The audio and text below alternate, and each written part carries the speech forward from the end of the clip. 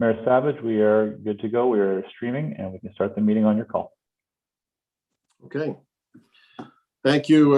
Thank you very much. Good day, everybody. It's August the 31st, 2021, and we have council today. I want to acknowledge that we are on the unceded traditional territory of the Mi'kmaq people. The peace and friendship treaties matter to us at the city, and I think should matter to everybody in the province. So, Jalasi, good morning. I am not with you in Halifax today. I'm away with my family for a few days. But I wanted to come into this meeting in particular and say a couple of words at the beginning of this meeting and introduce a motion that I'm hoping will be discussed very quickly. I want to thank Deputy Mayor Outfit for his help over the last little while and for chairing the balance of the meeting once we have discussed the first couple of items. So I do want to take this opportunity to say a few words about the events of the past couple of weeks, as well as ongoing efforts to address the need for crisis housing, permanent supportive housing, and the range of approaches that are required to address the real and pressing need for affordable housing. Just about everybody on this screen I've talked to in the last week or so, and I know how deeply you feel about it. Everybody deserves a home, a place with a bed, a source of heat, and sanitation. Ideally, this should be more than a tent or a structure in a park. This is a point on which we would all likely agree, including those who found themselves unhoused, those who advocate on their behalf, agencies that work so hard to provide alternatives, park users, local business owners, and political leaders, regardless of party stripe or order of government. While it's true that the municipal mandate does not include social housing or the delivery of community services, we do have a duty to all residents of this municipality. It is one of our strategic priorities. And beyond that, I know every member of this council believes we have a moral obligation to do more to help people who are unhoused and to help improve housing affordability so more people can remain secure in their homes or find a home. The events of August 18th, culminating with the confrontation that erupted between activists and police at the former Memorial Library site, has caused great concern, anger from residents and many social agencies that we have long seen as valuable community partners. This council believed that people staying in the parks would be treated with dignity and empathy, and that everybody would be offered a safe, clean accommodation that would bridge them to supportive housing. And while some have been housed, clearly this was not the case in all cases, and we have been working to close that loop and ensure that everybody has a real option.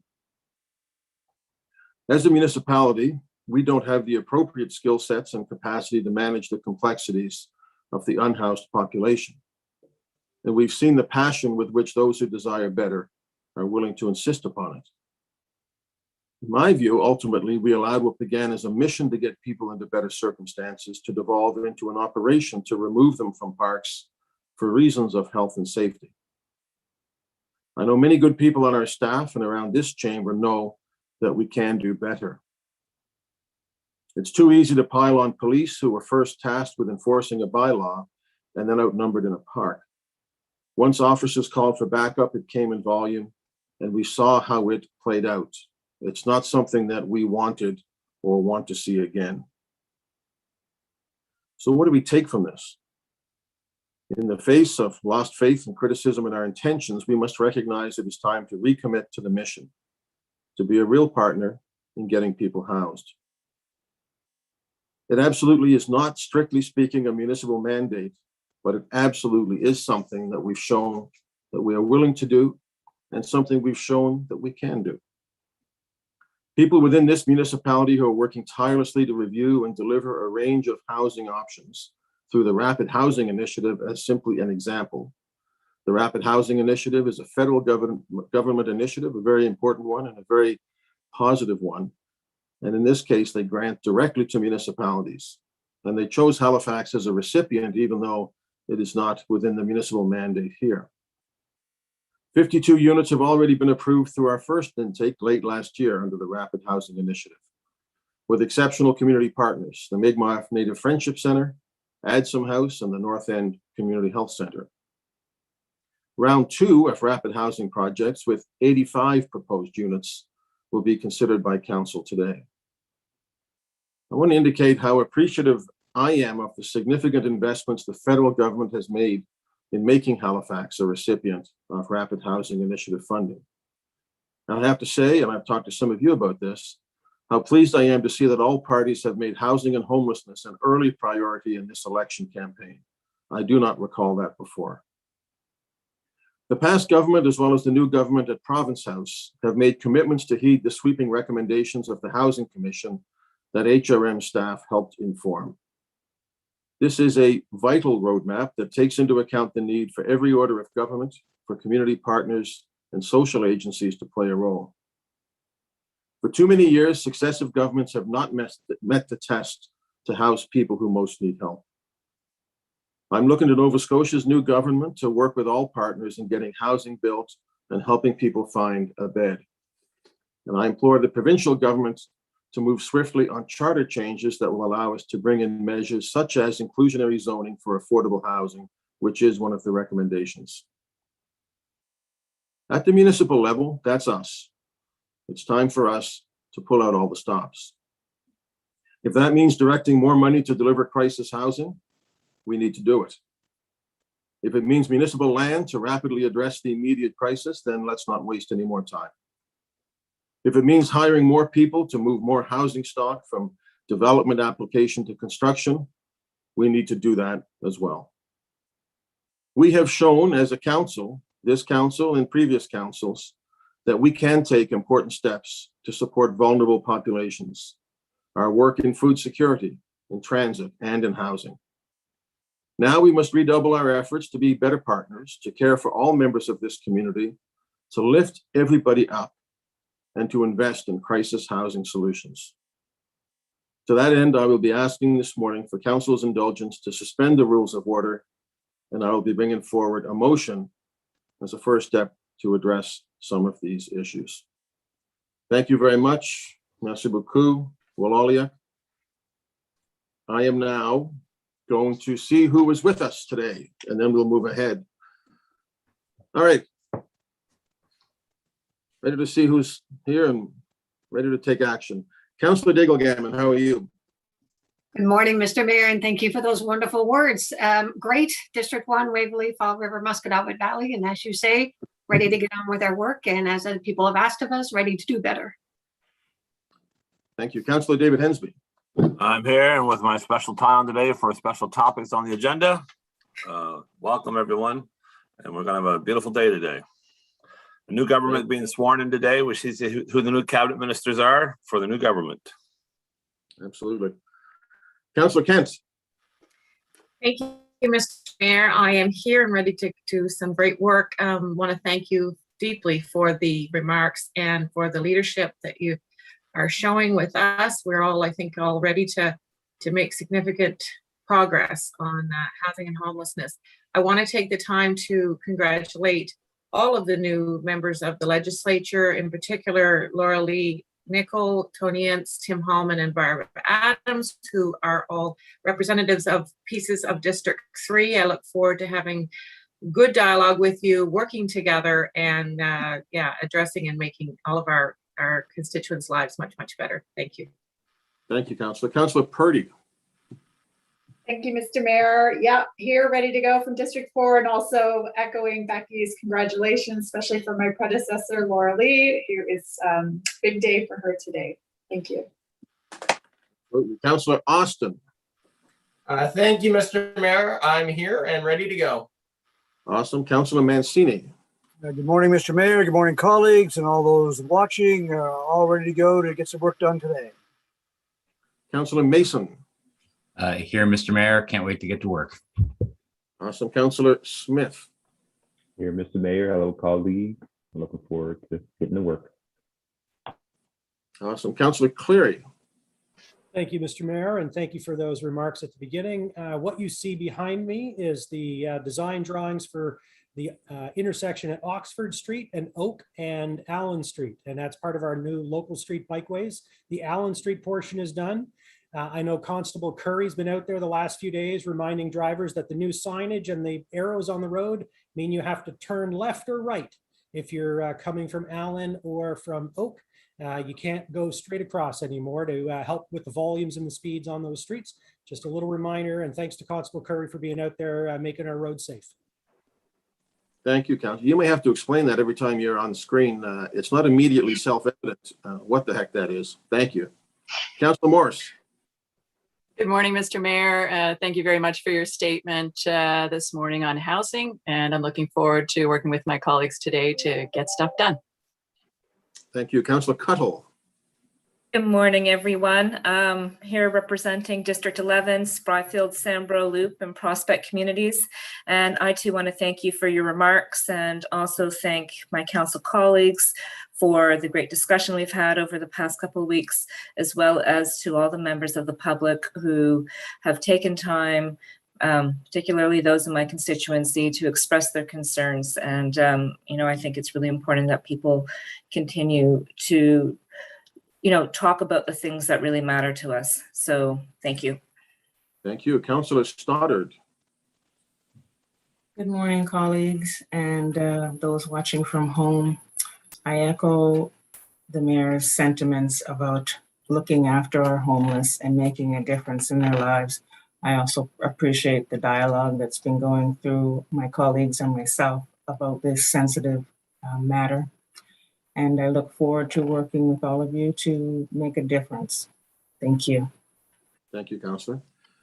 District 13, Councilor Lovelace. Good morning, colleagues. Happy to be here today representing Hannah's Plain St. Margaret's.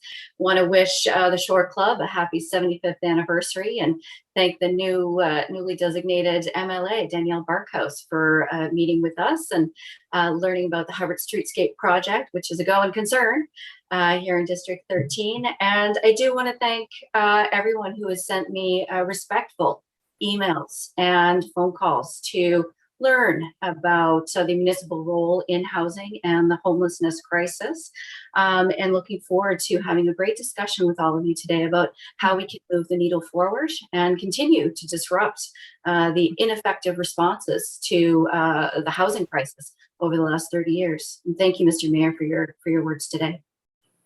Thank you. Councilor Blackburn from the bunker in Beaverbank, no doubt. Hello, good morning, everyone. Thank you, Mr. Mayor, for your leadership on this issue, and just want to take a quick moment to recognize that Friday will be the end of an era in Halifax, because after close to 50 years of telling the stories of our city, Rick Howe is hanging up the microphone and officially retiring. He will be hosting his final talk show on Friday. And most of us in this virtual room have spent time on his hot seat, and they know his style, which I think can be described as unique. I've had the unique privilege of not only being a guest on his show, but also can call myself a former co-worker of his, and can count Rick as one of my early mentors. So he will be missed.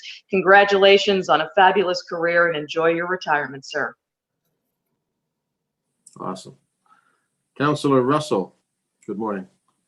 Good morning, and thank you very much, everybody, representing Lower Sackville. I'm looking forward to the discussion today, both on food security and on housing security, and looking to see the very real steps that we can take at our level to move things forward on that.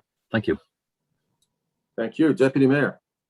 Good morning, Mayor. Coming to you from City Hall today, and really appreciated your comments. I know how hard you and the CAO and staff and community partners have been working over the last while to address this issue that has arisen and gotten worse. And I know how important this is to you. So I'm very pleased to hear your comments and look forward to supporting your motion.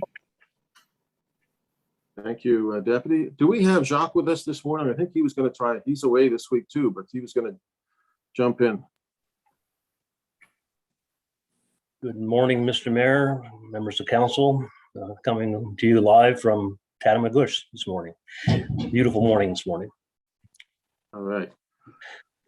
Go and have a cold one later on. There's a couple of places that came out to tell you all about. You're almost in Malagash there. That's good. Yeah. John Traves is with us too. Good morning, John. Morning, Mayor, members of council. Okay, and I know that we have Ian and April. I do want to make mention, I hope this is not an embarrassment, that Laura Lewis is back with us. She's had a young'un a year ago, I guess it must be, and she's back with us, and she is amazing. So Laura, thank you. And folks, April Stewart, April has done amazing stuff for us in her absence. So we do have great folks in Ian's shop. So thank you to those folks. I do want to just follow up on what Councillor Blackburn said. Rick Howe. I think I first went on Rick Howe's show 21 years ago. I was doing some work before I was elected, and I don't know how many times I've been on, but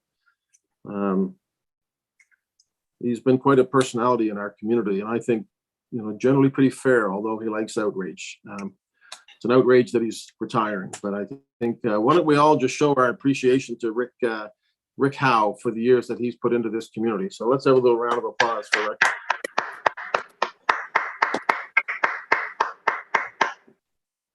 All the best to you, sir. At a point in time when it's tougher and tougher to get, local media, he's been a pretty strong voice over the years. Okay, let's have a look at the approval of the minutes of August the 17th.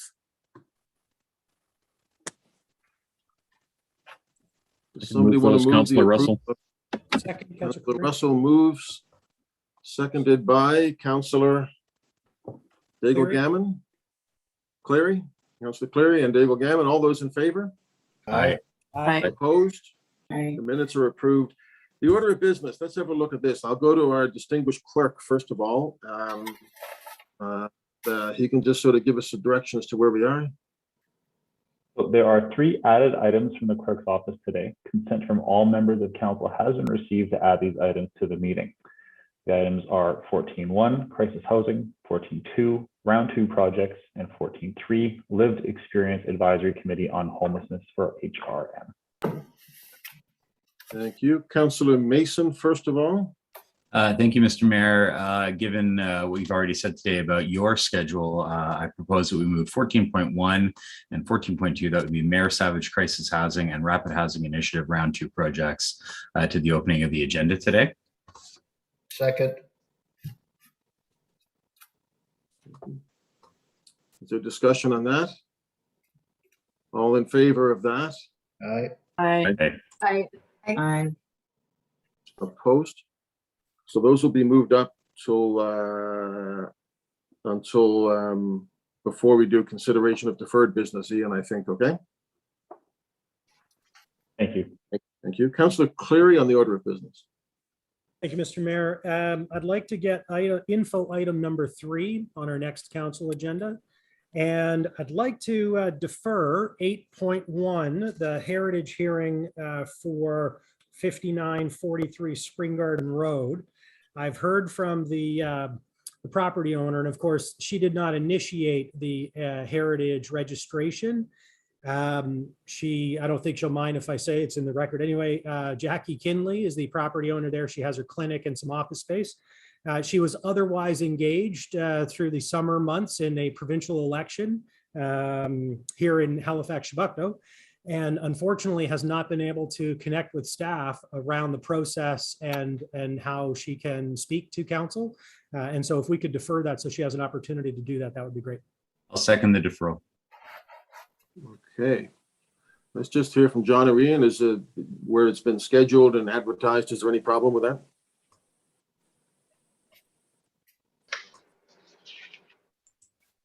There would be a requirement to re-advertise the heritage hearing. But it can be done. Okay. Done if council so wishes. May I speak? Okay. Councillor Mason on it.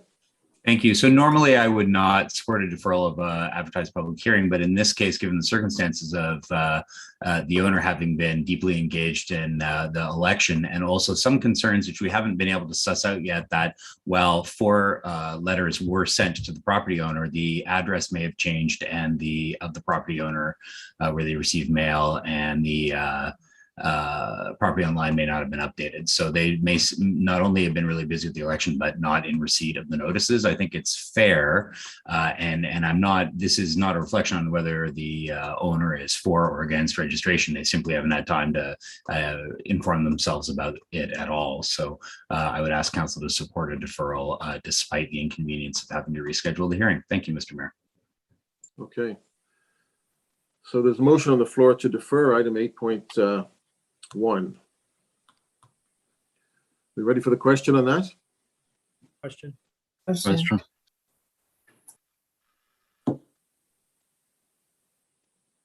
Is that a vote of council, Ian, or is that? As is an action to defer, I would suggest you do a vote call. Yeah. I'll begin with District 7, Councillor Mason. For the motion. 8, Councillor Smith. For the motion. 9, Councillor Clary. Yes. 10, Councillor Morse. In favor. 11, Councillor Cuddle. In favor? 12, Councillor Stoddard. In favor of the motion. 13, Councillor Lovelace. Voting yes. 14, Councillor Blackburn. Voting in favor of the motion. 15, Councillor Russell. In favor. 16, Deputy Mayor Outhead. Voting yes. Mayor Savage. Yes. 1, Councillor Daigle Gammon. Voting in favor of the motion. 2, Councillor Hensby. Affirmative. 3, Councillor Kent. In favor. 4, Councillor Purdy. Voting in favor. 5, Councillor Austin. In favor. And 6, Councillor Mancini. I'm supporting the deferral. Thank you. Okay, so that motion will be deferred.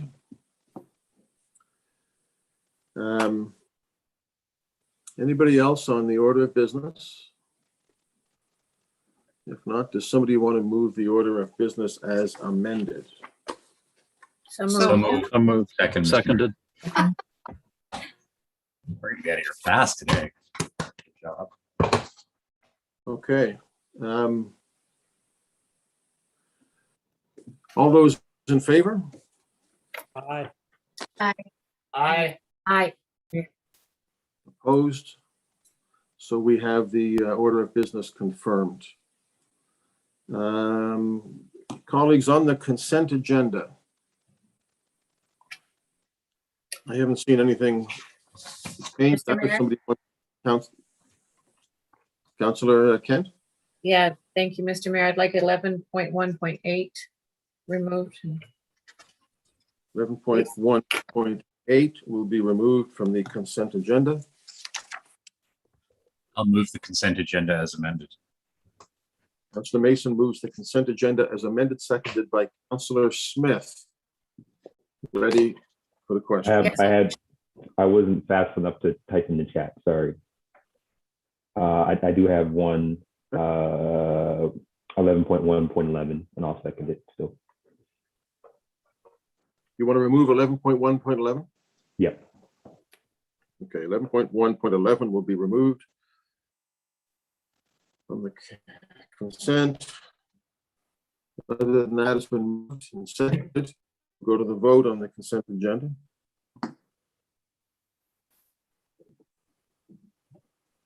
On the consent agenda, beginning with District 8, Councillor Smith. 4.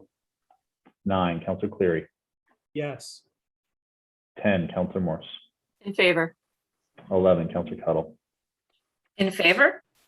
12, Councillor Stoddard. In favor of the motion. 13, Councillor Lovelace. Yes. 14, Councillor Blackburn. Voting in favor of the motion. 15, Councillor Russell. In favor. 16, Deputy Mayor Outhead. Voting yes. Mayor Savage. Yes. 1, Councillor Daigle Gammon. Voting in favor. 2, Councillor Hensby. Affirmative. 3, Councillor Kent. In favor. 4, Councillor Purdy. Voting in favor. 5, Councillor Austin. In favor. 6, Councillor Mancini. Voting in favor. And 7, Councillor Mason. For the motion. Thank you.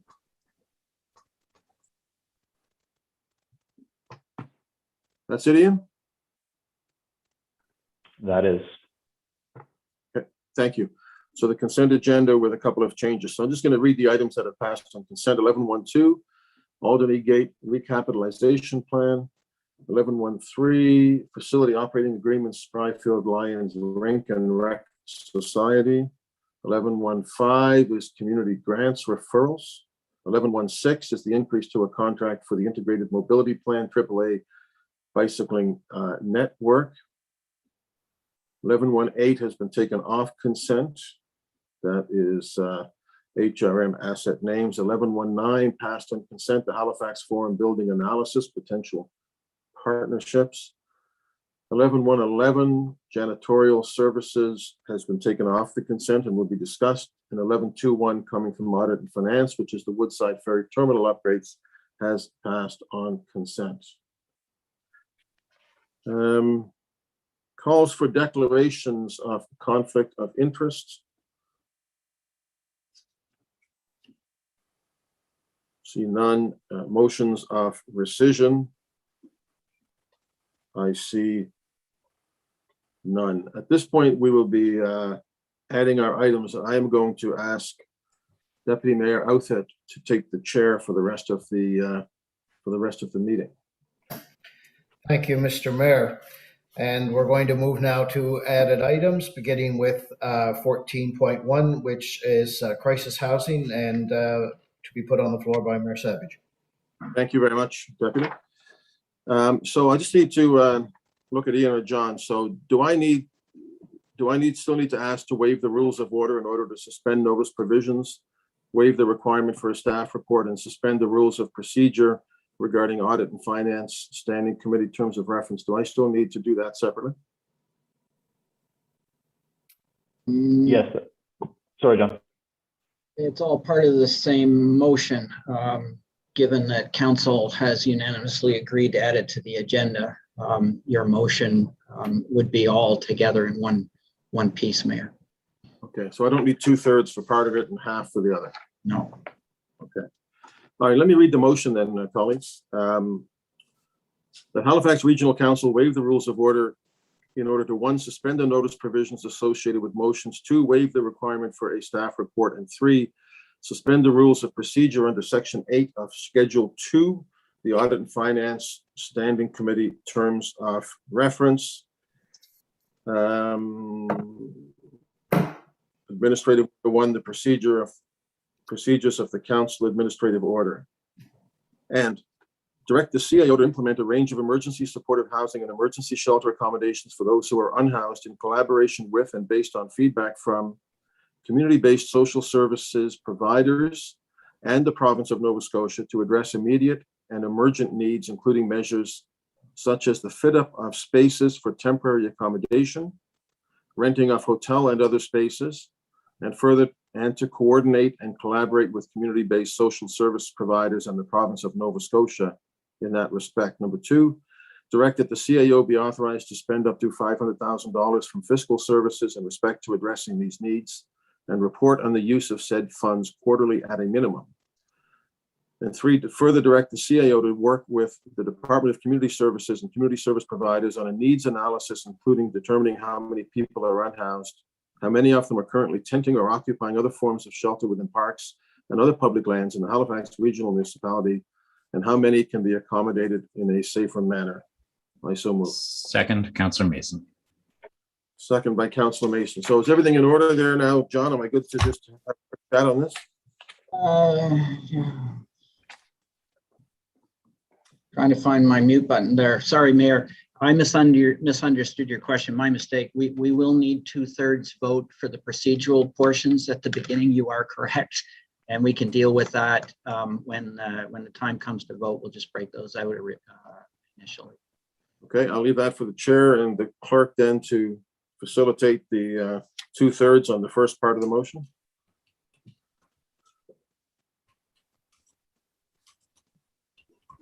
Yes, Mayor Savage, we will monitor the voting when it comes through, and I would recommend we break apart those motions when it comes to vote on them to ensure we have the 2/3 where required. Okay, so we wouldn't vote on the sort of front part requiring the 2/3 before we go into the rest of the motion? We do that at the end of debate, Mayor.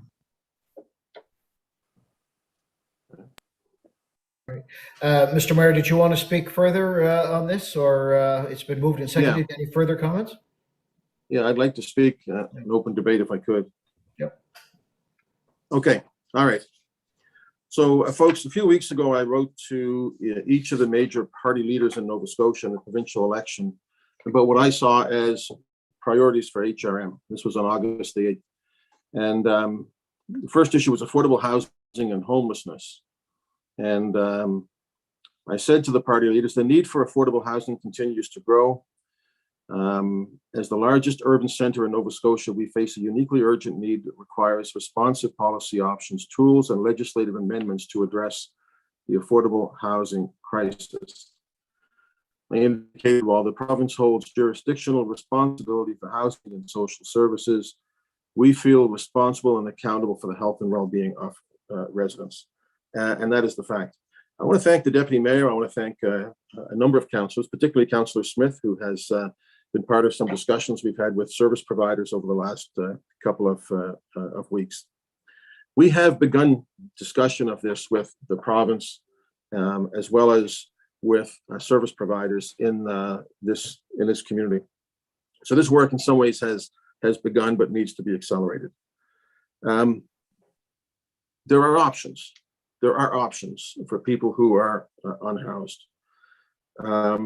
And absolutely, the provincial government needs to be the leading player in this. This is in their mandate. This is in their wheelhouse. This is what they are supposed to fund, and it's part of their accountability. But we have shown before, and we need to show now, that we can be a key player in the solution, including, folks, in terms of funding. We do have some money available to us. The federal government, through the Rapid Housing Initiative, have been supportive of housing. We also had the Restart Fund late last year, which was meant to deal with some of the issues of COVID. And it was in the range of more than $40 million. We had the doubling of the gas tax this year. I believe we have the money to be supportive of this. This motion is simply designed to authorize action on crisis housing. We need support, and we need to be part of the solution on housing across the spectrum. There are all kinds of people who are finding it hard to have a house. We, of course, are a rental community where we have a high percentage of people who are renting. And as we all know, the rents have been very, very high and very challenging for a lot of people. This is about immediate crisis housing, and it authorizes us to take action. There's an accountability in there. The CAO will be reporting back to us. I was cautious about taking out the role of audit and finance in this, but we have the money in fiscal services to start off, and it may be that we're going to have to spend more. And if we do have to spend more, then we have to spend more, if we consider this to be an important mission on behalf of the city. And I do believe that it's an important mission on behalf of this. So this is a bit of an unusual step, but it's an important step. I think it's a step that we're all trying to figure out, how do we play? How do we do this? How do we make sure that as a city that, values our relationship with people? I don't talk about just taxpayers in this city. I think everybody is a citizen of this city. And we all have a role to support each other when things are difficult. And we all know how many people are challenged for housing. So we have to work together. We have great partners. We've seen that through the Rapid Housing Initiative. We have, today we're going to be approving some more hopefully with some really good partnerships in the community as well. So it is time. We can do it. I believe we should do it. In fact, I think we have to do it. We have to make sure that everybody has a decent place to spend the night. I don't want to be the mayor of a city where people don't have the ability to spend the night in at least somewhat comfortable conditions and give themselves a chance to achieve their potential. So that's the motion on the floor, and I appreciate discussion and consideration. Thank you. Thank you, Deputy Mayor, for your work on this, as well as to staff and other councillors. All right, thank you, Mr. Mayor. Before I go to questions and comments from council, I'm going to ask the CAO to speak.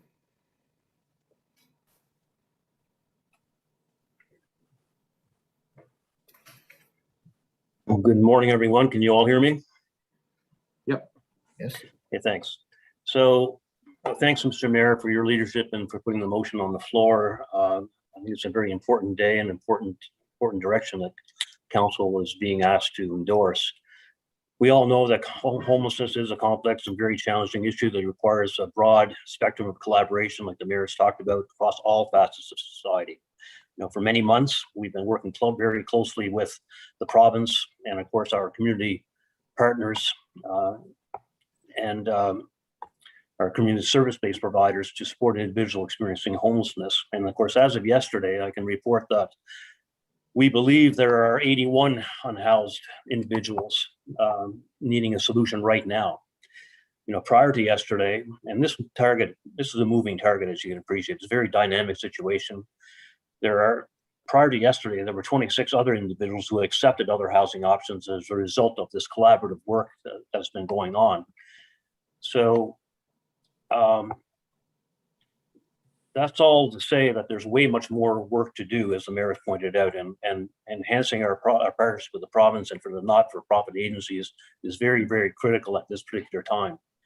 You know, current funding that's being provided by the municipality supports our street outreach navigators throughout the downtown business improvement districts for Halifax and Dartmouth, and the navigators, along with the housing support workers funded by the province, have been directly engaging with those experiencing homelessness to offer assistance.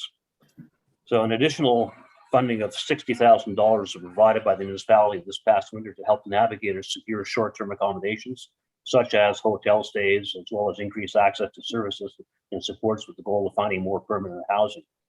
However, it's very clear that the current supply of short-term accommodation options is not sufficient to meet the demand.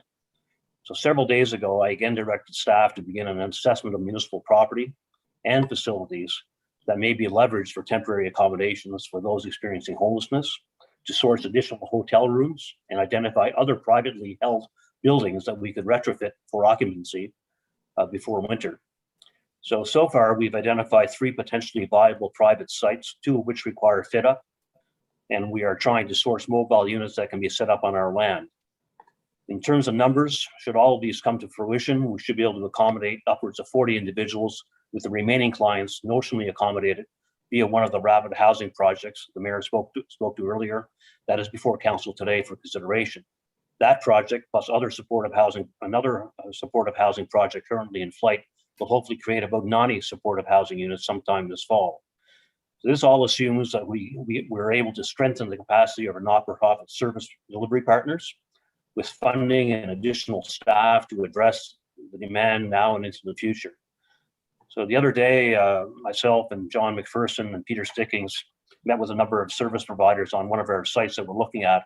And, you know, it's certainly clear for me, based on those conversations, that everybody's heart is in the right place here. Everybody wants to do better, but our service providers are understaffed and underfunded. So we need to, this motion today is critically important to allow HRM to play a more active role in supporting our service providers in that respect.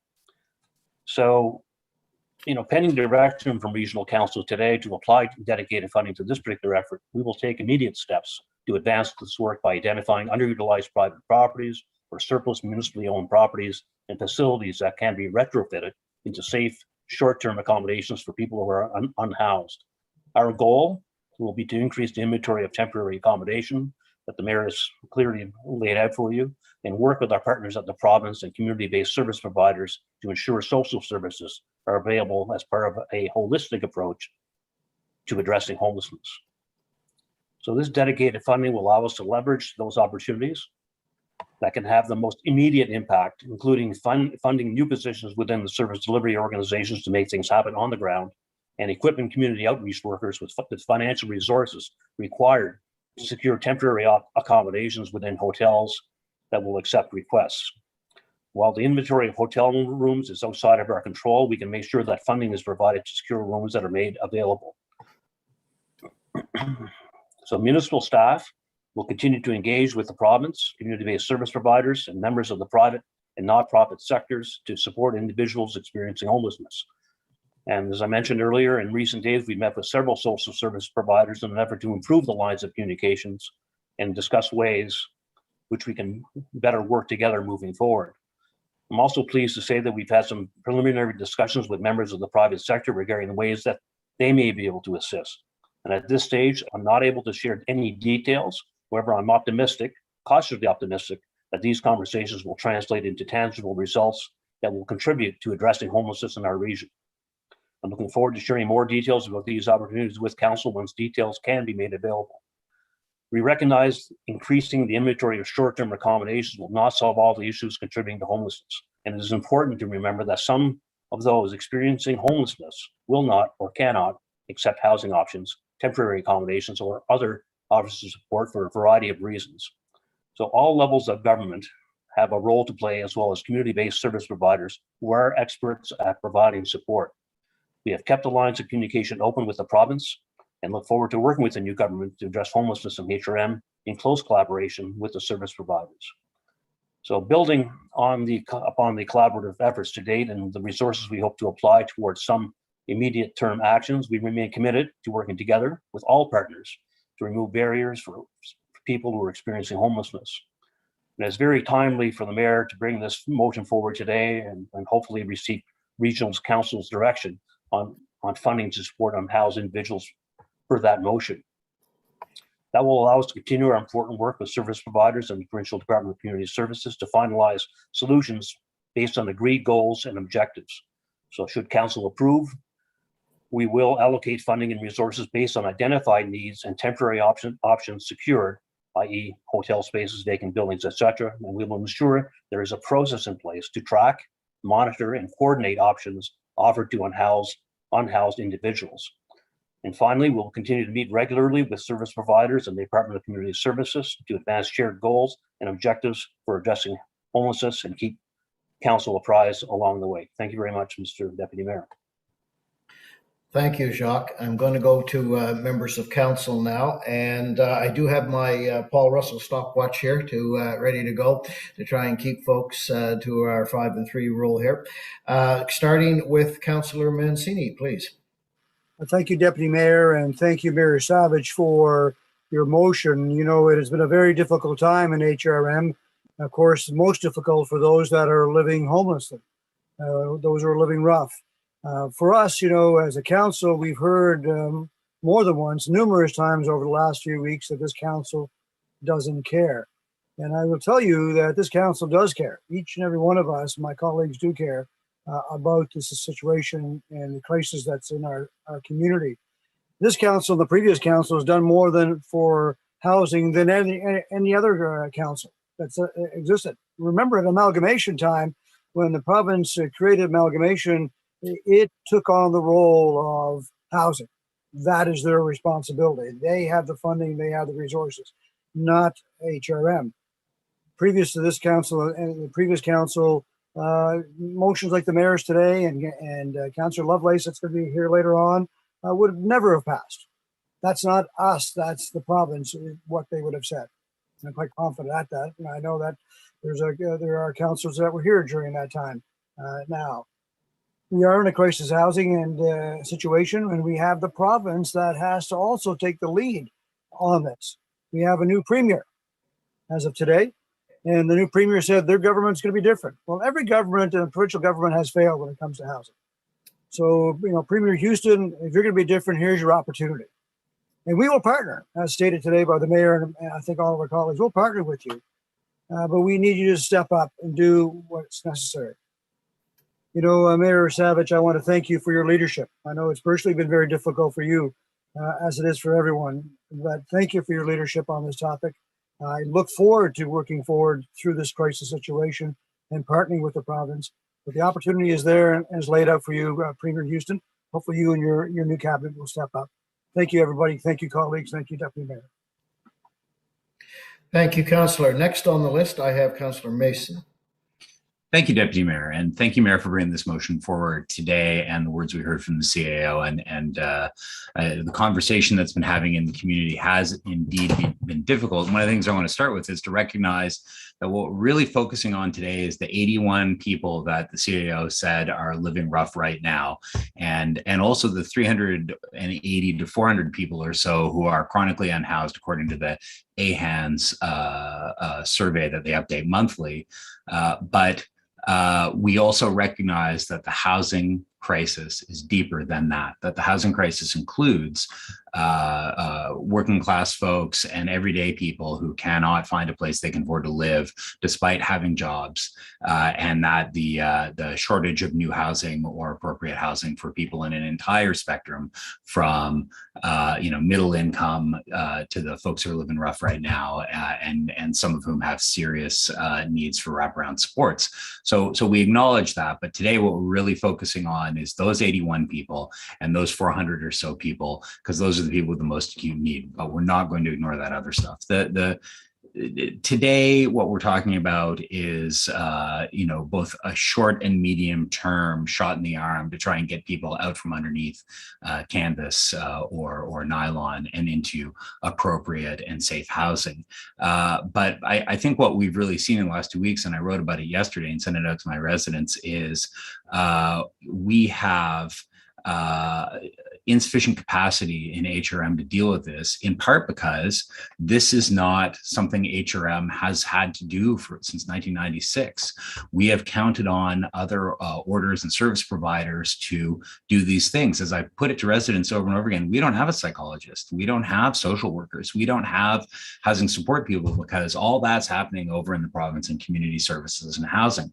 But what's practically happening now, where the number of people experiencing chronic homelessness has gone from about an average of about 100 people 2 years ago to 400 now, and all the things that we're seeing happen in the housing market continuum, articles in the paper about how people with jobs can't find places to live. This has changed dramatically, and I think the only way this council and HRM can reasonably respond is to do things that aren't strictly in our mandate, but are required if we're going to be able to demand action and coordinate action and provide support through our grant programs and through extraordinary expense lines that we may approve of, like the one that is in this motion today. So, there is so much that we need to know, right? A lot of what went, and some things did go wrong, and some things aren't where we expected them to be a week ago Wednesday, almost 2 weeks ago now. And a lot of that is because, and I need to emphasize this for people who are listening, the fellow who's running this file on homelessness and shelters is a government relations person. And when we do a rapid housing like we're about to debate in the next motion, that's a lot of the staff who should be working on the regional plan, creating more housing in the long term, are pulled off of that to work on rapid housing. And so I think this council, my challenge to this council, and I'm almost ready to wrap up, Deputy Mayor, so you won't have to get out cut me off, pull the hook. But my challenge to this council is next budget, once again, I think that we're going to be faced with, I think we actually might need some social workers. We're going to need some coordinators. We need to create a housing task force that is addressing these immediate and acute issues. Like the long-term stuff is a planning issue. The short and medium term is something that we simply, I don't think we're equipped to do, and we can't keep pushing onto staff who have other jobs to do that we need them to do. So I wanted to flag that here. In the end, we're lucky we had all those funding models. We also that were mentioned by the mayor. We also have the surplus from last year, and we know that there's no hotels available. So the modulars that I talked about in my letter to the leaders during the election, buying or expropriating property, we may need to spend millions, and I am prepared to spend millions to get people out from under tents before the snow flies. I don't think that's acceptable. I have joked, and privately, and I'm going to say it publicly now, I wonder if we could hire some hotshot lawyers and apply the Jordan principle to this and just do all the things that need to be done to house them and sue the province for the money, because it is their job. But we have the ability to deal with this and to solve this problem in the short term and get these people out from living rough. And I think that we need to do that. But that being said, I want to be clear, because, I made that statement yesterday, and I'll close on this, is I don't think we should remove tents. I think we should be looking at what cities like Hamilton have done, where they're but they have a set of rules that are clearly communicated, which we don't have yet, that say you can't be in a historic place, you can't be in an environmentally sensitive place, you can't be 50 to 75 meters from a childcare center or a daycare, and we only 5 tents per site. I'm not in any way, when I say that I think that we need to take a pause on removal, saying that I support tent cities.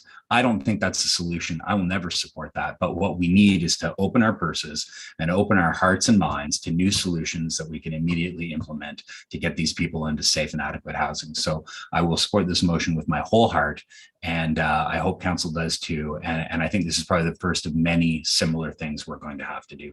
Thank you, Deputy Mayor. Thank you, Councillor. Next, I have Councillor Blackburn. Thank you very much, Mr. Deputy Mayor. And I'm just, I support this wholeheartedly. I just have a question for Jacques, or I'm not sure, but is the province fully aware of this plan? Are they aware that this motion is on our agenda for today?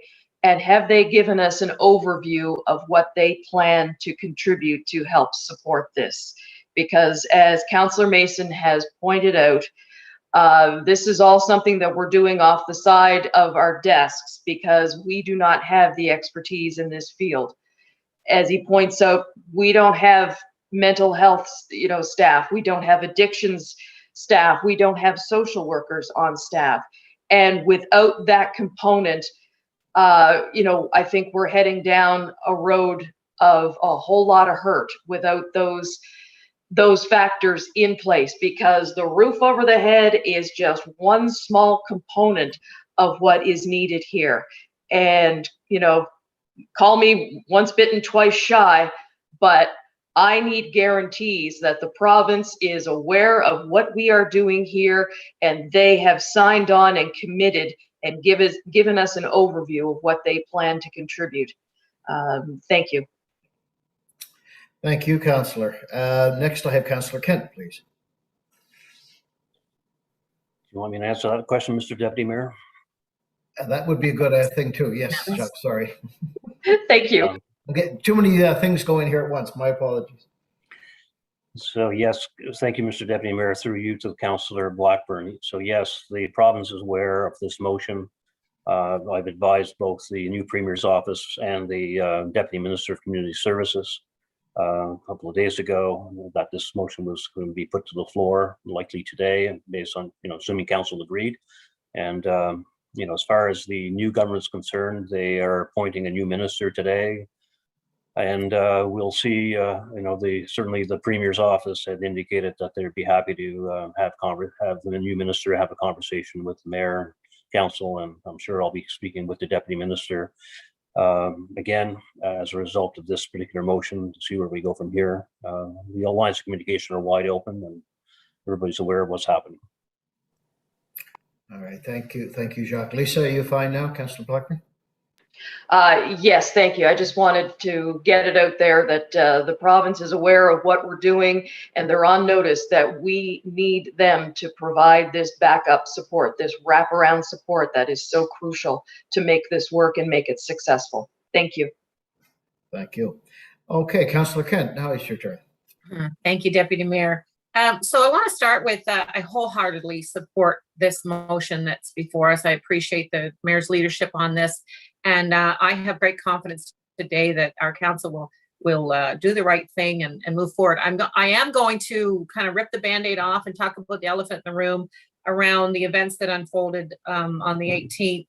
And I want to acknowledge that they were very traumatic, very disturbing. And frankly, I want to say that how sorry I am that those unintended consequences of what we thought was a good plan unfolded. I'm sorry about that. I want to say that that is intended to be a message to anyone who had to experience that. Certainly those who were unhoused, those who cared about those folks who were unhoused, those who were protesting, our staff who were there and our policing services. No matter what way you slice it, nothing about that violent, disturbing sequence of events was okay. And for those of you who have experienced that, I tell you, I never want to see something like that happen again in this city. Whether or not we can prevent that, only time will tell, because there were so many factors at play.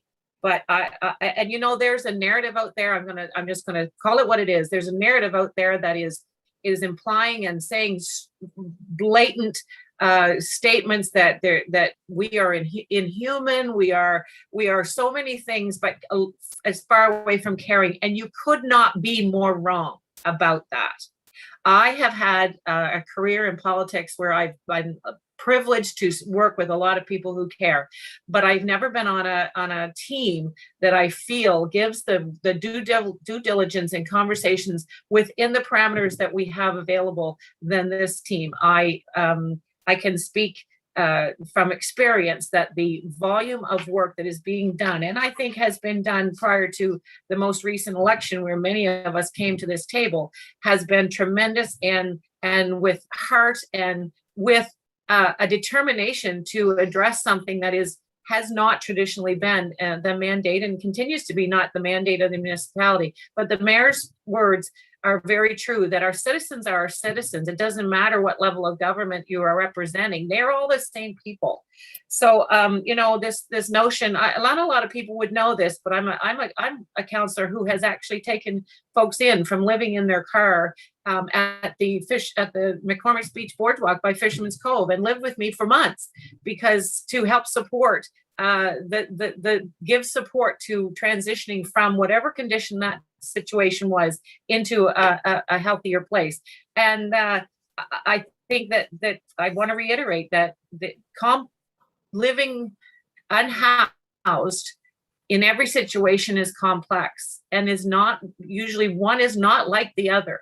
So this kind of movement that I believe we're debating today, and I hope they'll go forward, is what is going to be helpful for a temporary solution. The long term is more complex. The long term absolutely does require all of the wraparound services. When we say wraparound services, we're talking about people who can help with mental health and addictions, who can talk about financial capacity, who can talk about regaining the workforce, who can talk about and support the complex scenarios of living with children unhoused, with the complex scenarios of living with addictions and health conditions. And then as it's been noted here, there are some folks out there who will not choose what we offer up today or whenever way we can accomplish it. And that needs to be respected, not be flouted all over the internet as a tool to beat up those who are trying very hard to make change, positive change. I'm going to put a shout out there for those of you who are sending all of the messages to us. I would encourage you to send solutions. We don't necessarily have all the solutions. We want to hear from you. But please send us your ideas. That's what is most helpful. That's what is going to help influence our roles on your behalf here in this chamber. So I look forward to seeing this motion go forward. Jacques, I say to you that, you have a lot on your shoulders now, and we're going to hold you to that. That is our role, and I know that's what you are prepared to do. I'm glad that we have parameters in this motion to have accountability back to us because I think we need it. I'm going to revisit the position that Councillor Blackburn took, which is what is the province stepping up here? What are they committed to? Because I think one of the errors that we had in the past was that we did not have all of what we conveyed, which was we had this whole package and a plan in place. We had loose ends that were not zipped up and tied up tight. We didn't know for sure, which I found out afterwards. We did not know they were not completely all in place. That is what we don't want to do again. So I'm going to finish that question with what are the service providers coming to the table with? Are they at this conversation and are they full on committed? I agree. We have not been funding those agencies well enough for years. And I was part of a government who failed this as well. And I will take my stand here and say, I own that. But now I feel like finally we're on a team now who really does deeply care, who wants to make a difference. And I think this is the right direction. So I'll leave it there. I'm sure lots of people are looking to say some more. I appreciate that. Were you looking for a response from Jacques or a comment? Yeah, I would like to hear just a little more detail on an insight onto who's at the table. All right, thank you. And over to you, CAO.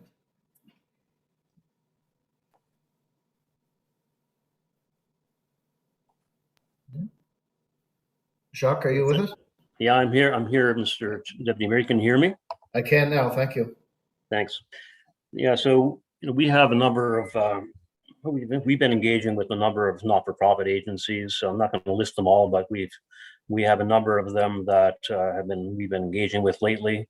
So those conversations continue. Everybody's fully subscribed to this mission. There's no doubt that they're going to need additional staff, additional funding. Question of where it comes from. There'll be further conversations with the province. The province's job is to help provide wraparound service support through the agencies and through their own resources. I have no doubt that the province will step up given the circumstances. To what level, we don't know. Those conversations have to continue, but with the new government, obviously they've been in transition and decisions can only start being made after today with the new government. So I'm optimistic on that. And the agencies, everyone I've spoken to is fully committed to collaborating with us. And, at the end of the day, they're the ones, the mayor, I think the mayor made this comment earlier, they're the ones that are actually dealing with people on the ground, right? They actually know what the needs are. And we have to be inspired by those folks that are actually dealing with people on the ground every day, right? And they have an idea. For example, when we get into fitting up buildings, we have a few options that I talked about. I'm not going to name them all because they're all confidential conversations at this time. But we need people like John McPherson and Peter Stickings on the real estate side and facility side are having conversations with those people now in terms of what are those fit ups look like. We're going to be having to engage architects to help design those fit ups. But we need to be inspired and receive advice from those agencies, right? So they're fully engaged and willing to step up. All right, thank you, Jacques. Next, I have Councillor Smith, please. Thank you, Deputy and Mayor, for this motion, and colleagues for the great discussion so far.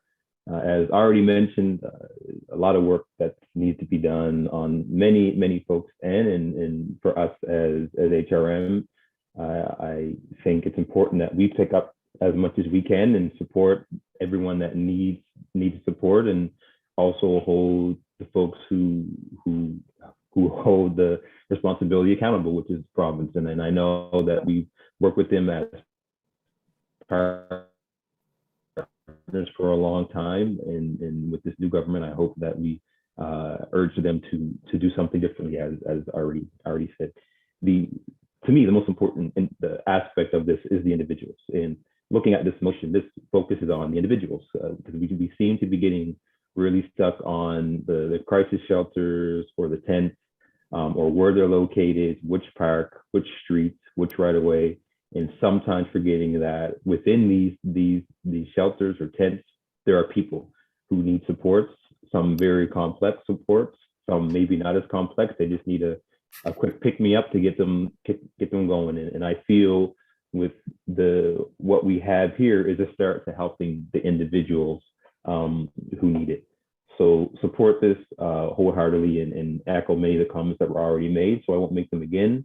2 questions on the motion.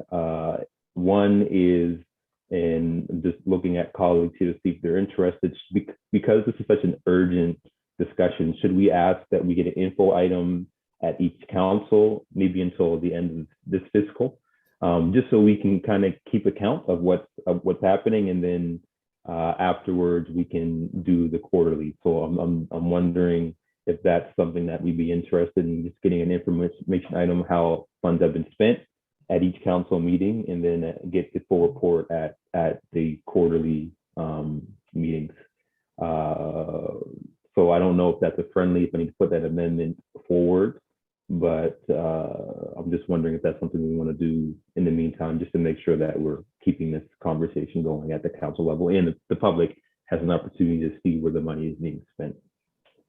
All right, I'll start by asking Jacques for his feedback on that, and then if we desire motions required, Lindell, I'll ask the mayor if it's considered friendly. But Jacques, would you speak to that first, just to see if we could have more frequent updates initially?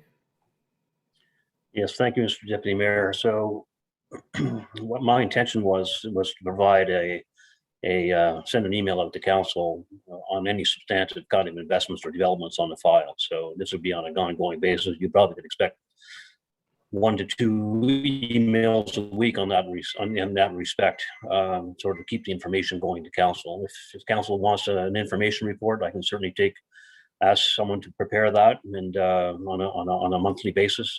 Just recognize it takes resources to do that. Easier for us to actually send it out in real time when we have things to report. We would do that, but my intention was to do it that way and then have a quarterly report summarizing everything. But I'll do whatever council wants. All right. Thank you, Jacques. Councillor Smith, are you happy with that initially as an email, or do you want to test the will of council on a monthly info report?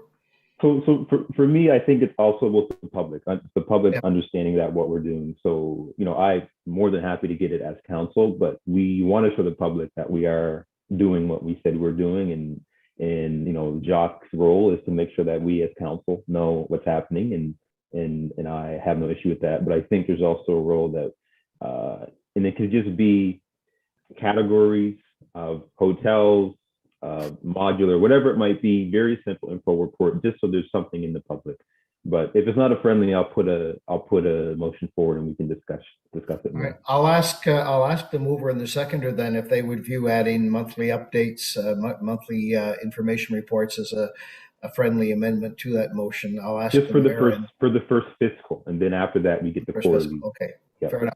So Ian hopefully has that recorded, and I'm going to ask, I believe it was the mayor who moved it, and then Councillor Mason seconded. So are you gentlemen okay with that being a friendly amendment? Yeah, I have no problem with that. If it's a sort of monthly report that is made public, that's fine by me.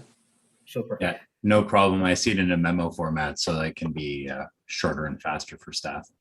All right. And Ian, you'll put some verbiage around that before we have a final vote here? Absolutely. Somebody will, or April? Absolutely. Thanks very much. Okay, Lindell, did you have a second question? Yeah, and last quick one. So related to the comments that Councillor Mason made, what's happening in some other cities like Hamilton around rules in parks or locations related to bylaws. So if we allow tents and certain meters in parks away from playgrounds or schools, or a certain amount of tents in parks or shelters, etc. If we wanted to have that discussion and we wanted to review our bylaws to be able to do something similar, what is the process we need to do that? All right. I would think a notice of motion required, but I'll ask Jacques or maybe John to comment on that just quickly, and so you don't have to come back, Lindell. Yeah. John, do you want to speak to that for a moment, listener? So we'll see if he's paying attention. Get my mute button off. No, unless there's something already in action through the CAO or staff, I would suggest a notice of motion is the appropriate approach. Yeah. So Lindell, we'll leave that with you. Is that okay? Yep, that's good. So notice of motion, and then a report would have to be written. We couldn't, as council, just say we want you to allow X in parks. You have to come back with your opinion through staff report, and then we make a decision.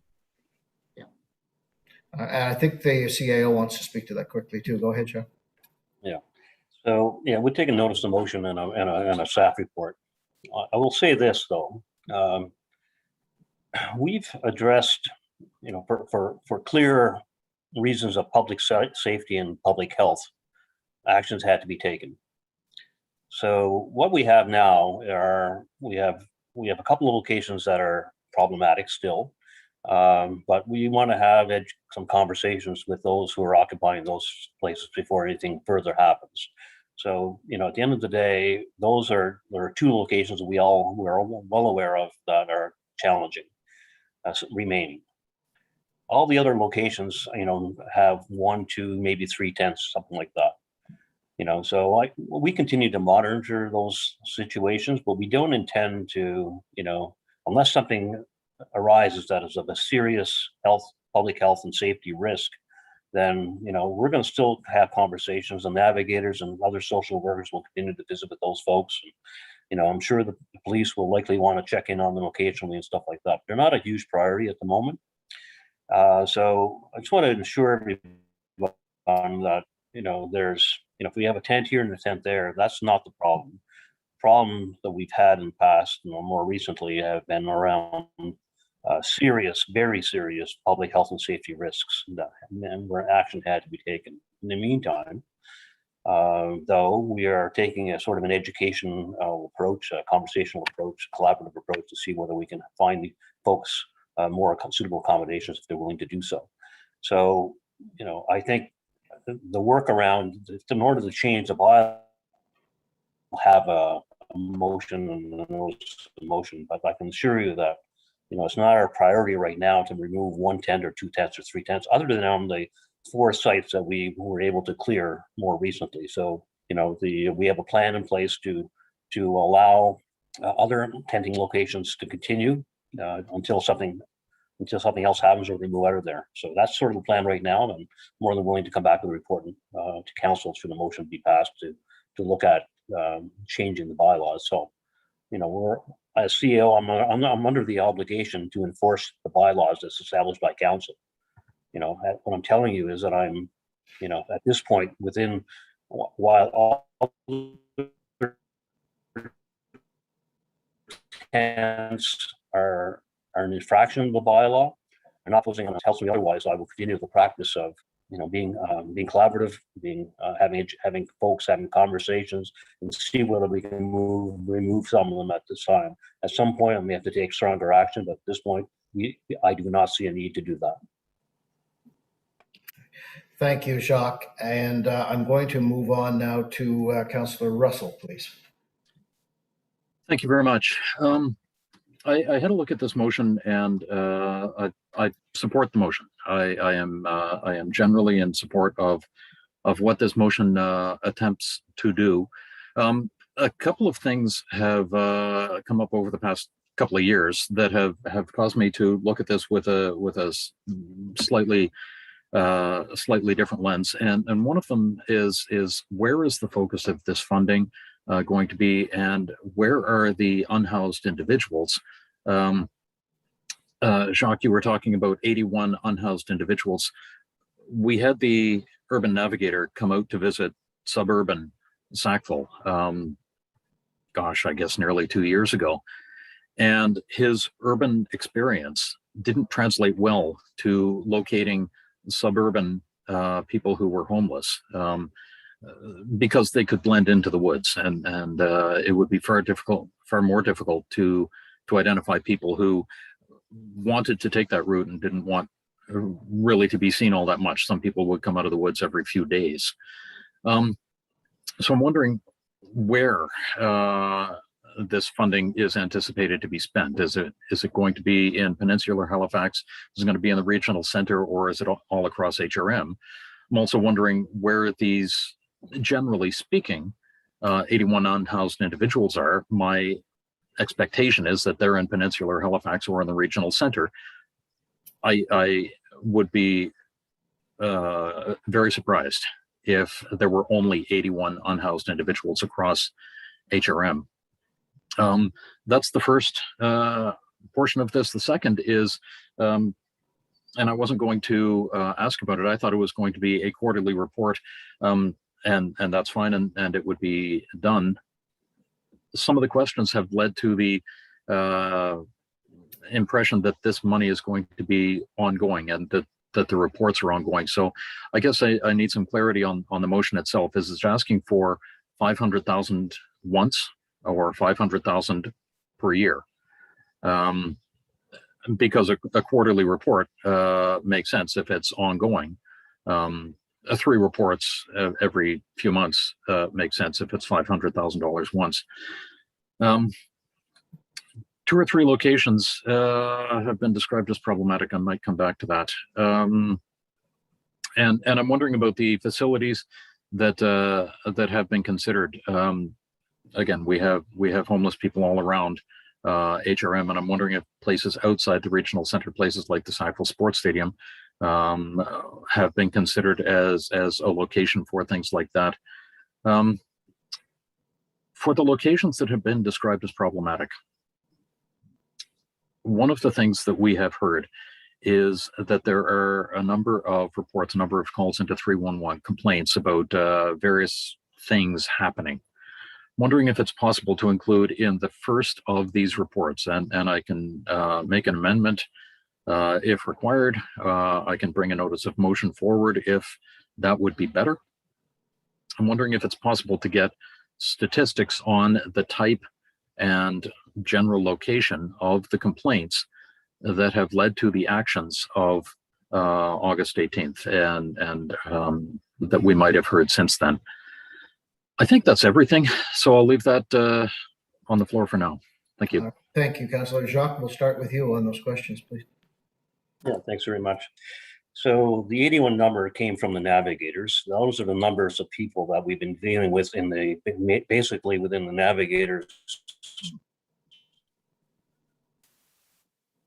area of service.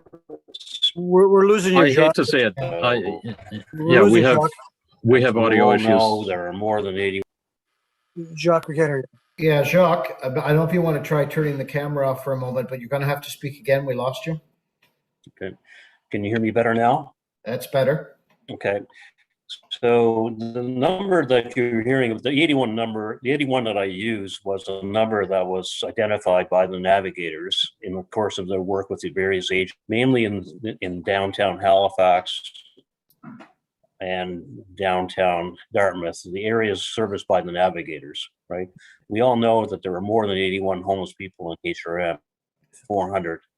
On the by name list through DCS, there's a number of people that identify as homeless. These are the ones we're dealing with now on the urgent basis that are in tents or in sheds or in sleeping in a park somewhere in the peninsula or close to the peninsula.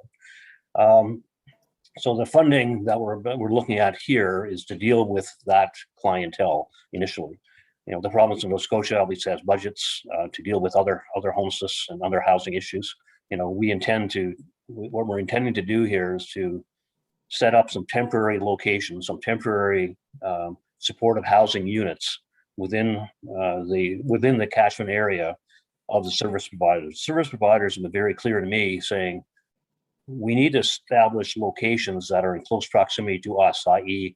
the service providers. So what we're going to do is look at that, both hotel rooms and some other privately held sites that we're trying to fit up. So if you can imagine, there are 2 sites that we need to be fit up at the moment that we've identified, and hopefully we can come to terms with the landlords. And if that's the case, I can't predict what it will cost to fit up that, but I'm guessing that it'll be in, certainly in the $100,000 plus range to actually fit up something, even with temporary accommodations, set up kitchen facilities, washroom, shower facilities, perhaps portable washroom and shower facilities in certain locations. So all that will take money, and we certainly would be looking forward to continuing to work to look at other areas of HRM, but in the immediate term, that's the intention. And I'm sorry, I think I was having audio problems when you were asking the question. So those are the ones I picked up, Councillor. Are there other questions for me? It was, if I may, Deputy Mayor. Yeah. Thank you. It was in the realm of would this funding be spent across HRM or in the regional center or Peninsula Halifax? That's been addressed. I'm curious if this is a one-time spend or if this is an ongoing spend. If there are quarterly reports, then it sounds more like it's an ongoing spend. And so it would be an increase to some sort of budget allocation somewhere. The third one were places like the Sackville Sports Stadium considered, and I'm guessing that since this was related to more of the navigator's jurisdiction, that it was not. And I'm wondering if we could get statistics on the types of complaints that have been received around the locations that have been described as problematic, or around the locations that we visited, that we cleared out on August 18th. Thank you. Thank you. Okay, so sorry about that. Also, I'll address the issue of the ongoing spend.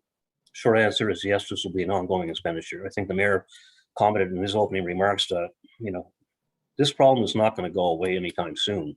And all agencies, the province, HRM is likely going to have to invest more money into this as we go forward. So in the next budget cycle, I believe that we're going to have to continue understanding.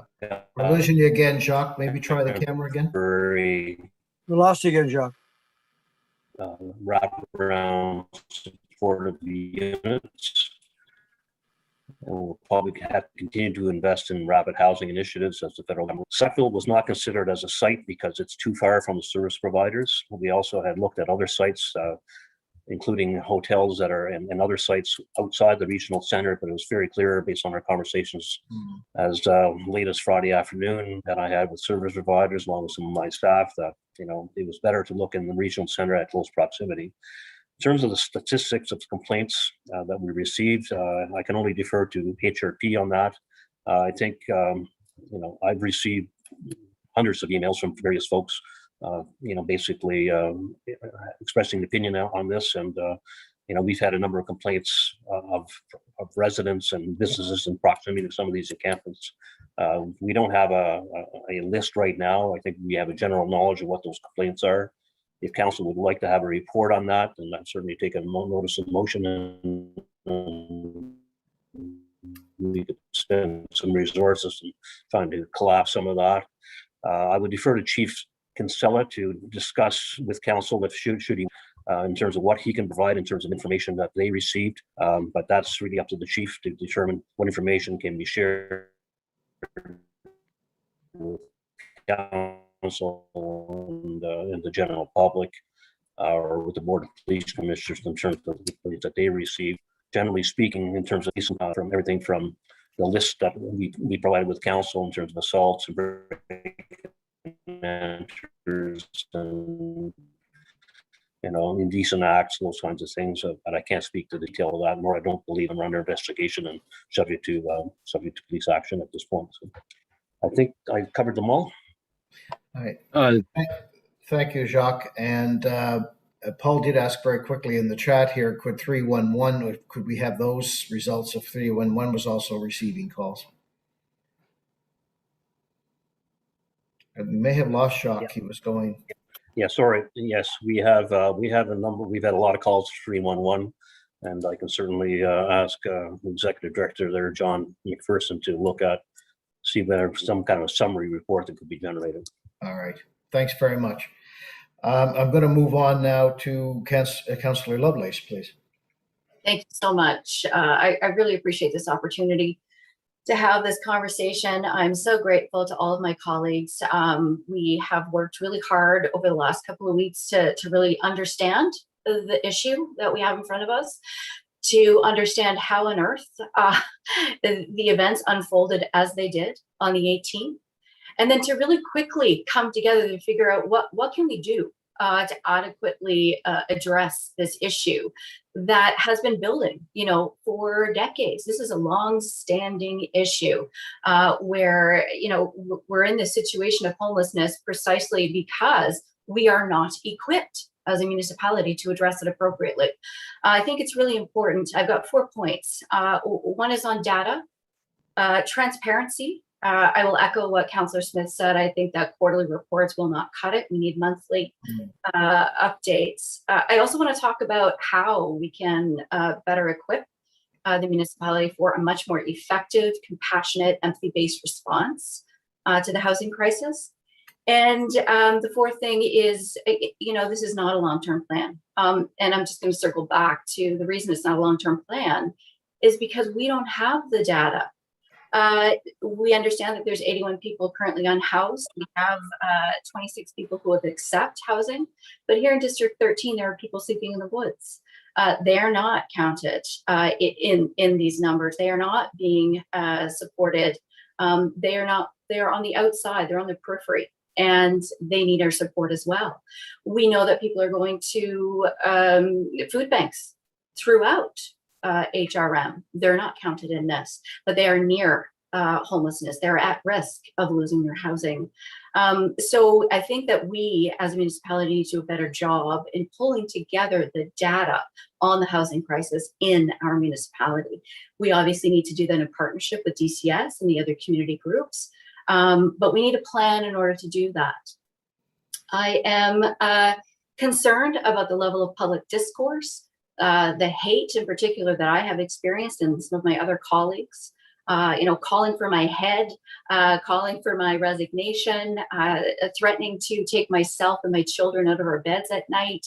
I think it really is shocking and surprising the level or the lack of understanding of the municipal role in housing. So I would ask staff to beef up our efforts to communicate transparently, effectively about what our role is in homelessness and housing, and to ensure that every step of the way when we act, we're communicating effectively to residents so that they're well aware of what we can and what we should do to better support the citizens in this municipality. And so that brings me to the point that Councillor Mason raised, which is, holy Hannah, this is going to cost a lot of money.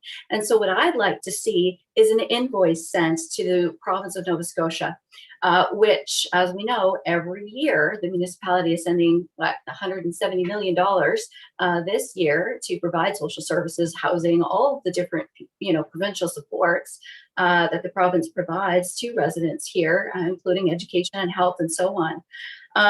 And so I think it's important for us not to let them off the hook.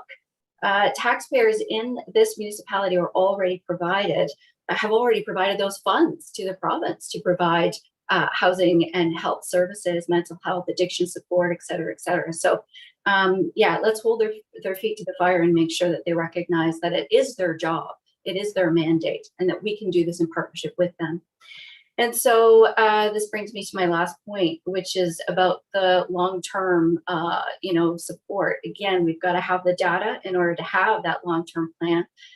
Certainly, this will address the immediate crisis for those folks who are able and willing to accept shelter, but it does not address the support that's needed for those who cannot accept shelter. And so I think that we need to be working much more closely with our community service providers to make sure that we're listening. What is it that we as a municipality can do for those folks who cannot be housed? That's all for now. Thank you. Thank you, Councillor, and 20 seconds to spare. Next, I have Councillor Teagle-Gahaman, please. Thank you, Mr. Deputy Mayor and Chair today.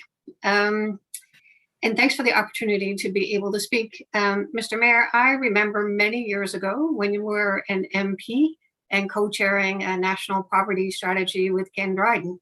And I remember then talking about homelessness and poverty and the reasons and what leads to poverty and how do we move from poverty to something better. So I know that this is probably something that has been a lifetime for you in terms of considering how do we do better for those that live in poverty and now that are homeless. A couple of points, and probably in no great order, but one of the things that we heard around some of the shelters and people saying that they didn't want to go to a shelter is because they felt that the shelters were a bit unsafe. And so I'm wondering how part of this money can provide supports and that can give trust back to those persons who need to use a shelter for whatever reason. Is there any way that we can look at why do people feel that those shelters are unsafe and how do we address that need? And sometimes the only way to do that is actually to be out there and asking the people themselves and the shelters what it is that they think is a good solution to give trust back to some people on those issues. In the meantime, all of these beautiful initiatives that we're going to be working on, those are shelters, they need to hire staff. So in the meantime, I'm just a little bit concerned about how we still treat those persons that are in tents, with respect and dignity. And so things around, could there be a mobile shower that can get to different sites so that people, can be clean, access to washrooms, those kinds of things. And I know that we're really concerned around the public safety, but really to make sure that there is no police action unless there is a very clear evidence of a risk to public safety. That's really important. So all of us, I think. And then I'm a little bit concerned about whether $500,000 right now is enough money. That in 2 weeks' time, we find out that the team came together, they looked at how $500,000 is going to be distributed. And in 2 weeks' time, are we going to need more? So I'm just wondering if that should be bumped up to 750,000 so that immediate plans can be put in place and they're not held up again. And the other part is that really a good strategy is going to the people that are the recipients of that strategy, making sure that, as Councillor Lovelace's motion that's coming up is looking at the lived experience, and whether or not there will be some kind of an advisory committee that could help us understand exactly. I think all of us know that there are very many reasons why people are homeless, and one solution will not be the answer for everyone. Depending on why you're homeless, then the situation and the solution is different. For those persons with addiction services that need the wraparound services, I agree with my colleagues who said, I too am really worried about the province's ability to deliver on a commitment that they're going to make around wraparound services.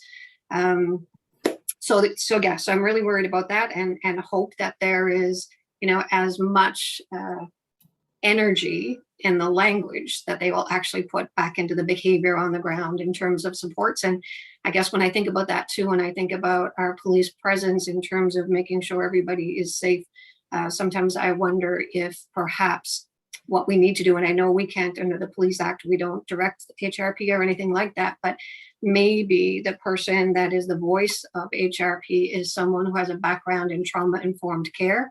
We all know that as soon as somebody shows up with a uniform, that increases anxiety.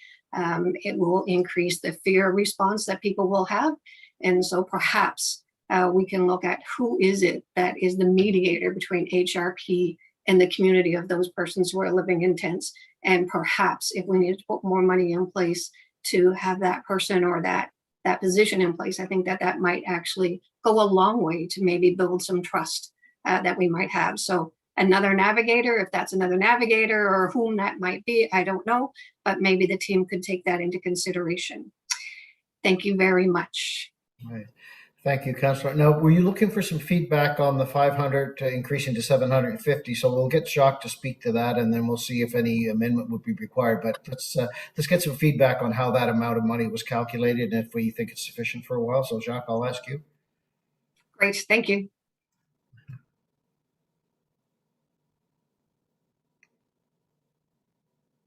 Not hearing Jacques.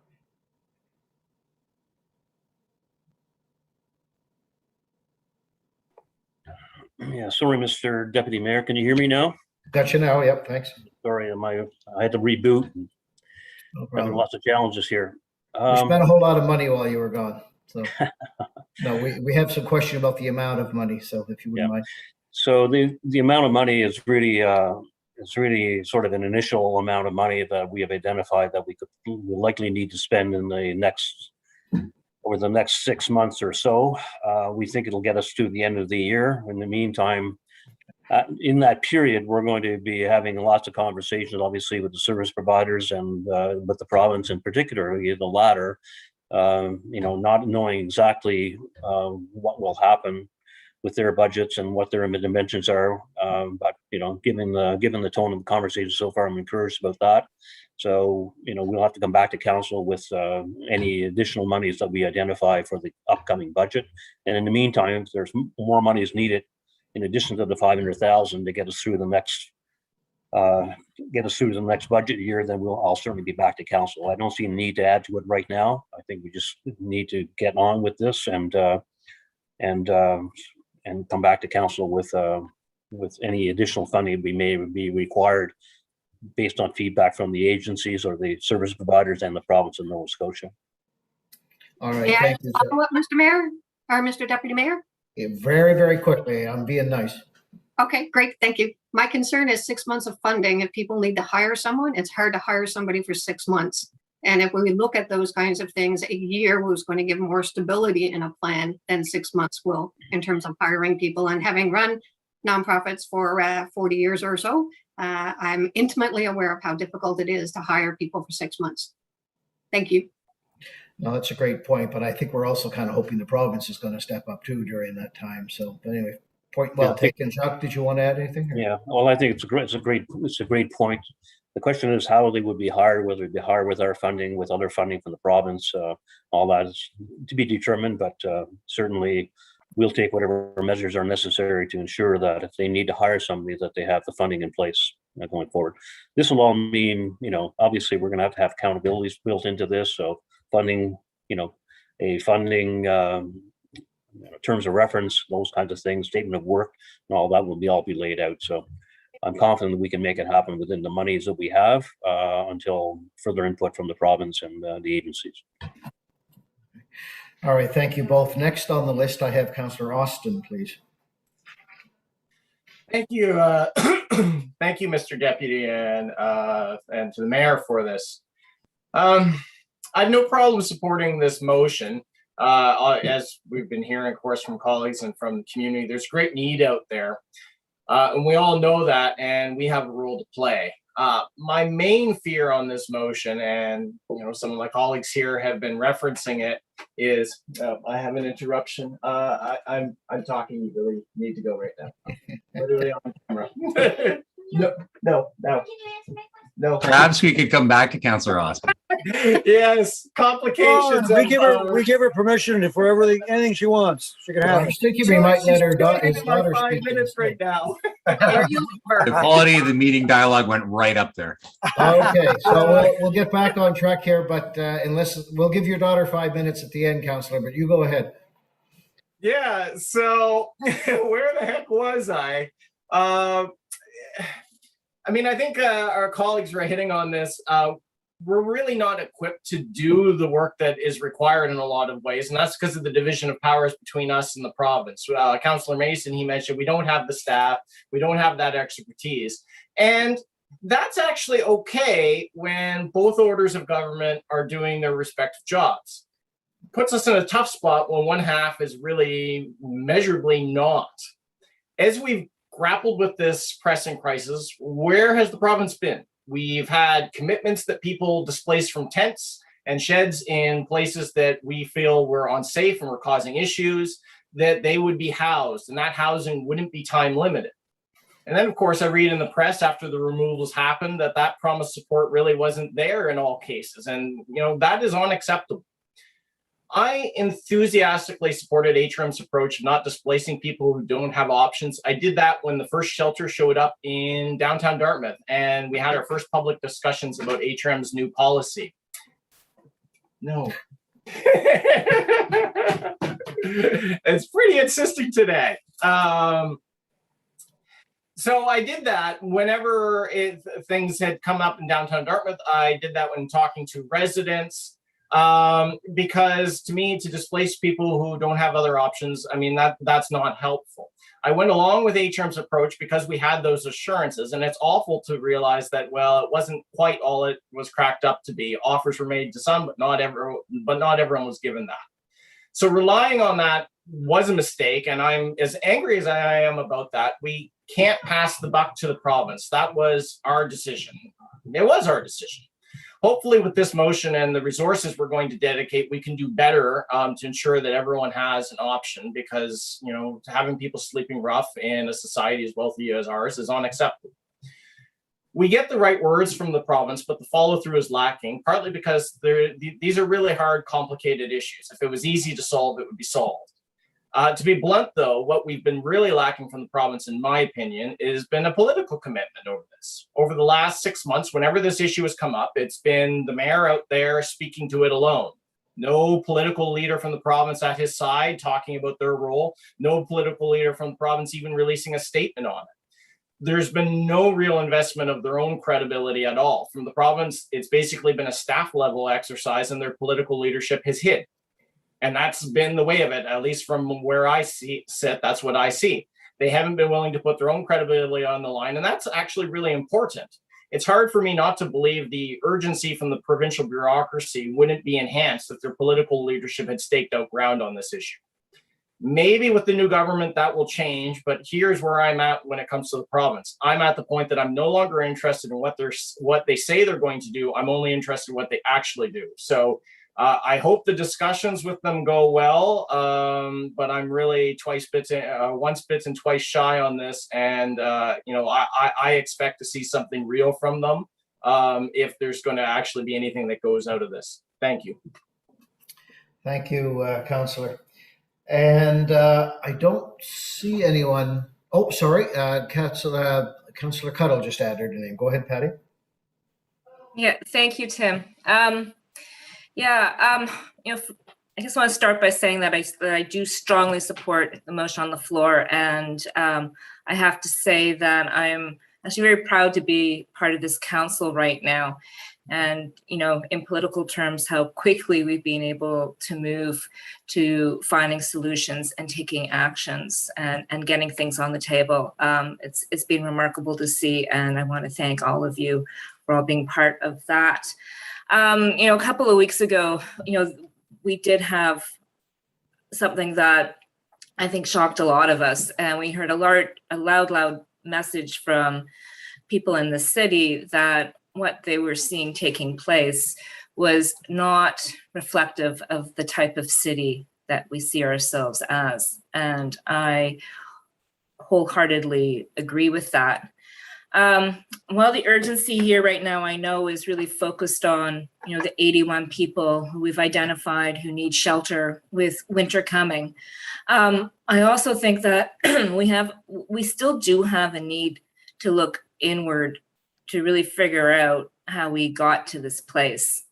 And, you know, it is easy for us to develop words and create strategies and you know, pass these things and give ourselves a pat on the back, but it's a lot harder to apply those intentions and embrace them and live them. And it's something that I think, you know, we need to do better. You know, I think that as evidenced of what happened a couple of weeks ago, we need to do a lot better on that front. I feel there was a massive missed opportunity here to really work with our community partners in finding alternative solutions. You know, there's many different ways to approach a situation. One path was chosen, and I think, you know, moving forward, it's really super important that we figure out how to work with all our community partners out there who have all of this expertise. It's true we don't have social workers on staff, and I don't even know if that is something that we should get into as a municipality, particularly when we have, you know, when we have this expertise that already exists in the community through different agencies, and that by working with those agencies, we not only would we have access to that kind of advice and expertise, we would also be supporting the important work that they're doing on, you know, on a daily basis, you know, working with people in our city to improve lives. So I guess my question here is that, you know, back to having an operational review of what happened last Wednesday to determine those lessons learned so we don't repeat these mistakes moving forward. And I think we do need a kind of a clear, you know, through collaboration with our partners, a clear way of working together so that when urgent situations come up in dealing with people who are in crisis modes or who have issues of addiction or trauma or mental health issues, that we really do take that human-centered, empathetic approach. And you know, it's one thing, again, to say these things, it's another thing to really embrace them and live them. And so, you know, back to working with our community partners, what happened a couple of weeks ago is we put them under a tremendous amount of stress.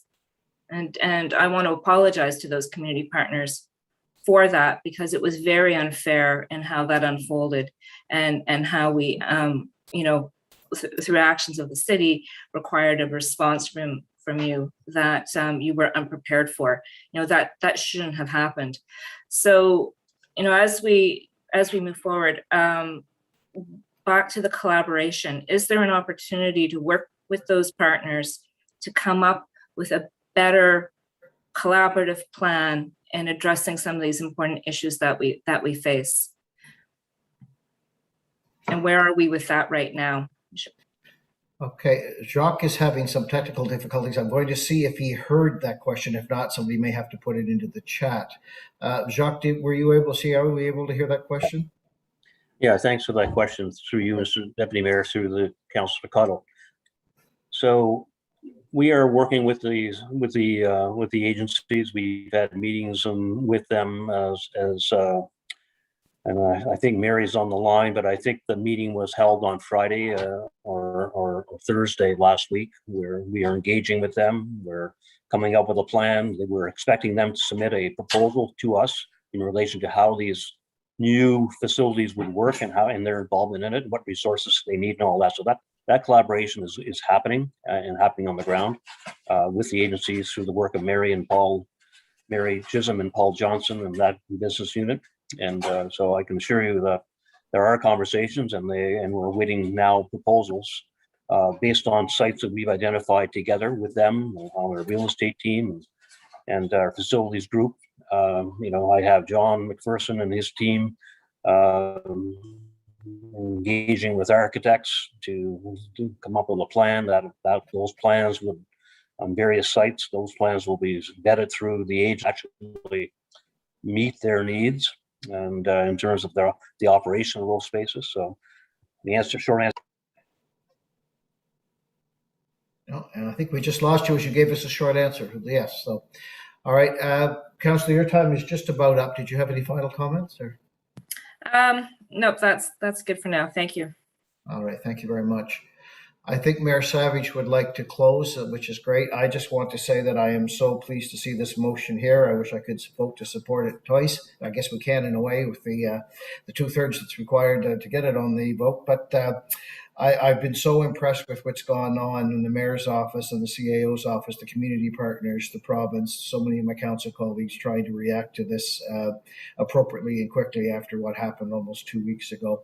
Like a number of you, I am concerned about the ongoing costs. I am concerned about the ongoing expertise that's going to be required, and we're going to certainly have to make sure that the province, to the best of our ability, lives up to their responsibilities, and also what I believe is going to be increased challenges with as our population grows and as rent control comes off and this sort of thing. So we're going to have to work together, and we're going to have to work creatively, and I think today is a step in that right direction. Mr. Mayor, would you like to make some final comments? I would, thank you. Can you hear me okay? Am I off mute, and can you hear me okay? Yes, I would. Thank you, Deputy, for your help over the last couple of weeks, and thank you all. We've all been talking to each other, about this. It's always been my view and my experience on council that the most difficult topics lead to the best discussion and the best decisions. And I think today is one of those occasions. I want to thank also my office staff, Chief of Staff Sean McKinley, and everybody else who've been working on this, and John Wedderburn, whose first day with the city and the mayor's office was Wednesday, August the 18th. So he has gone through a baptism of fire, and I appreciate his wisdom and support.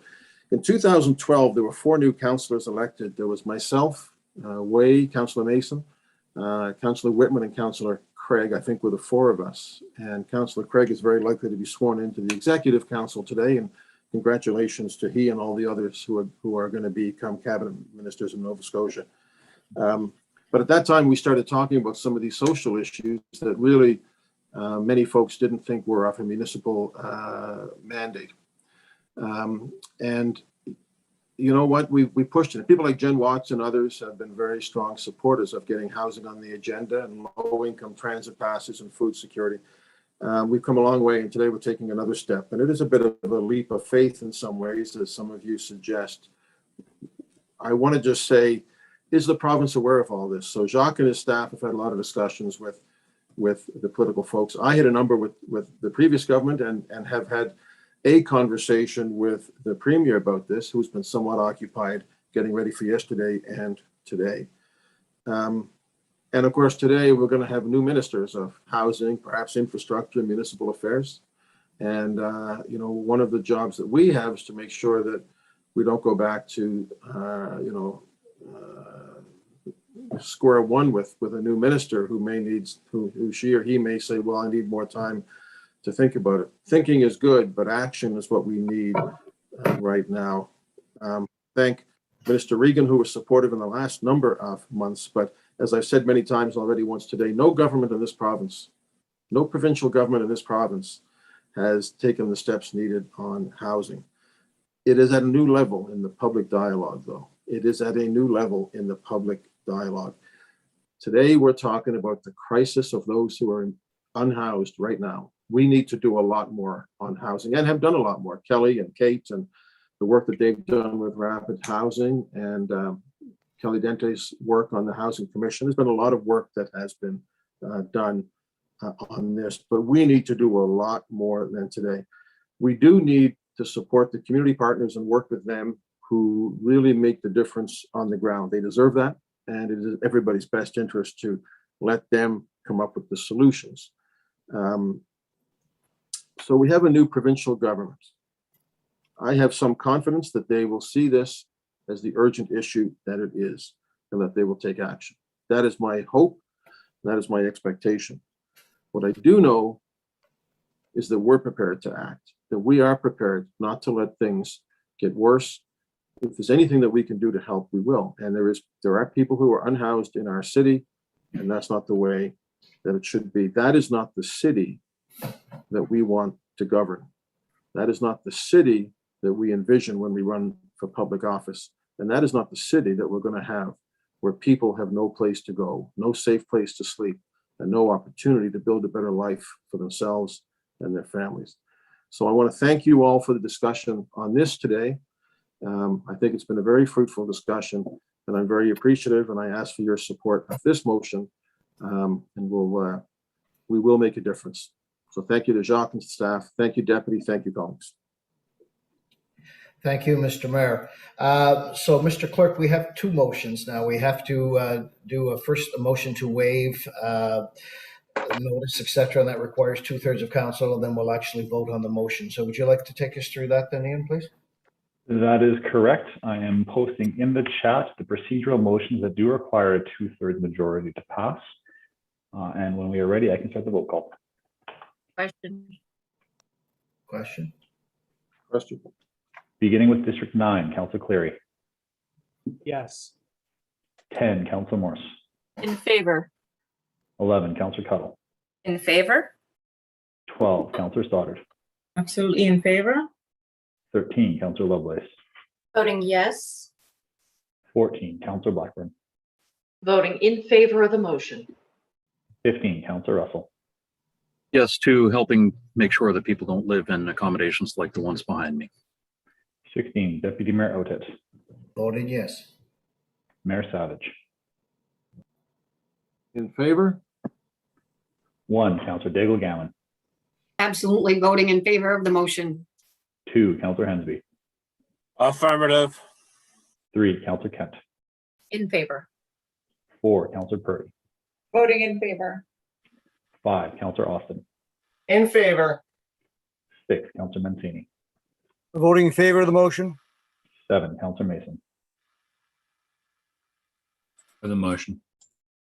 And 8, Councillor Smith. 4. Mayor Savage, I can confirm that has passed and has received the 2/3 required. Or sorry, Deputy Mayor Otet. That's great. Thank you. And now the next, the actual motion, please. I'm posting in the chat the motions for this item with the amendment put forward and accepted as friendly by Councillor Smith.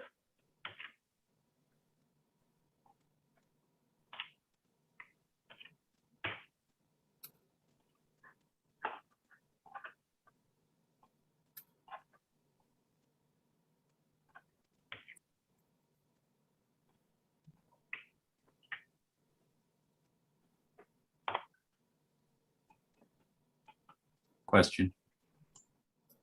Okay, this is the revised motion then.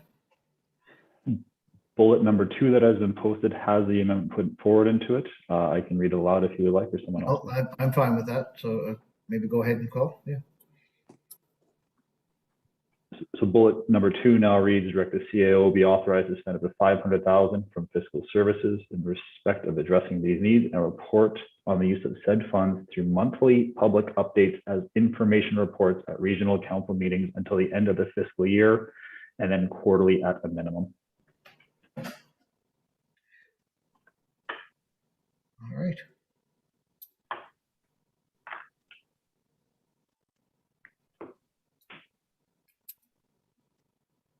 Question. Beginning with District 10, Councillor Morse. In favor. 11, Councillor Cuttle. In favor? 12, Councillor Stoddard. Absolutely in favor. 13, Councillor Lovelace. Yes. 14, Councillor Blackburn. Voting in favor of the motion. 15, Councillor Russell. In favor of the motion. 16, Deputy Mayor Outhead. Voting yes. Mayor Savage.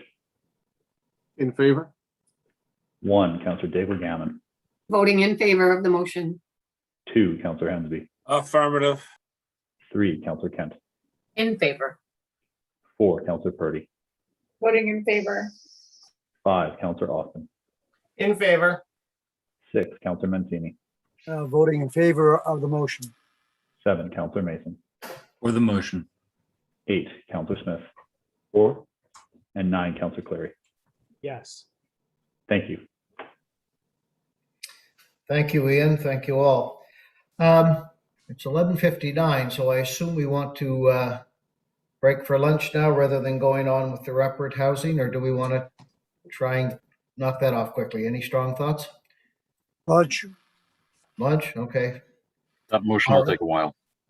Yeah, you're probably right. Okay, so why don't we break for lunch and let's come back at 1 o'clock. I think an hour is sufficient. And Ian will come back to the same location, I would assume. That is correct. Please return to the same Zoom link. If Mary Chisholm is on the line, could she call me if she hears this? Thanks very much. Thank you all. We'll see you at 1 o'clock. Thank you. Thank you all.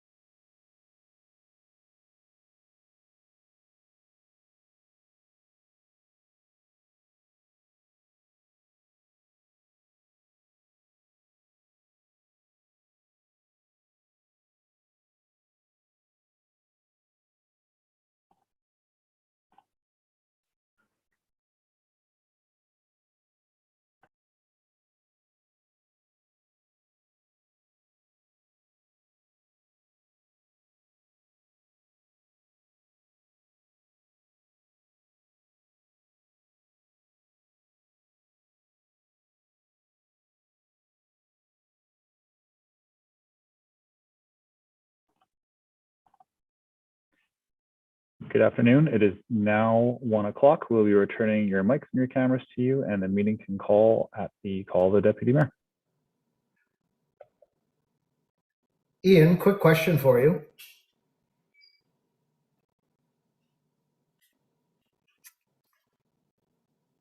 Ian, are you there?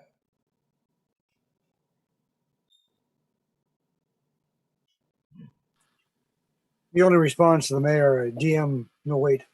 Yeah, apparently. Ian, can you hear me? Hi, Deputy Mayor. April here. I think Ian might have stepped away for a moment for technical difficulty. Can I help you with anything? Okay, I'm just wondering if we want to bring 14.3 up after 14.2. It's the last issue dealing with housing, and it's the committee that Councillor Lovelace would like to do. It's been suggested that we do these three issues together. We've got one down. Could I just get an agreement from council to move it forward? Makes sense. Makes sense. Yeah, I mean, April is, as long as council's in agreement, is there any hoops I have to jump through? I'll just get clerk on the line for you, Deputy Mayor, to assist you with that. Just a reminder to all members, we are presently live and broadcasting. We asked Councillor Austin's daughter if it's okay. That's right. She would have an opinion if you asked. As you're raising her right. You're As a raising her strong right. young woman, she should have an opinion. That's right. I have a couple like that. Mayor, if council wishes. I guess I could have asked John too. I'll make a motion to amend the agenda when we get back. Since I think Yeah. I'm up to speak next, I think we do need a vote on that, but it can, because it's agenda, it's a voice vote, not a. His voice. Yeah, we did debate that back and forth a bit at agenda review. So I assume, Pam, you'll be ready to go. Okay. I'd really appreciate it. I think it's a good idea to keep those items together. Thank you. I had a feeling you might have some limited interest.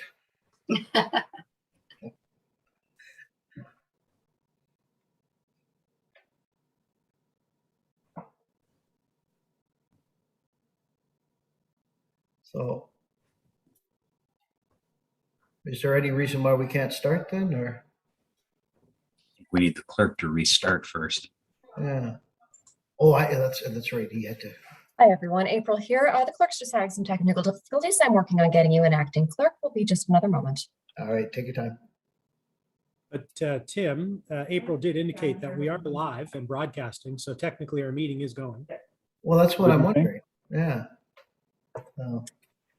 I better not tell suggest any. we, with your agreement, Deputy Mayor, that we just go back on break for about 5 minutes while we sort out the technical difficulties, if that's all right with you. Okay, now go ahead. All right. Thank you so much. Oh, I see Ian.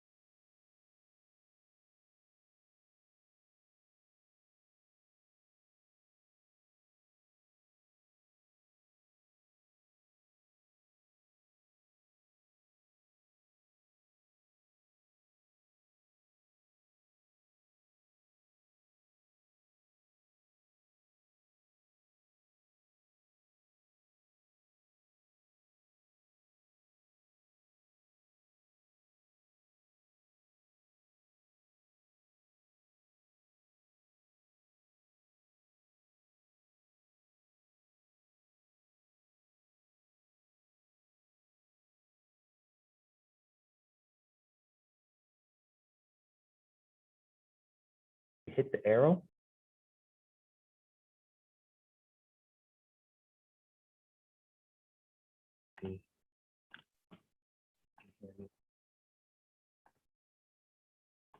The problem is they could hear me before, I couldn't hear them.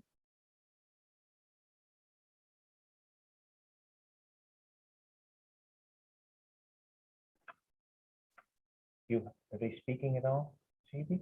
I can hear you. Deputy Mayor Oathead, can you hear me?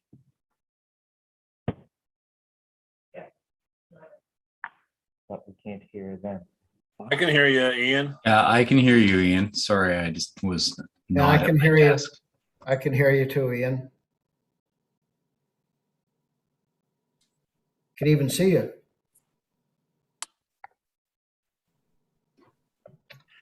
Mr. Deputy Mayor, I think it's going to take Ian just a minute, but you've got the deputy clerk here ready and willing to step in, so we can start the meeting on your cue. Okay, you start up the video then, and let's go. Thank you. Okay, we'll just unlock your mics.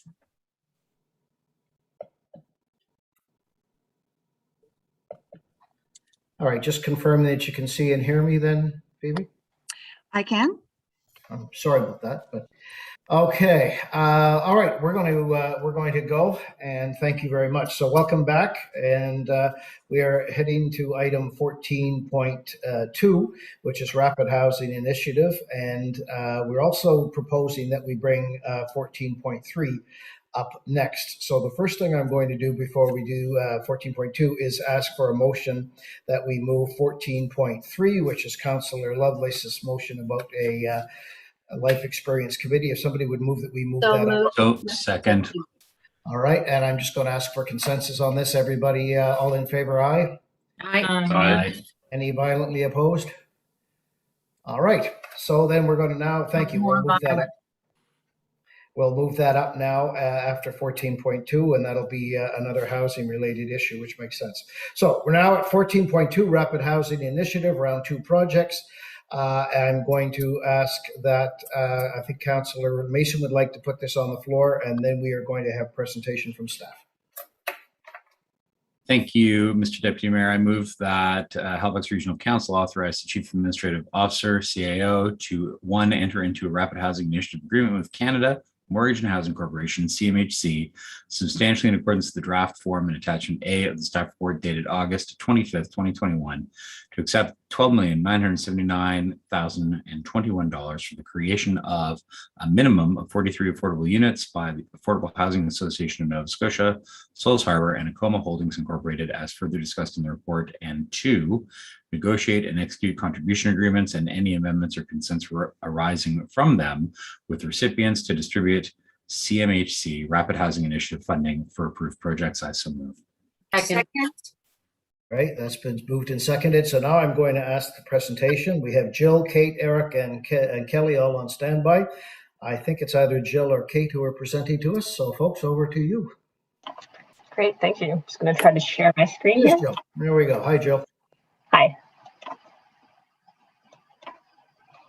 All right, my screen shared with everybody? Yes. All right, great.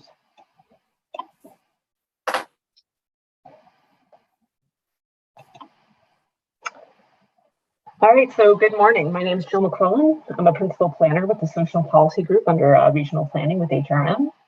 And as noted, I'm here today to discuss the Rapid Housing Initiative Round 2. So for some background on the on RHI, or the Rapid Housing Initiative, as part of the National Housing Strategy, on October 27th, 2020, the federal government announced $1 billion towards the Rapid Housing Initiative. Through this program, $8.7 million was allocated to HRM to develop a minimum of 27 units. As the name notes, the municipalities were expected to move very quickly with allocating funding for specific projects. And as such, HRM initiated a very ambitious call for proposals to nonprofit housing groups and affordable housing advocates. And within less than a month, on November 24th, HRM approved 3 projects from the Mi'kmaq Native Friendship Center, Adson for Women and Children, and the North End Community Health Association for totaling 52 units/rooms. I'll provide a brief update on these projects further along in my presentation. Due to the high demand for the first round of rapid housing, this summer on June 30th, the federal government announced a second round of RHI funding. This time, $1.5 billion was announced, and on June 13th, it was announced that HRM had been allocated just under $13 million to create a minimum of 43 units for new permanent affordable housing.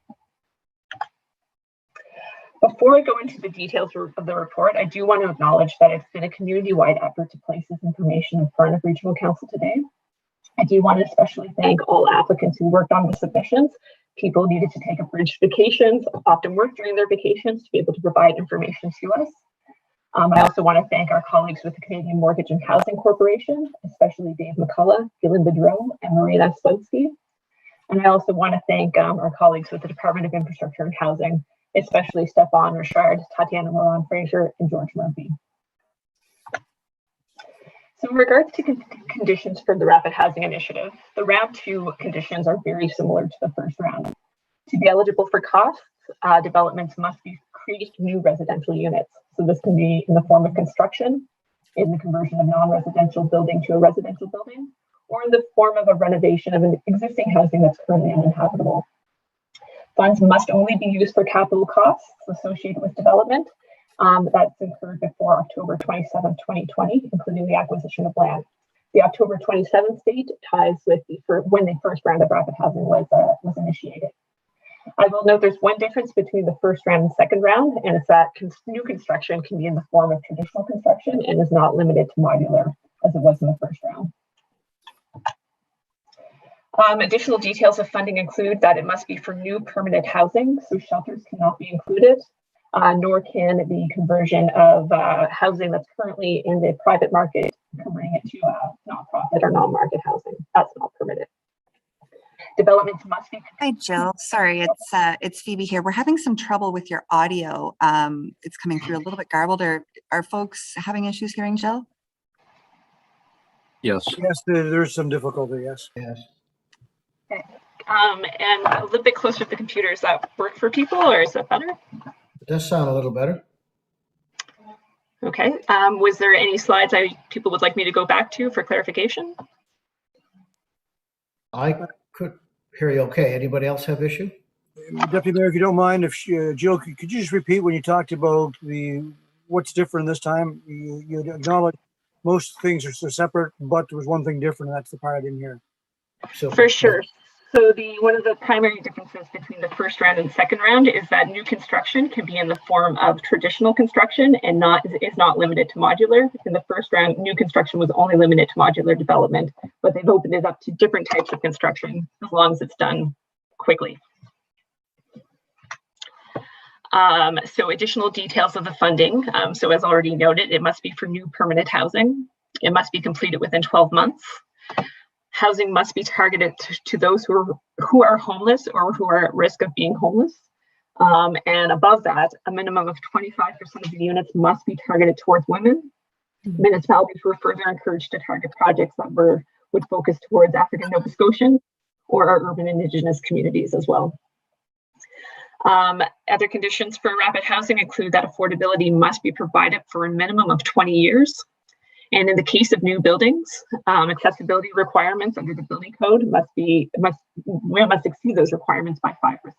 And similar with the efficiency requirements, buildings must be more energy efficient by 5% than the building code requires as well. So for Council's role today, Council today is being asked to select projects as HRM's recommendation to CMHC for funding. Funding will not be provided as a result of Council's approval today. Projects will require direct approval from CMHC, and funding will not be provided until a contribution agreement is signed between CMHC and the municipality. However, HRM must submit our project recommendations to CMHC by August 31st, which I will note is today.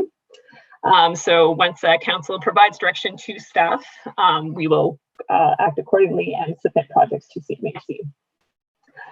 During this presentation, I'm going to provide an update on the first round projects. I'm going to provide a review of the submissions the submission process for this round 2, and then provide an overview of all the project submissions we received. I'll then provide an overview of the recommended projects and then discuss steps that we're going to take to mitigate risk. So in regards to an update for the first round, on November 24th, Council approved funding for the Mi'kmaq Native Friendship Centre, ADSM, Women for Women and Children, and the North End Community Health Association to create 52 new units/rooms to provide deeply affordable housing.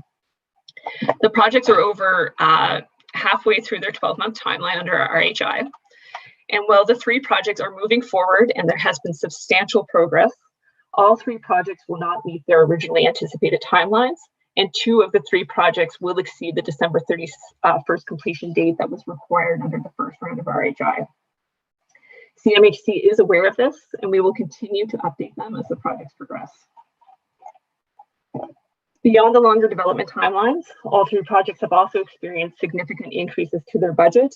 These increases range from 36 to 49%, totaling in approximately $5 million. Increased timelines and costs are common with most developments, and it would be expected that due to the short window to prepare submissions for the first round of RHI, that there would be cost overruns. However, as a result of COVID-19, there's been substantial cost increases associated with materials and labor. And cost overruns will be addressed by nonprofit organizations through their own contributions, through fundraising or donations. The province is also committed to additional funding to support project completion for the ADSM and North End Community Health Association projects. However, the cost overruns for the Mi'kmaq Native Friendship Centre project have only recently become apparent, so to date, project funds have not been fully secured.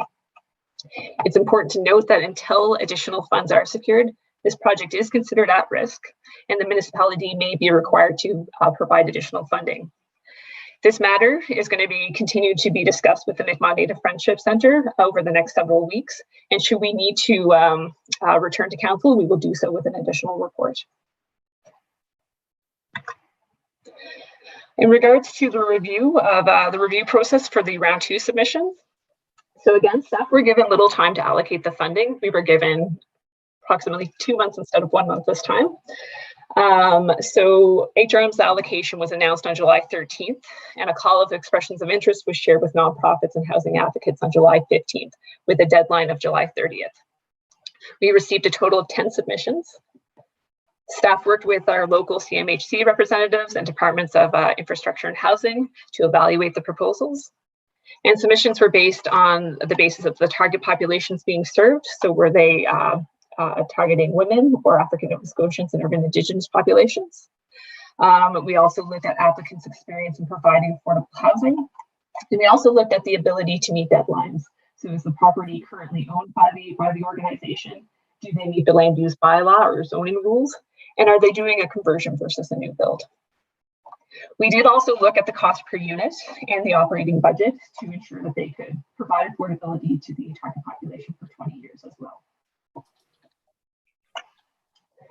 The next 2 slides are going to provide an overview of 9 of the submissions we received. Jill, we're still having trouble hearing you. It's been suggested move a little closer, but also maybe turn off the camera to see if that frees up any bandwidth. Sure. We're having a little trouble hearing you. Thanks. Definitely happy to turn off the camera so you don't need to see my face right in the. Well, it could be worse, could be mine, you know. But there, no, that sounds better. Thank you.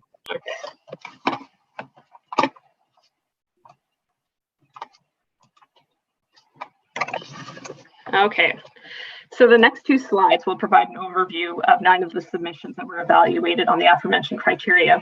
One of the applicants requested we did not share their submission. That's why there's 9 instead of 10 that we're sharing here.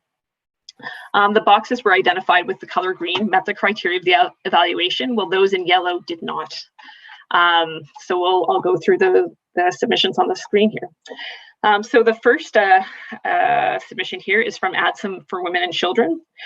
They provide housing, including shelters, transitionary housing, permanent housing serving women, families, and trans persons at risk of homelessness. This project proposes the addition of 10 units to the Sunflower Project, where there's currently 25 units being developed and was funded under the first round of RHI. The next project here is from the Affordable Housing Association of Nova Scotia, also known as AHANS. AHANS is an advocate for affordable housing throughout Nova Scotia. They conduct research, provide education and consulting services to support the sector's varied service providers. They're proposing an addition to their Burke Street property of 6 units. This would be in addition to existing 6 units that are currently located on the property. The next project is also from AHANS. They're proposing the conversion of a non-residential building to 65 shared housing rooms that would be targeted to individuals who are chronically homeless. The next project on here is from Acoma Holdings Incorporated. In 2014, Acoma acquired the assets from the Nova Scotia Home for Colored Children, which includes 310 acres of property and various buildings, including childcare facilities, a community center, and they're in the process of developing a community plan to develop the lands, including reusing the old home for a commercial use. They're proposing the development of 8 townhouse dwellings as part of their larger development of the lands. The next submission is from the North End Community Health Association. They're a well-established hub in the North End of Halifax. They offer primary care, pre and postnatal care, dental services, nutrition, social work, mobile outreach, street health, housing first outreach, mental health walk-in programs, and advocacy. They're proposing the conversion of a 6-unit residential building to an 18-room shared housing use that will be targeted towards African Nova Scotians. This would complement the Blue House project, which is currently being funded under the first round of RHI and provides 10 to 11 shared housing rooms. And the last application on this slide is from Souls Harbor. Souls Harbor began as a service provider for those experiencing homelessness in Regina. The organization has since expanded their operations in Halifax, offering emergency food and clothing services. They have recently completed the development of 9 residential units, providing supportive housing to men. And they proposed the development of a 12-unit residential building, providing housing to women and women with children. This will complement an existing development to provide housing for seven women that's currently being undertaken.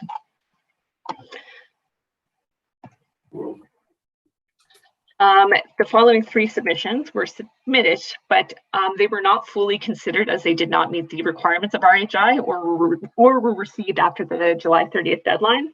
But as they're still important projects, staff do wish to provide a brief summary of their submissions. The first we have on here is Chisholms for Children. This is a nonprofit organization that offers long-term child and youth care programs. They're proposing to develop an 8-unit residential building to provide care for children under the care of Department of Community Services. The next is from Culture Link. Culture Link is a community interest company aimed at building an inclusive creative hub in the former World Trade and Convention Center building. They're proposing to convert the former office space in the building to provide 50 to 60 residential units targeted to artists who are at risk of homelessness. And then the last on this slide is from Homes for Heroes. They are a group based in Calgary and would like to develop a clustered tiny home village for veterans transitioning back to civilian life. The main contribution that they would be looking for would be financial contribution for land to develop a proposed 20-unit tiny home development, and are seeking funding through another stream of rapid housing to complete the development. I will note that while we were unable to fund all of the submissions, they are all very, very strong submissions, and staff, look forward to continuing working with the proponents to see these projects move forward. However, based on the review of submissions, staff recommend that these following 3 projects be considered for the investment for funding by CMHC. So this includes the development from the Affordable Housing Association of Nova Scotia, where they're proposing the conversion of a non-residential use to 65 supportive housing rooms. It includes the submission from Acoma Holdings Incorporated, who's proposing the development of 8 units, and a development from Souls Harbor that's proposing the development of 12 units. This would provide a total of 85 new units/rooms. And this slide here just provides an overview of the proposed round 2 projects and how they relate to those proposed in the first round. So those proposed in the first round focused mainly into the Halifax Peninsula area and western parts of HRM, whereas the second round proposals are more focused towards the Dartmouth area and the eastern area of the municipality. So to go into a bit more detail regarding the 3 proposals, I'll first start with AHAN's proposal. So they're proposing the redevelopment of a non-residential building in North Dartmouth to provide 65 shared housing rooms. These will be targeted towards individuals who are homeless and live with 2 or more mental health, addiction, and chronic health issues. AHAN's requesting that we don't share the location of the building, as the purchase and sale agreement has not been finalized. While AHANS will be responsible for the property management, they will partner with the North End Community Health Association, who will provide programming and clinical supports for the residents. AHANS is committed to prioritizing a minimum of 25% of the rooms to women experiencing homelessness. Homelessness statistics provided by AHANS show that women make up approximately 44% of the total homeless population in HRM. Staff are proposing the project be allocated $6.3 million for the 65 rooms. In addition to seeking funding through RHI, AHANS has secured funding from the provincial government and federal Reaching Home program to support the development of this project. Beyond this, the province is also committed to providing operational expenses and support services for the residents. As the property is not currently owned by AHANS, ownership is considered a significant risk with proceeding with the development. However, AHANS does have a signed letter of intent with the property owner in regards to the purchase of the property. And as the property is not listed in the open real estate market, they are the sole party in discussion with for purchase with the property owner. The property also is not currently zoned for residential uses. However, if this project is approved by council for funding by CMHC, staff will bring forward the necessary zoning amendments for council's approval through the Center Plan Package B process. It is important to note that staff do consider this property to be appropriate for residential uses. The next project we're proposing funding for is from Souls Harbor. So they're proposing the development of a 3-story, 12-unit residential building that will be focused on housing for women and women with children. The specific address of the lands in question is not being stated, as it is anticipated that some residents may require privacy or a certain level of anonymity. However, the property will be located within West Chesapeake. This development will complement an existing project on the same site that will include supportive housing for an additional 7 women or women with children. While the property is located in a rural setting, there is access to transit, parkland, and it's close to a public school and amenities. The property will also include a garden area for residents, and the Souls Harbor will coordinate social events such as movie and craft nights. Staff are proposing this project be allocated just under $3 million for the 12 units. Beyond the provision of supportive housing, Souls Harbor also operates a department-style thrift store in Halifax, Bridgewater, and Truro. Proceeds from the thrift store will be made available to help support operating expenses for the residential units if needed. It is also important to note, while Souls Harbor already owns their property, RHI funds will cover the majority of the outstanding mortgage. This is an eligible cost under the requirements of RHI. All right, the next project is from Acoma. So Acoma is proposing the development of 8 modular units, which would be part of their larger master plan community for the lands of the former home for colored children. The 8 units will be developed in the form of 2 townhouse pods and include 1- and 2-bedroom units. The development as a whole is targeted towards the African Nova Scotian community, and the proposed 8 units will be prioritized for women and women with children. Staff are proposing that this project will be allocated $2.75 million for the 8 units. Similar to Souls Harbor, Acoma already owns their property and has the appropriate zoning for the development, so they can proceed immediately after the funding has been secured.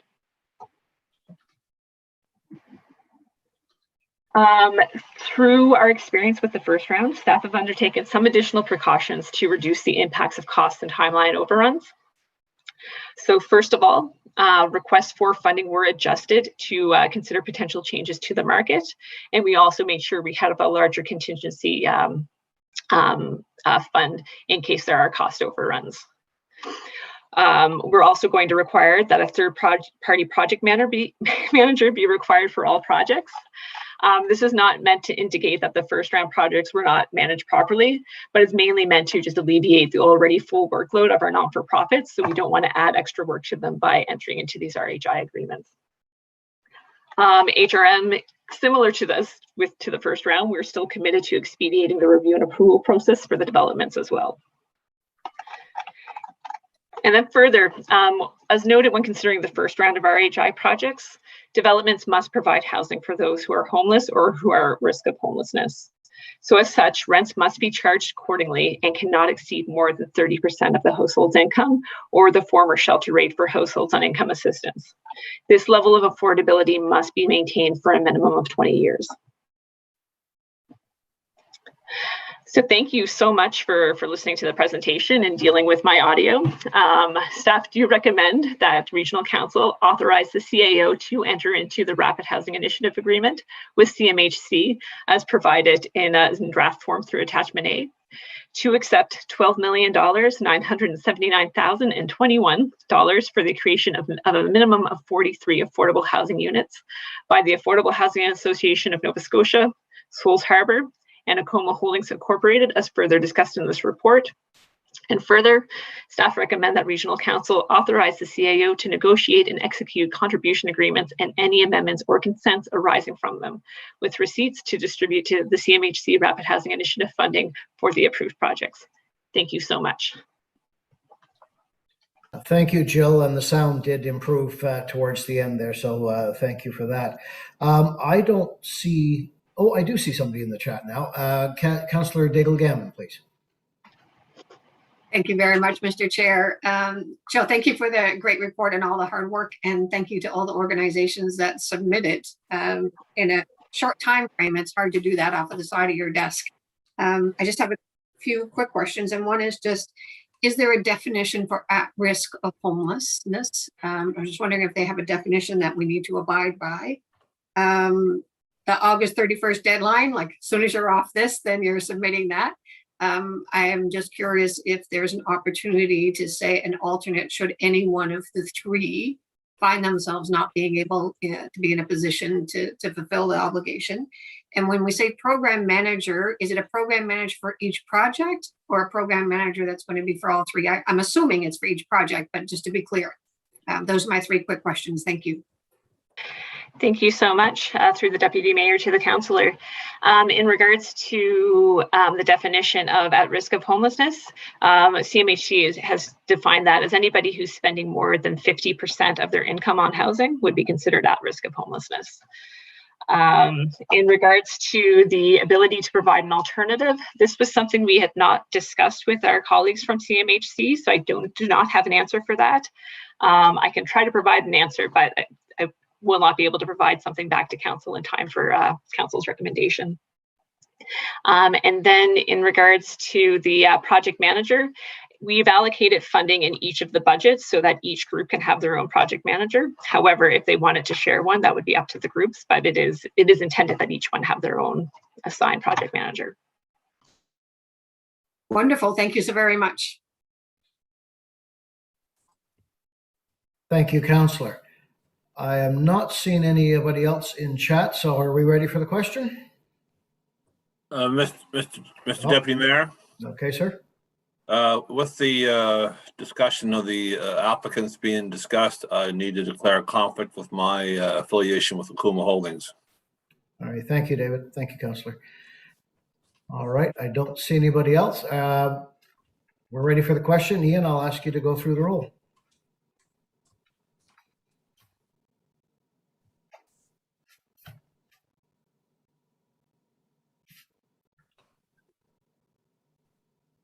Is Ian with us?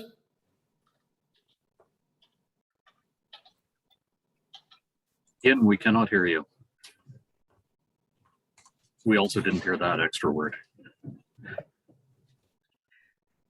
Could you not hear me, Paul? Or we could hear you, Tim. We'll start with District 10, please. Councillor Morse. In favor of the motion. District 11. Councillor Cuttle. In favor. District 12. In favor of the motion. Favor, thank you. District 13. Voting yes. District 14. Voting in favor of the motion. District 15. In favor of helping people who are sleeping in accommodations like those pictured behind me. Deputy Mayor. Voting yes. I believe the mayor is away from the meeting. So Councillor Daigle-Gammon. Voting in favor of the motion. And Councillor Hensby has declared a conflict, so moving to District 3, Councillor Kent. In favor. District 4, Voting in favor. District 5, In favor. and District 6, Voting in favor of the motion. District 7, For the motion. District 8, Or and District 9. Yes. That motion passes. Thank you very much, Phoebe. All right, Council, we're now going to move to 14.3, which is from Councillor Lovelace, Lived Experience Advisory Committee on Homelessness for HRM. I think Councillor Lovelace, you would like to lead us from here? Thank you, Mr. Deputy Mayor. I move that Halifax Regional Council request a staff report and recommendations with respect to the establishment of a Lived Experience Advisory Committee on Homelessness for HRM, designed collaboratively with community partners. This report and recommendations must be based on the principle that systemic problems need systemic solutions, inclusive of those most impacted by homelessness. Second. Second. Thank you so much. Councillor Kent. Where to begin? So, yeah, I don't want to go over the very negative experience of what took place on August 18th, other than to say this is where this motion is coming from.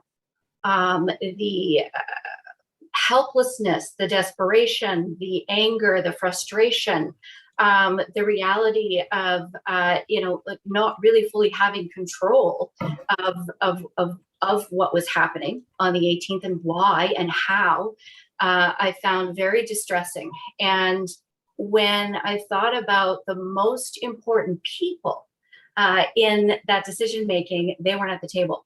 There is a principle that I think we don't completely appreciate, and that is nothing about us without us. And so that principle of inclusion, I think, is something that we really need to live. So as a council, I encourage you to consider how we can bring the perspective of those with lived experience in homelessness, at risk of homelessness, out into the open, which would not only help us make better decisions, but it challenges the stigma of those living unhoused. It certainly confronts the oppression that they live with every day, and it would give us the opportunity to promote the dignity and the human right of housing. So I think that it's incumbent upon this regional council to know that we are listening to those that are most impacted by the decisions that we make. And in doing so, of course, we need to value their time. We need to value their insight. We need to provide them with the appropriate supports to be able to engage in this discussion and offer their insight. And I think that when we provide that opportunity to engage, we learn and we make better decisions when we include those who are most impacted by the decisions that we're making. So I think that a lived experience advisory would give us the opportunity to build authentic relationships, and that it would help those who have never lived unhoused to understand the difficulty, the stress, and the anxiety and the fear that one lives with every single day. We know that the data is not clear here in Nova Scotia. Over the past 3 years, the number of homeless people here in Halifax has more than doubled. We're in a position where we don't clearly have a good, strong view of what homelessness is. As my colleague, Councillor Daigle-Gammon just pointed out, what is the at-risk homelessness? That is completely different than what is homelessness, but it's all part of the same spectrum.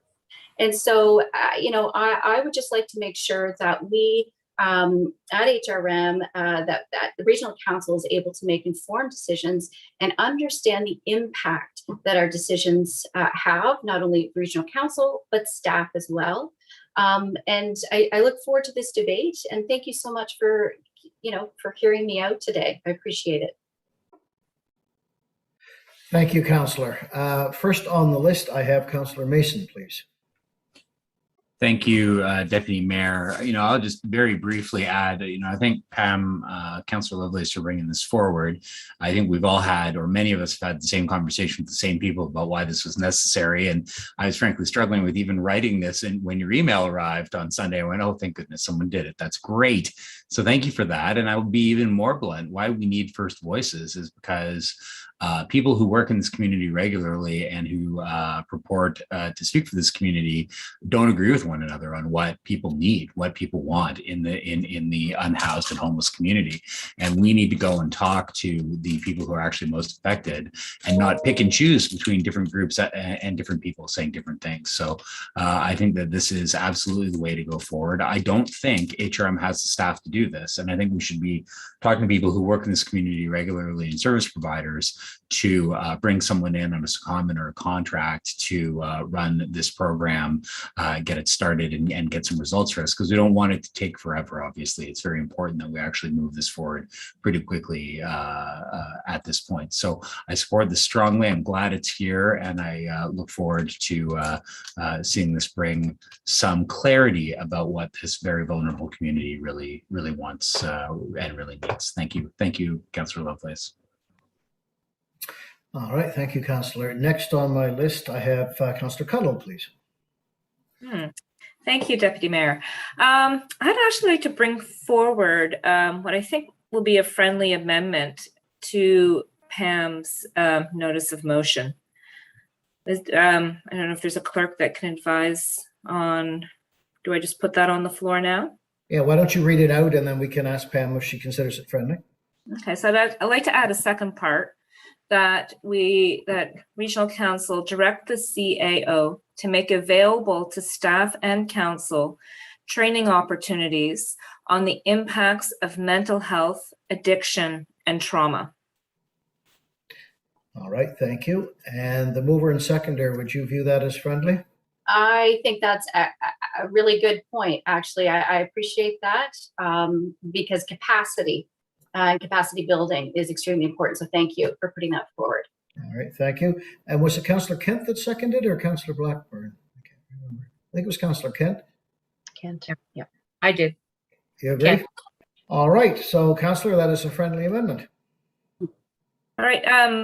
The reason I want to bring this forward is that I think even within our organization, how we speak about people who are experiencing homelessness or precarious housing is really important. And that if we're not, if we're really serious about taking an empathetic approach to this, empathy is about really understanding what the other is feeling. And unless we have some information and education and awareness of what people who might be experiencing homelessness are going through, it makes it very difficult for us to really have those empathetic conversations. So just like we did at the council meeting a few weeks ago, looked at having some training around anti-racism or GBA 2+2. I think this would be a great addition to a suite of educational opportunities to help inform ourselves and better the conversations that we have around these difficult and often complex conversations and issues. All right, thank you very much. And to speak to this, we have Councillor Kent first. Thank you. So am I just speaking to the amendment? At the moment, we're speaking to, well, no, it was a friendly amendment. So we don't, we can, yeah. So you can speak to the motion in general, yeah. Okay, good, thank you. So I'm really, really pleased to see this come forward. We spoke to this in a number of conversations that we've had, throughout the last couple of weeks. And I think that's a missing link for sure. I really appreciate the friendly amendment. I think that is something that not only I would certainly want that for council, but also for us at staff levels. I want to make sure that when the report comes back, it has had a full review of the consideration of a full-time position of a lived experience advisor like, and Councillor Mason suggested as well, like we need to bring a piece to every conversation that we and consideration that we do. The advisory committee can help influence the strategic positioning that we have, but we need to have on staff, I think, someone that has that direct insight for any context that we have. And we have said very clearly to the public, and I think it's the right thing for us to do at the municipality, is that we're involved. We want to be part of solutions around housing and homelessness. If we don't have an advisor within our fleet of tools and insight and experience and knowledge, then I think that we're missing a really important piece. So I hope that staff will put that in, bring back some recommendations on that. Happy to support this. I do also think I hope CAO and our executive staff and staff who will be looking at this report will look at this sooner than later, like fast track this. We are in the throes of the beginning, I think, just the tip of the iceberg of what our communities are experiencing, and the at risk of homelessness is just around the corner. It's one bill away for many people. I don't think we can minimize that. And so I hope this gets moved forward very, very quickly, so we have something to come back and have something to put in place. We have some really great work that our CAO and team are going to be taking part in. I think we need to have a really good, solid toolbox to work from when we are at these tables. Thank you. Thank you, Councillor. Next on my list, I have Councillor Stoddart, please. Thank you, Mr. Deputy Mayor. First of all, I just want to echo Councillor Chint's observation. I agree that there are some people who are just one pay or one bill away from homelessness. I experienced a call from a resident that was basically being evicted, and I had to try to figure out a way to help her. And at that time, the only place I could refer her to is departments that are led by the province. I think having an internal place within HRM that some of our residents could turn to or get advice from would be very well spent. And I fully agree with this motion from Councillor Lovelace, and I'm so glad she put it together and brought it forward. Just one question. Do you have an idea of the actual members that you'd like to see on this committee? Like, I'm thinking, the navigators and maybe a social worker or something like that. Do you have any other ideas? I'll ask Councillor Lovelace to respond to that when she closes, if that's okay. Thank you. Okay, thank you. Is anything else? No, I'm good, thank you. Oh, good. All right, thank you very much. Councillor Smith is next. Thanks. Thank you, Deputy, and quickly support this. Thank you, Councillor Lovelace, for bringing this forward. I really have no critiques or question on the motion itself. Only thing that I like to see in the report in some way is try to get understanding of how we'll deal with potential recommendations if they rely on the province. Because being in circles with folks and discussions and residents and et cetera, a lot of the issues that come with what we're talking about are under the purview of the province, and we're doing our best as a city to support that.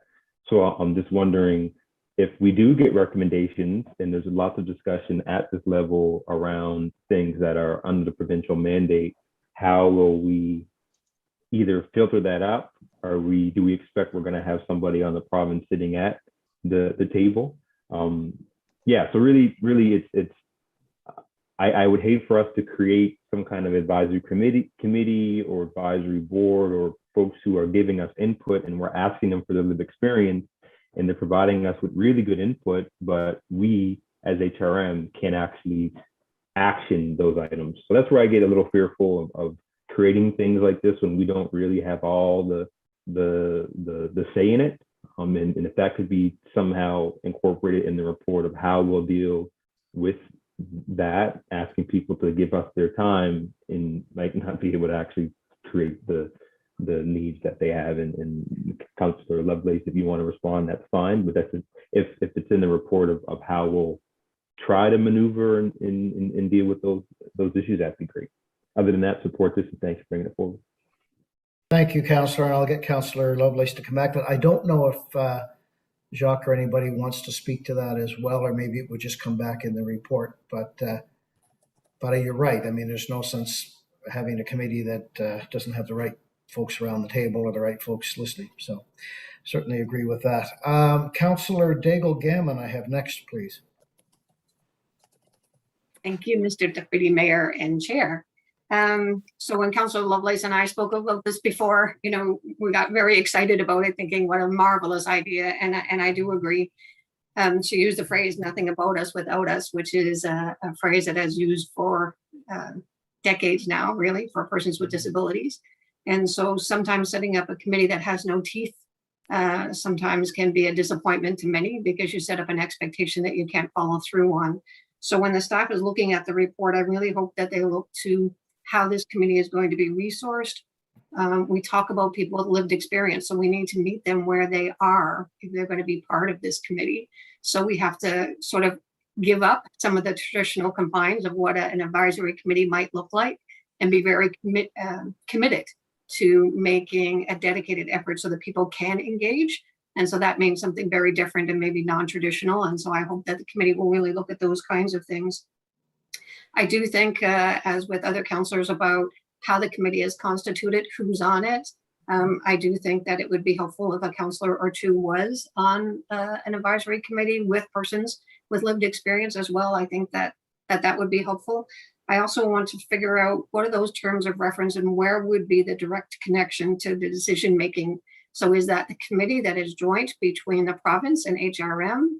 Are they an advisory committee to that group, an advisory committee to HRM? So looking at those terms of reference and how they could come to fruition would be really good.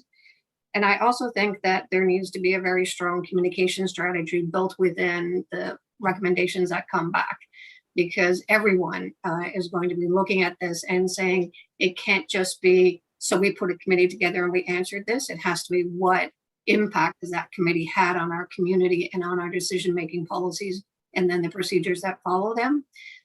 So all kinds of ideas about this staff report, and I can't wait to read it. So thank you very much. Thank you very much, Councillor. Next, I have Councillor Hinsby, please. Thank you much, Deputy Mayor. My question was in regards to this committee, would this be more of an ad hoc committee for a period of time, or is this going to be a standing committee for the municipality? In my comments when this first came up, the emails, I thought this could be an advisory committee to our joint provincial municipal affordable housing commission or committee. I think that may have more valuable input with that process. I just want to know, how does Councillor Lovelace see this committee fitting in with our current missions and committee structures and stuff like that? And how could this committee also serve that provincial municipal affordable housing commission? All right, thank you. I think next on the list is Councillor, I'm wrong. Councillor Russell does want to speak first. Councillor Lovelace will be next. So Councillor Russell. Thank you very much. I've been looking at this, and this committee, we have a few committees that are unique. They don't operate as as would fit the standard business model of the municipality. One of those is the Youth Advisory Committee. One of those is the Accessibility Advisory Committee, and one of those is the proposed Committee on Homelessness, where we are reaching out to a very specific population with very specific needs and attributes. And in this case, the population that this would hope to help has, and I've mentioned this a few different times, has different ways of behaving depending on if they're urban or suburban or rural. If they're urban, we know generally who and where they are. The urban navigators have done a great job of identifying the people who are there. I want to make sure that this committee does not just consider those who are in the urban environment, because those who are in the suburban environment can melt into the woods fairly quickly, and again be out of sight for extended periods of time, and they can also move around much more freely. Other concerns include how would we advertise? Having a good communication strategy is great for those of us who are connected. This has been a challenge with HRM and with different committees and different groups, being able to reach the affected population. We can't just do it over social media. We can't just do it electronically. We can't make the assumption that people are connected, because this group, by and large, I would think is not. One of the benefits of this committee could be answering that question.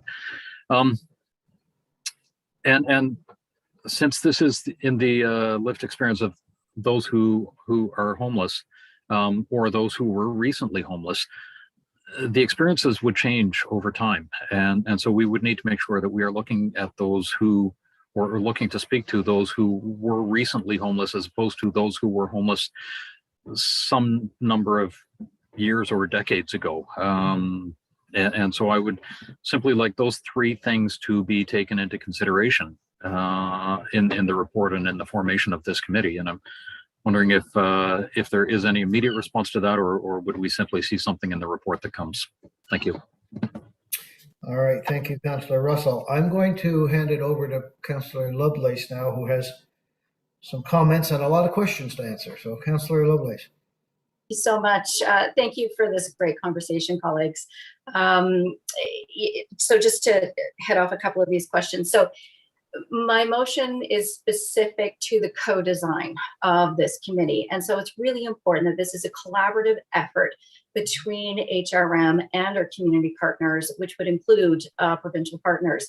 Councillor Hensby, your point about the affordable housing, group, that table itself, I think is a table of many experts, but they're experts in sort of the policy development and the programs and so on. They're not experts on the ground. And so what we're doing here is we're elevating the voices of those who are the experts, who are living on our streets, in cemeteries, in tents, in shed structures. So I think it's important for us to trust our community partners and the connections that they have with the folks that they are trying to help, and find the resources in order to help those people that are in need. I do think that what we're doing here is continuously taking a step after step after step to do the job of the province. We have to. We don't have any choice. You have to do this, and in order to recognize the need within the homeless population and the at risk of being unhoused here in Halifax, we need to ensure that we have the most important information, and that is the voice of those who have lived unhoused or about to or have experienced it. And I think that when we meet people where they're at, as you pointed out, Councillor Daigle-Gammon, the conversation changes. This isn't about finding people and sort of bringing them together and say, hey, let's go to City Hall and have a conversation. No, it's about, a very different approach. And we've seen HRM stretch with the Youth Advisory Committee, with the Accessibility Advisory Committee. This committee, I think, is another, necessary tool in order for us as a municipality to provide good governance to those that need it, and to provide the services to those that need it. It is one that will advise HRM, but again, we need the staff report and the recommendations that will come from that collaborative, co-designed approach with our community partners. So I don't think I have all of the answers because I don't have a magic, ball. But certainly, I think that this is a great opportunity for us to take that next step that we really need to do. So Thank you so much. I appreciate it. And the capacity building, thank you, Councillor Cottle, for adding that amendment, because I do think it's extremely important for us to ensure that we have the knowledge to do the right thing. Thank you. All right, thank you, Councillor. I see that the clerk has put the motion with the friendly amendment in the chat. So I'm going to ask if we're ready to vote. I don't see any other questions. So, Mr. Clerk, would you take us through the vote, please? I will attempt to, at the very least. Yeah. Beginning with District 11, Councillor Cuttle. Very much in favor. 12, Councillor Stoddard. Again, very much in favor.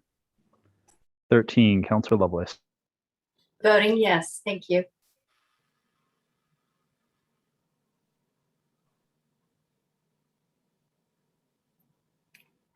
Ian, you seem to have frozen. We must have lost Ian again. Uh-oh. Lovelace voted so well, we don't need to continue. It's fine. Solution coming in. Phoebe, are you able to take over? I will do my best. We'll go to District 14, Councillor Blackburn. Voting yes on the motion. District 15. In favor of this committee. In favor.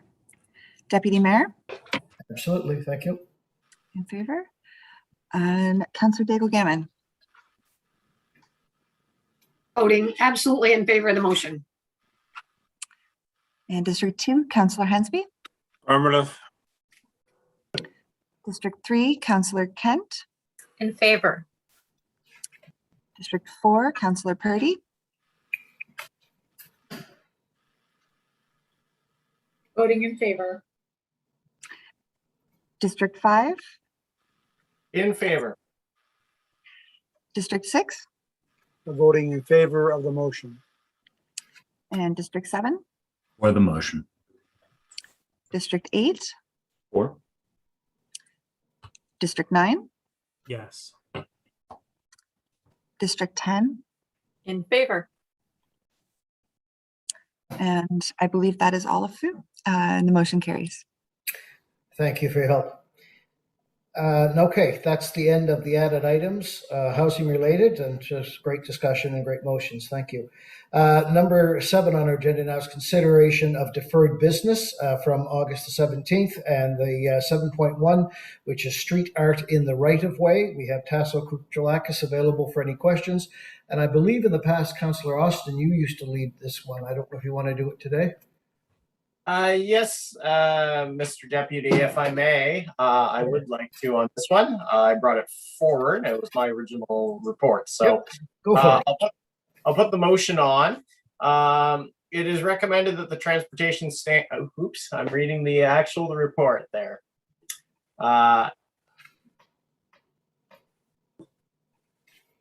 Sorry. I have the report in front of me, but not my actual agenda. Would you like me to read it for you, Sam, and then you can just speak to it? I think I got it here. It's in the chat now too, I think. Okay, I move that Halifax Regional Council 1 direct the Chief Administrative Officer to continue the use of street art where appropriate as part of tactical urbanism projects subject to approval of the Traffic Authority. 2, direct the Chief Administrative Officer to continue allowing for art on sidewalks subject to applicable bylaws providing appropriate materials are used to ensure adequate slip resistance. 3, direct the Chief Administrative Officer to continue to only allow the installation of street art placemaking on lower volume roadways except under extraordinary circumstances as approved by the engineer, as outlined in the discussion section of the staff report dated June 2nd, 2021. And 4, direct the Chief Administrative Officer, subject to the approval of the Traffic Authority, to consult with accessibility staff and Accessibility Advisory Committee regarding the insertion of geometric pattern street art in the right-of-way when appropriate. Do we have a seconder? A second. Councillor Stoddard, thank you. Go ahead, Councillor Ross. Thank you, Mr. Deputy. Thank you, Councillor Stoddard.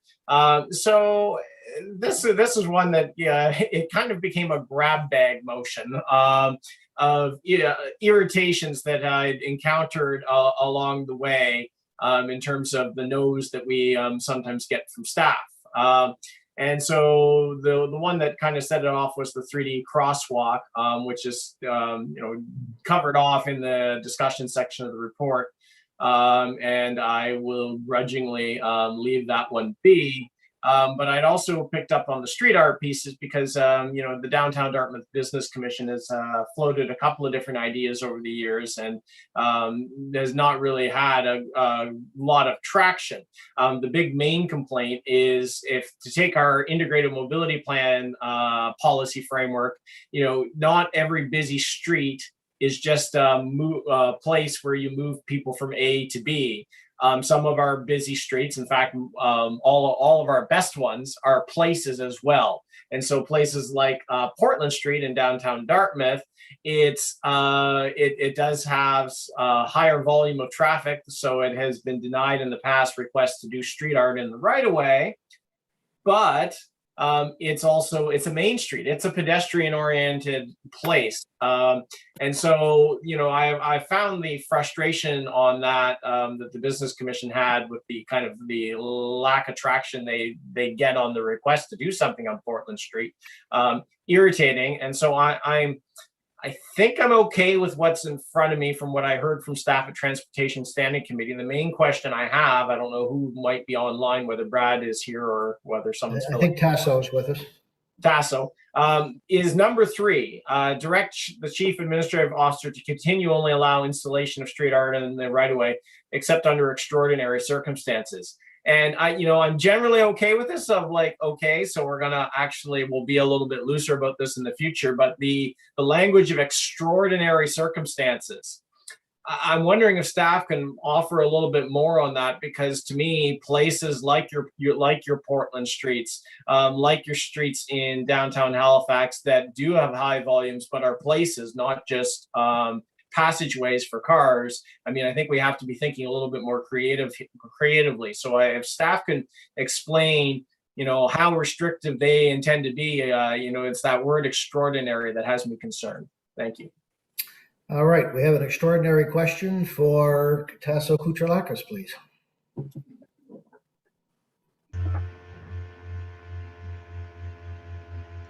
First of all, Mr. Deputy Mayor, can you hear me and see me? Because on my end, the video is frozen. I'm hearing and seeing you. There's a bit of a delay, but I can hear and see you, yes. Oh, okay, so no, I just wanted to make sure because everybody on my end is frozen, so I can't. You might want to turn your camera off and just focus your bandwidth on your voice. Okay, then that's what I'll do because I'm having some technical difficulties. Sure, I can hear you fine though, Tasso. Go ahead. Okay, thank you. Yes, Deputy Mayor, Tasso Koutrelakis, Director of Traffic Management. Through you to the councillor. Yes, that particular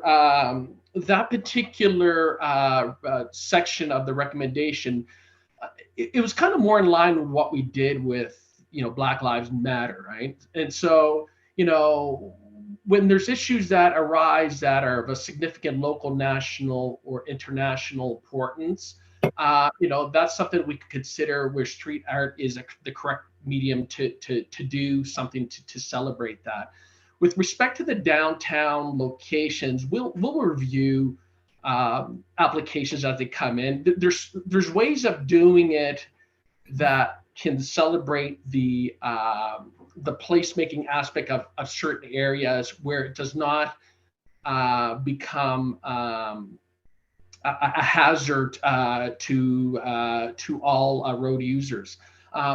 One recent example is we just approved a major artwork project in downtown Halifax as part of tactical urbanism. So we recently, or last fall, I believe, we made some changes to the intersection of Queen and Artillery Place, and our colleagues from Planning and Development brought forward a plan to actually beautify that. So it's a very vibrant pattern that we're going to implement as part of those changes last year. The key, though, however, they're part of the right of way, but they're not part of the traveled way. So we made some adjustments using temporary bollards and we're making some designs accordingly in that intersection. So the short answer, Councillor, is yeah, we'll review all applications as they come in. Okay. Thank you for that, Tasso. I appreciate that. I just hope we're going to be more flexible about our downtown locations. I appreciate that we've moved on the accommodating street art and the tactical projects. That was part of my original motion, but was relegated null and void basically by the shift internally. So I very much appreciate that. I just hope we're not going to be stifling creativity in some of our places the way we have experienced, the way to be blunt that I think we have in the past when we've kind of given a more reflexive no to these sorts of requests. Thank you. Thank you, Councillor. Next, I have Councillor Cuddle, please. Thank you, Deputy Mayor. And thank you, Sam, for bringing this forward. I know, you know, given my previous role, street art was often a frustration of many because we would look at these amazing examples from other cities around the world doing really creative, interesting placemaking street art, and then having such difficulty with making it happen here. I did read this report. It's a while back now because this is being deferred. But one of the things I was particularly interested in hearing about is around the bump outs that we're doing. A good example would be the one in the North End at Agricola and Charles Street. And given that that's not in the traveled right of way, is there now opportunity to do art within that space that's defined by the bollards? All right, Tasso? Yeah, Deputy Mayor, through you to the councillor. I guess the short answer is yes. In the report, we do make reference to a tactical urbanism art, and the example that I just referenced a few minutes ago was part of the tactical urbanism project where we implemented bump outs. Well, actually, that was quite a drastic change to realign an intersection by way of bollards and readjusting paver markings and stop signs, etc. So I guess we would consider anything that is brought forward under that program. That's great news. Okay, thank you. Good way to end on great news. Thank you, Councillor. Councillor Mason, you're next.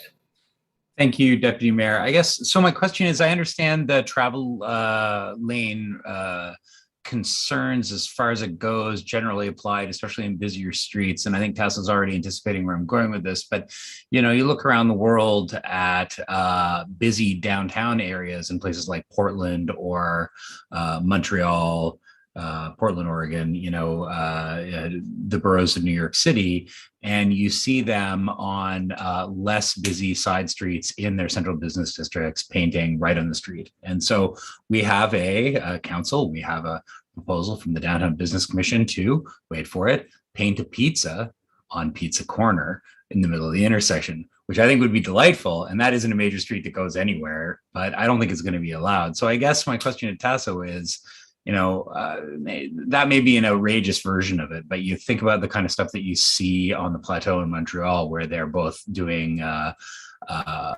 more tactical stuff with planters and painting the street and still allowing cars through in some cases, but deliberately making it really clear to cars that this is really a pedestrian priority space and that you know, you can drive through here, but you really shouldn't unless you're actually stopping to deliver something on a street or drop off your nan at the restaurant or something. So if, you know, with this policy, is this going to be the end of it for a pizza on Pizza Corner, or would that be going through a different process and policy since it's in the central business district than it is in a travel lane?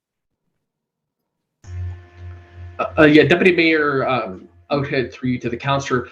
Yeah, we did receive that request, I think at least a month ago, and I know that's under review, but at the end of the day, we want to work with the local bids on these types of projects. And you know, for the purpose of being transparent, I was in Montreal on vacation last week. I saw tons of this artwork all over the place. Different applications though. I don't recall if I saw any within the traveled way. It was kind of more in areas where it's just been strictly pedestrian type of mall scenarios. But it goes back to the concern that we have as road safety professionals throughout the country and North America, for that matter, with respect to introducing different treatments that are non-standard within the right-of-way for safety reasons. Okay, and as a result, there's a couple of studies on their way right now, although specific to crosswalk art.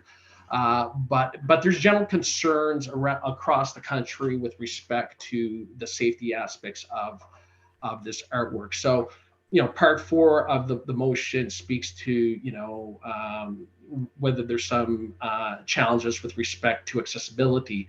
I know when we do introduce artwork within the right-of-way, they're followed up with complaints about slipping, right? And so we do our best to spec anti-slip materials, so on and so forth, right? And the other part of it as well is durability of the markings themselves. You could spend sufficient funding to do that, and depending on the type of intersection, where if there's a lot of turning movements, etc., they will last for more than a couple of months. So those are the type of things that we want to consider as part of our review process. With respect to this particular location, I know it's under review, and we did have some initial concerns that we're trying to address. All right, well, thank you for that answer. I will support the motion as it is right now and continue to see how we can pick around the margins on these very specific sites. So thank you for that. Thank you, Councillor Austin. Thank you, Deputy Mayor. We're going to have a donaire somewhere painted someday too. I mean, just would seem right, wouldn't it? Councillor Russell, you're next. Thank you very much. And thank you very much for bringing the motion forward. It was my involvement with the Accessibility Advisory Committee that caused that 4th point to be there. And what I've heard today is good, because it gives some examples of where I would think the Accessibility Advisory Committee would need to be consulted with the nuanced markings that would go into a pizza or into, God forbid, a donaire on the street. They can't just be markings that are non-slip. They also have to be very well defined visibly, so that those with sight issues don't have challenges. We can't just consider cars. We can't just consider most pedestrians. We have to consider all pedestrians in this. So I want to make sure that 4th point, considering the involvement of the Accessibility Advisory Committee, gets a fair amount of time, and that they are consulted regularly on any of the anywhere where there is more nuanced coloring or things that might be difficult to differentiate where the street markings are. So thank you very much. Okay, thank you. All right, I don't see anybody else on the list, so I'm going to ask Phoebe or Ian if they would take us through the vote, please.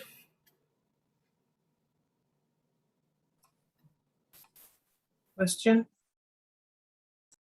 Thank you, Deputy Mayor Outfit. Starting in District 12, Councillor Stoddard. In favor of the motion? District 13. Voting yes. District 14. Voting in favor of the motion. District 15. In favor. Deputy Mayor Outfit. Voting yes. Councillor Daigle Gammon. Voting in favor of the motion. Councillor Hensby. Affirmative. Councillor Kent. In favor. Councillor Purdy.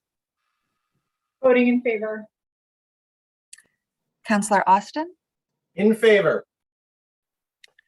Councillor Mancini. Voting in favor of the motion. Councillor Mason.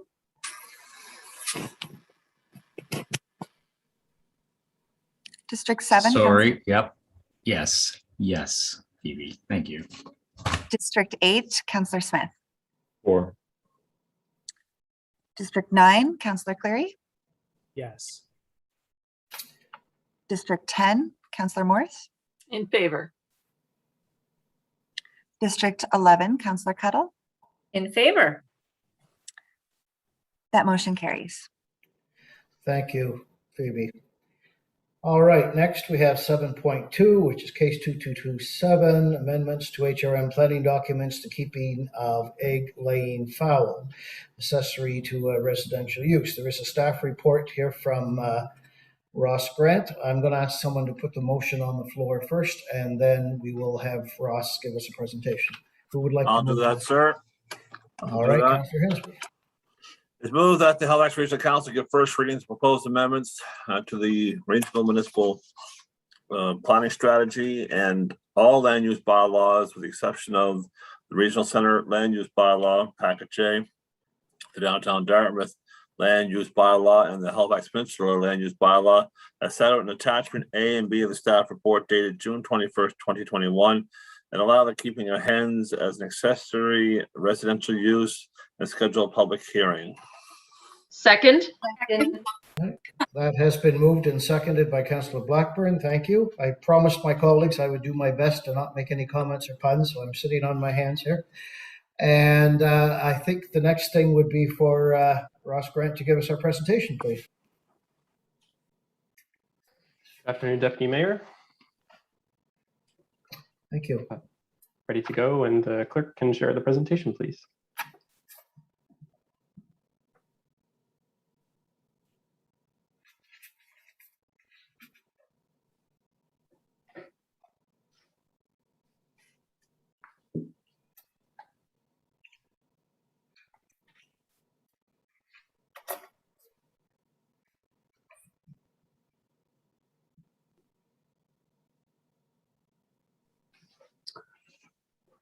Thank you. Good afternoon, Deputy Mayor, and through you to Council. Good afternoon. I'm here this afternoon to discuss the keeping of egg-laying fowl as an accessory use to residential uses. Next slide, please.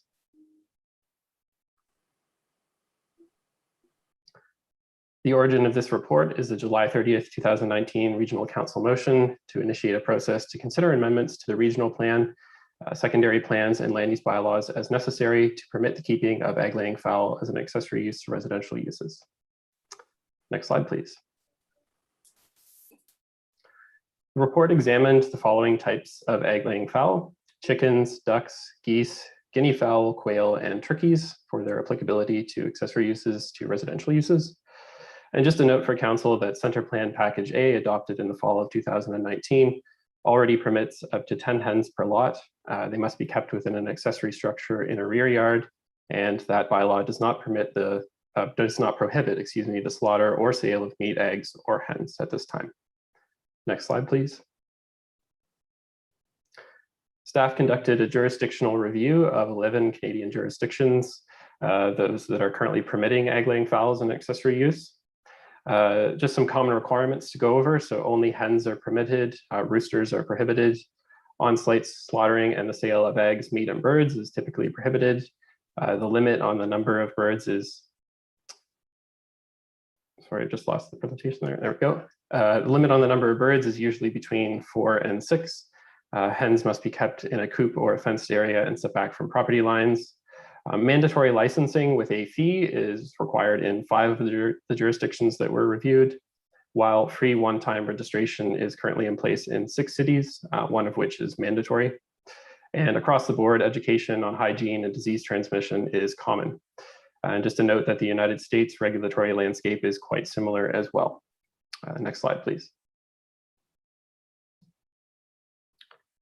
So in terms of compatible birds, hens, so female chickens, of course, are considered compatible in a residential setting. Other types of fowl that staff looked into for the report present conflicts with noise, smell, or their care requirements.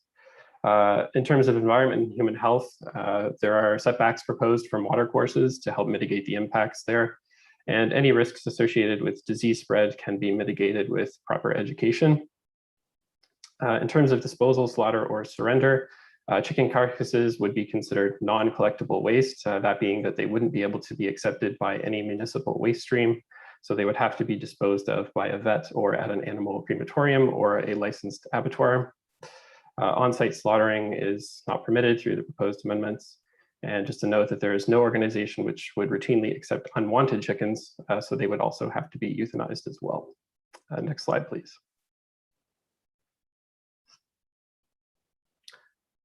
An online questionnaire was made available to the public from November of 2019 to January of 2020. It received 2,400 responses. Some key themes that came out of that, the importance of coop management, control of odor and waste, and concern for animal welfare and the attraction of pests was important to respondents. Adequate enforcement was also signaled as important, and requiring training and education for fowl keepers was also a highlighted topic. 79% of respondents supported the keeping of chickens in backyards, somewhat less for ducks and quail. And suburban areas of the municipality reported fewer fowl keepers currently, fewer people interested in keeping fowl, and more people in opposition to allowing fowl in comparison to the regional center or rural areas of the municipality. Next slide, please. Staff reached out to external stakeholders, and I just wanted to share some of those key feedback that we received here. So provincial agencies such as the Department of Agriculture noted that it's important to keep a registry of bird keepers, mostly for education and awareness purposes, as well as tracking statistics. Chicken-specific interest groups noted that animal welfare is an important consideration, and that that consideration, as well as disease risk mitigation, would be an important component of any education. Nova Scotia Veterinarians Members Association noted that it would be important for anyone looking to keep backyard fowl to form a relationship with a local veterinarian, given the limited number of vets that would actually look at backyard fowl at this time. And the Ecology Action Center noted that the keeping of egg-laying hens can support household food supply, and animal well-being and best practice awareness are important. Next slide, please. So the proposed approach is amendments to the regional plan and local land use bylaws. Just a note for council that larger scale operations would be unaffected by the amendments. They would continue to be permitted in rural areas under the existing rural mixed use zoning and rural resource zoning that allows for a larger number of birds than the proposed accessory amendments do.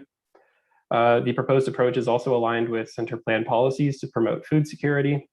And in summary, the approach is consistent across the municipality and would be as follows. 6 adult hens per lot would be permitted. Fowl would be kept in an accessory building or a fenced area in a rear yard only. The accessory building or the fenced area would have to meet the applicable requirements of the local land use bylaw and would have to be set back a minimum of 1 meter from property lines. The watercourse setbacks would be required as per the local land use bylaw and would apply as they would to a main building. So typically about minimum of 20 meters from a watercourse. And as I mentioned, the on-site slaughtering and the sale of eggs, meat, or birds would not be prohibited. And the hens themselves would be exempt from the requirement to obtain a development permit. Next slide, please. Also in the proposed approach, as I mentioned, is an education component. This would be information contained on a dedicated municipal webpage, modeled off of Canadian cities with experience in backyard hens, and would have information on things like the proper construction of coops and fenced areas, as well as care and cleaning for the hens. The enforcement model would be that municipal compliance officers could enforce noise and animals at large. Animal welfare would be the jurisdiction of the province. And nuisance issues such as smell may be challenging to enforce unless they would fall under the dangerous and unsightly premises clause of the charter. However, that education program would be, of course, focused on mitigating those potential challenges. And registration is being proposed as a free voluntary online registration in lieu of licensing or permitting, given the potential barriers that a licensing or permitting program would have to the food security potential benefits of this. Similar approaches are currently ongoing in other Canadian municipalities. This program can be set up and accommodated using existing municipal resources and budgets, and it would be used primarily to support education and communication with fowl keepers rather than enforcement. Next slide, please. In summary, the recommendation before council this afternoon is to give first reading to the proposed amendments as shown in attachments A and B of the staff report, and direct the CAO to incorporate the amendments in the regional center through the ongoing package B adoption process. Thank you, Mr. Deputy Mayor, and happy to take any questions now. Thank you, Ross. Appreciate the presentation. First on the list, I have Councillor Mason, please. First of all, I want to acknowledge I hate that we're talking about this. And the reason I'm saying that is, and this is not on you, Ross, is because there is no law banning chickens on the peninsula. People have chickens on the peninsula. And in my 9 years here, I can recall one time that we had a complaint, and that was over 2 chickens, not 10 chickens and a rooster. It was, they just didn't like it. The neighbors didn't like it. So I feel like we are going to great lengths to create a bylaw to solve a problem that my residents don't have. I recognize that Councillor Hensby, who moved the motion, does have a problem, which is bizarrely people in the kind of rural suburban area, the interface between one and the other. I remember hearing that Cow Bay, you couldn't have chickens, in an area that used to be a farming area. So I get that. But I also want to point out to council that we had a large scale consultation on the center plan, much larger than the consultation, which was quite large on this specific issue. And where we landed with the center plan was 10 chickens and 0 lot separation from the lot lines. The reason why is if you're in a 3,000 to 5,000 square foot lot, like most of the peninsula historic lots are, getting a 1 meter separation all the way around is really hard. That basically puts the chicken run in the middle of your tiny backyard. And that is not useful for the people who want to do this. So in conclusion, I know there's a bunch of people who have a bunch of different ideas for a bunch of motions. And I'm not going to make an amendment yet, but I am. I'll come back for a second go around, Deputy Mayor, because I want to hear what other people are going to say. But my feeling is that if we want it to be consistent in all of HRM, it should be 10 chickens, 0 separation from the lot line for the chicken runs, and then we go to the public hearing. But if the suburban folks who, as Ross quite rightly noted, there was more concern about this there than in rural or the regional center, strangely, if the suburban councillors don't feel that they can live with that, I'd like to hear from you about that, because my amendment would be to break out the regional center, and I'll ask staff at that point what the most expeditious way to do that is. Is it that we write it into this bylaw, or that we just say the changes proposed will not apply to the center plan package A and package B areas? Because to me, we've already done this and I don't want to do it again. And people have already invested money based on the rules we just applied a year ago. And again, we don't get complaints about this. There's 12 chickens and a rooster 2 blocks from my house, and I've never gotten a complaint about it. So I got to wonder what we're doing here. So I look forward to hearing from my colleagues. Thank you. Although they do complain about you, the chickens. And justifiably, Mr. Deputy Mayor, justifiably. All right, we have Councillor Mancini next, please. Yeah, thank you, Deputy Mayor. Thank you, Ross. Maybe I'll just jump in right where Ray was asking the questions, because in Dartmouth, we don't have the ability to allow chickens, and there's a strong interest for it, but there are some concerns. You talked about having no complaints where you have 12 chickens and roosters just down the street, probably because you have a building that has 30 university students that make more noise than the chickens, but that's another story for another time. So I support the idea of the chickens, but I have concerns. The concerns I'm hearing from my residents, and I look at particularly in East Dartmouth and the Woodlawn area, the concerns are around the potential of unsightly properties, the concern around noise and smell. Like many of my colleagues, we hear on a regular basis complaints about rodents and rats. And in Woodlawn, we do have a lot of HRM has the problem, but in Woodlawn in particular, we've had an increase in rodents the last number of years, and it's concerning. So the concern is by adding chickens and the feed and the waste will add to that concern of rodents. So rules are important to have it. Right now, you get a call for unsightly property of anybody's property, bylaw goes out, unless the roof is caving in or it's unsafe, usually those complaints, nothing happens, right? Is the property messy? Yes, but there's no rules against messy property. And so, we've got rules in place, Ross, with regard to the chicken coops and where you can put them and all of that. So what happens when our bylaw folks go out and receive a complaint about an unsightly property due to the chicken coop and the location of the feed and the waste? What is what is their ability to handle that? Education is alluded to in your report, and I realize you've got some information on the website. That's not really education. I like the idea of the public communication campaign. I think we should, as your report recommends, we partner with nonprofit groups. We should be doing educational programs. I look at Councillor Hensby. He has got numerous 4-H clubs that could step up to the plate and provide education. I go to the registration, and you talked about mandatory registration and license with a fee. The beauty of that is to be able to raise chickens, I have to register, I have to pay a fee, and here quite clearly is all the do's and the don'ts on that.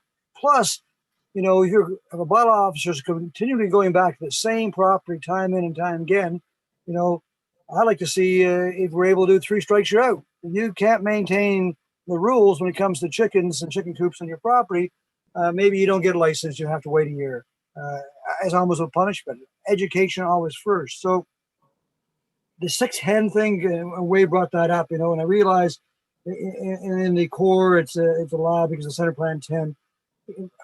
My desire here is to start small. 6 chickens, 6 mature chickens will give somebody, I think the amount was 42 eggs per week. It keeps the waste under control. The impact on neighbors under control. I think most of the people in that survey agreed with that. I like to lead. I like to make an amendment, if I may. It kind of leads to all that I'm talking about here, colleagues, so that we pass whatever rules we pass today, but in 2 years' time, we review the whole process. And in 2 years' time, if we see fit to increase that to 10 chickens or 20 chickens, so be it. At least we've had 2 years of experience under our belt to decide if this has had a negative or a positive impact, or we can keep it in the positive category. I believe, I don't know if the clerks put that in there, I can quickly drop that into the chat. So there's no real questions per se here, but I just wanted to address my concerns and maybe answer Councillor Mason's comments. And so I just put it in the chat and I'll read it.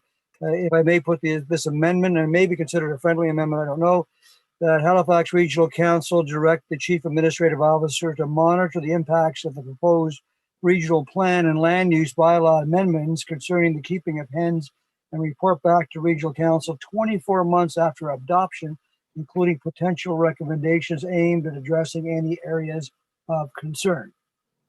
Seconded, Councillor Russell. Councillor Russell is seconded. Okay, that's great.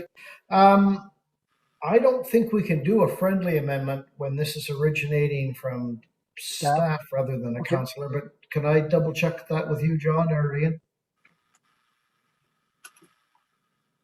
No, I don't. I would just deal with this as a regular amendment. All right, fair enough.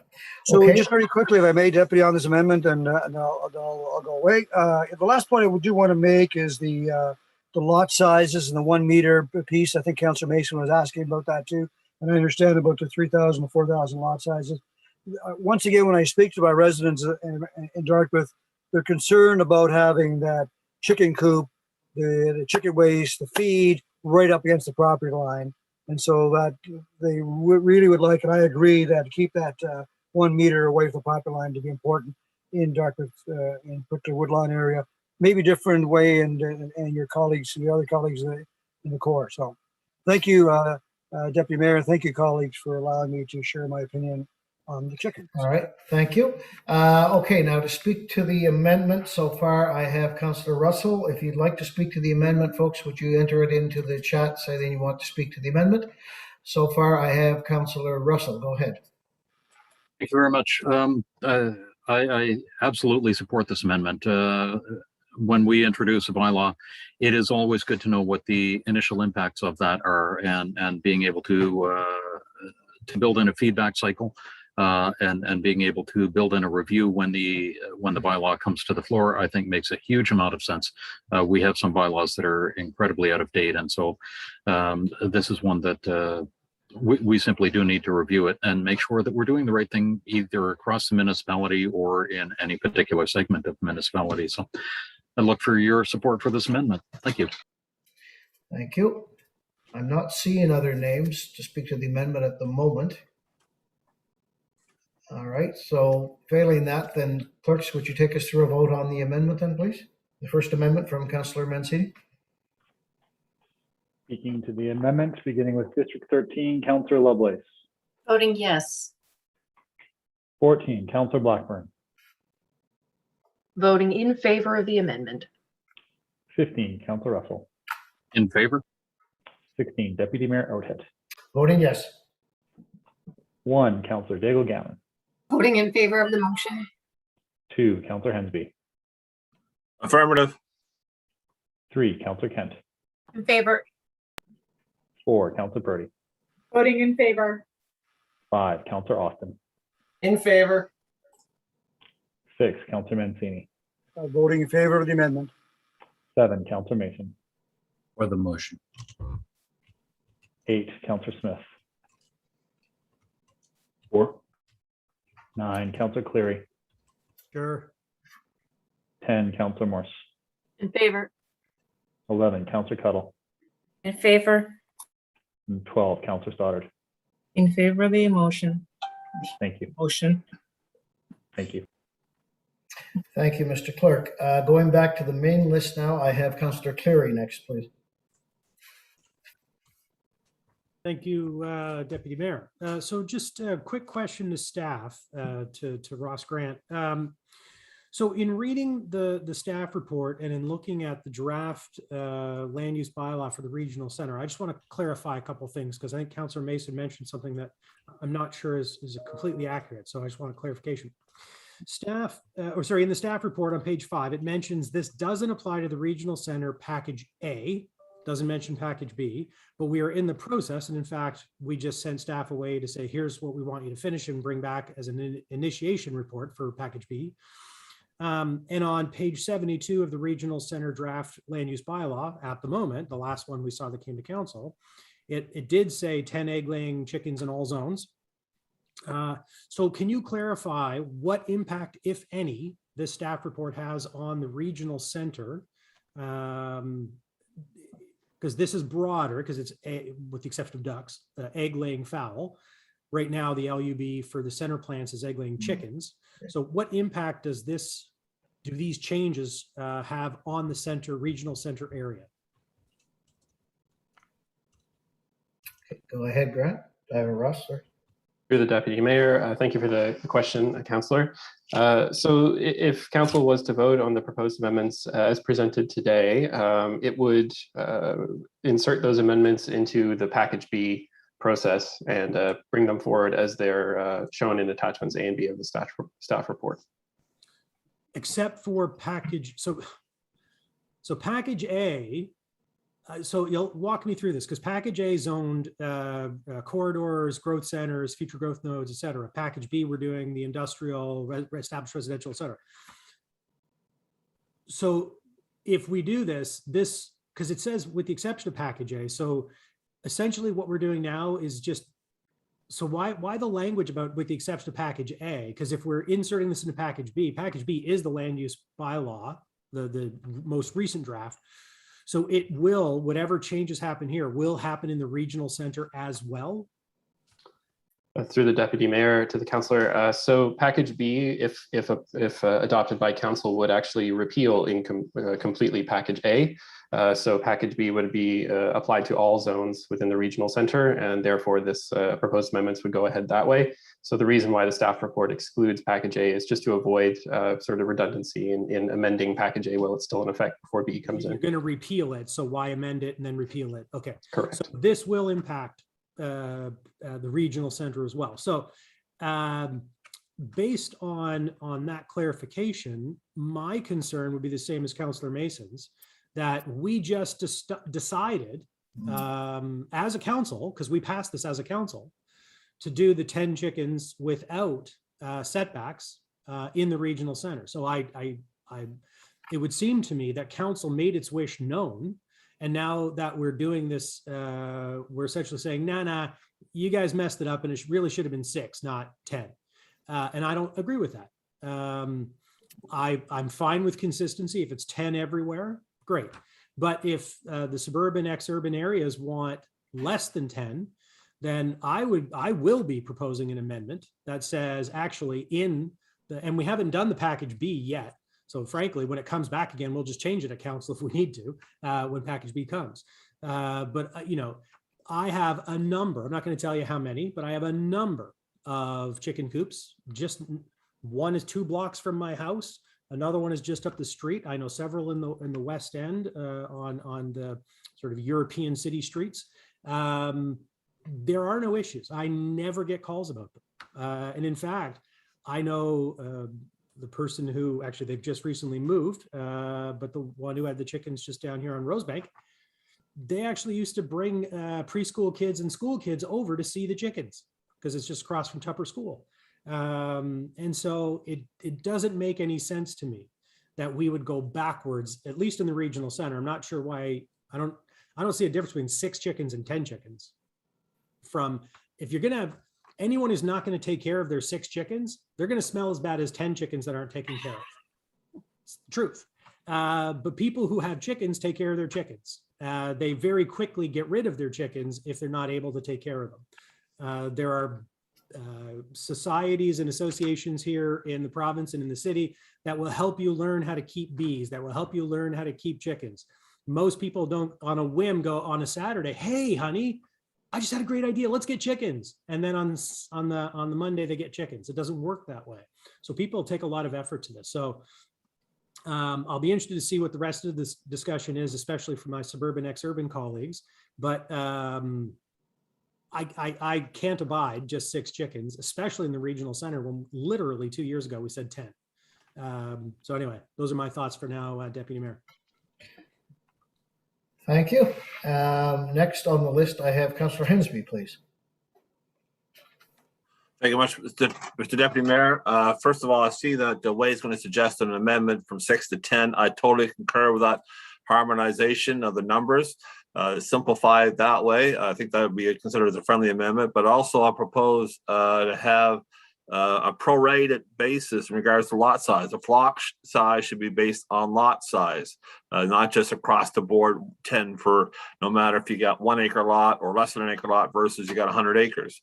So I'd like to suggest, I also put an amendment in the chat line that quantifies, and if we do the harmonization of 10, then I have up to 10 hens for 4,000 square meters or in size, up to 20 if between 4,000 and 6,000 square meters, up to 30 if between lot size of 60 to 10,000 square meters, and over up to 40 permitted lots of more than 10,000 square meters. I'd like to make that a suggestion as an amendment to the proposed bylaw at the present time, please. I'll second that, Councillor Cleary.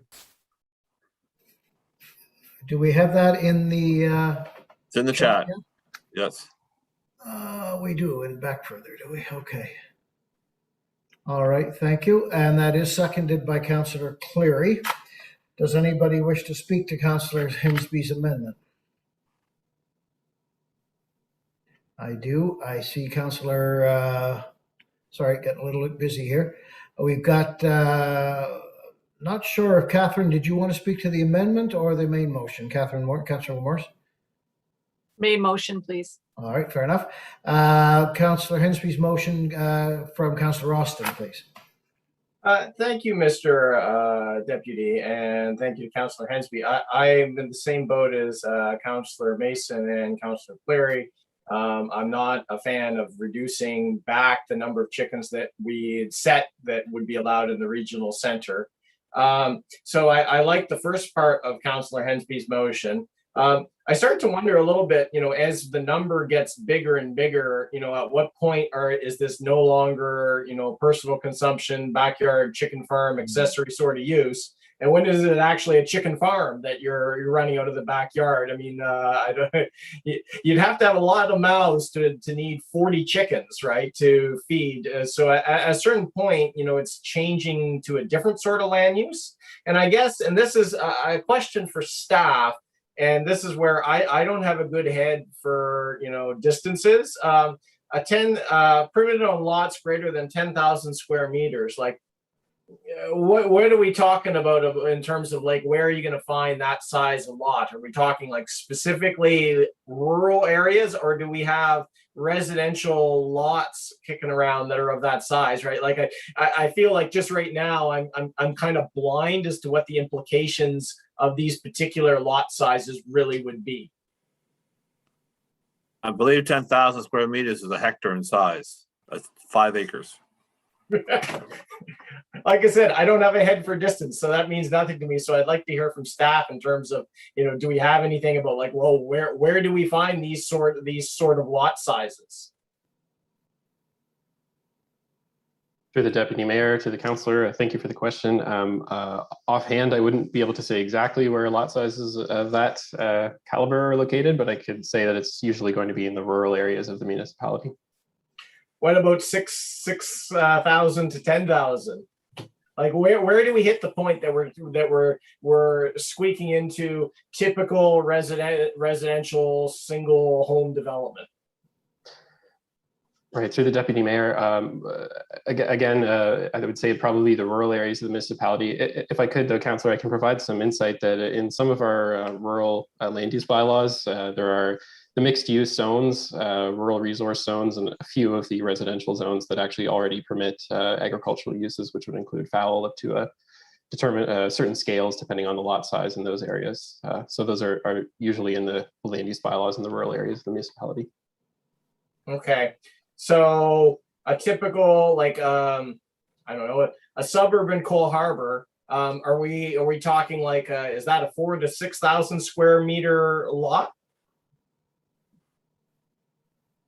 Like I'm just struggling with emotion that's on the fly without the actual context of well, what does this actually do and where?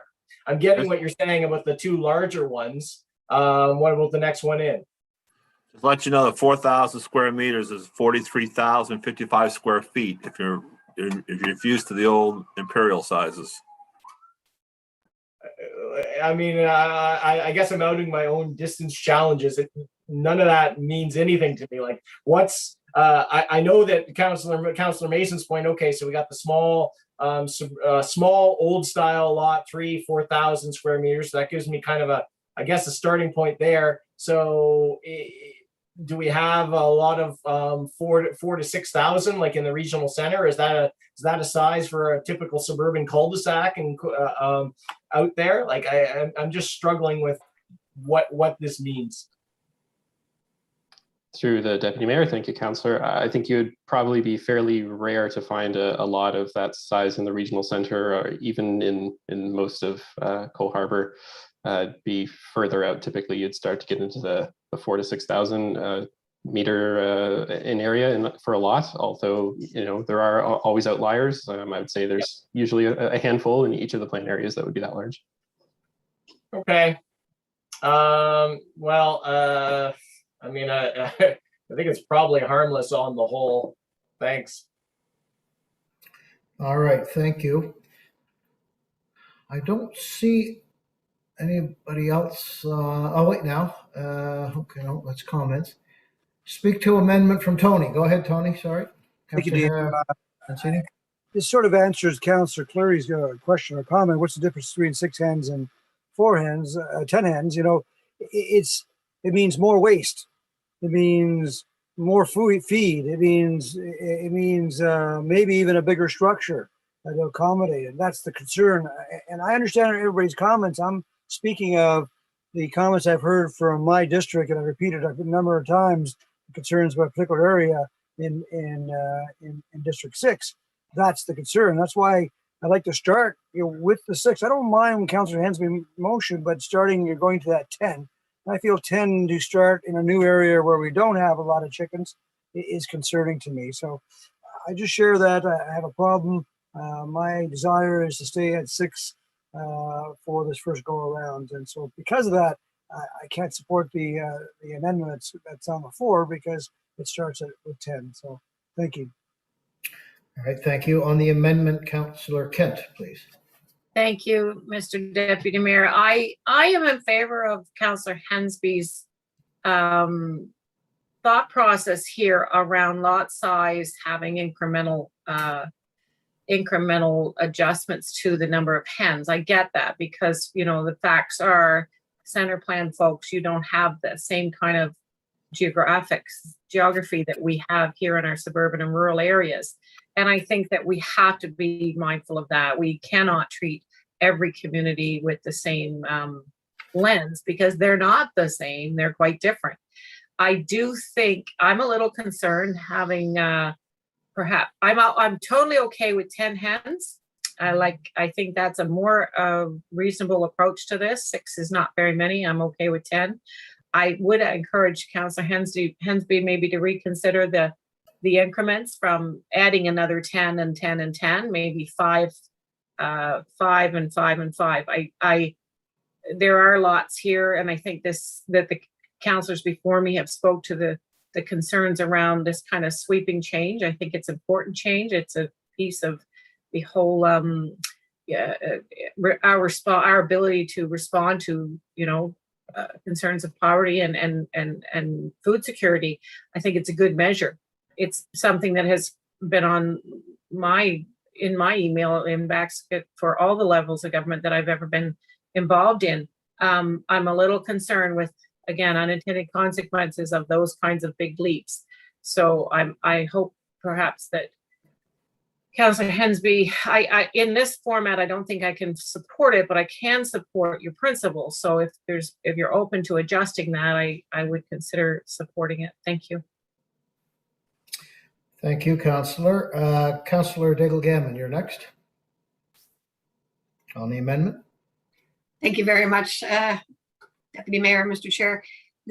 I support actually the thought process that one size doesn't fit all, one solution doesn't fit all in this. I do think that in the city it's one thing, but when you look at a suburban and a rural area that what the previous council had worked on for the city, that came about, and it actually caused a lot of confusion for people that were in the suburban area and a little bit more rural, in that it was a different set of rules. So here we were with more lot sizes, and in a lot of places not allowed to have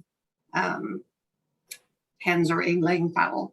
So, and you know, I guess this is just to the amendment. So to the amendment, I would agree that if the increments were up by 5, it would make good sense. I could still be happy with an increment by 10, but I do feel that the lot size needs to be a consideration in the motion. Thank you. All right, thank you. All right, Councillor Hensby. Councillor Lovelace on the amendment, please. Thank you so much. I'll just be brief. I just would really like to raise the fact that not all chickens are the same.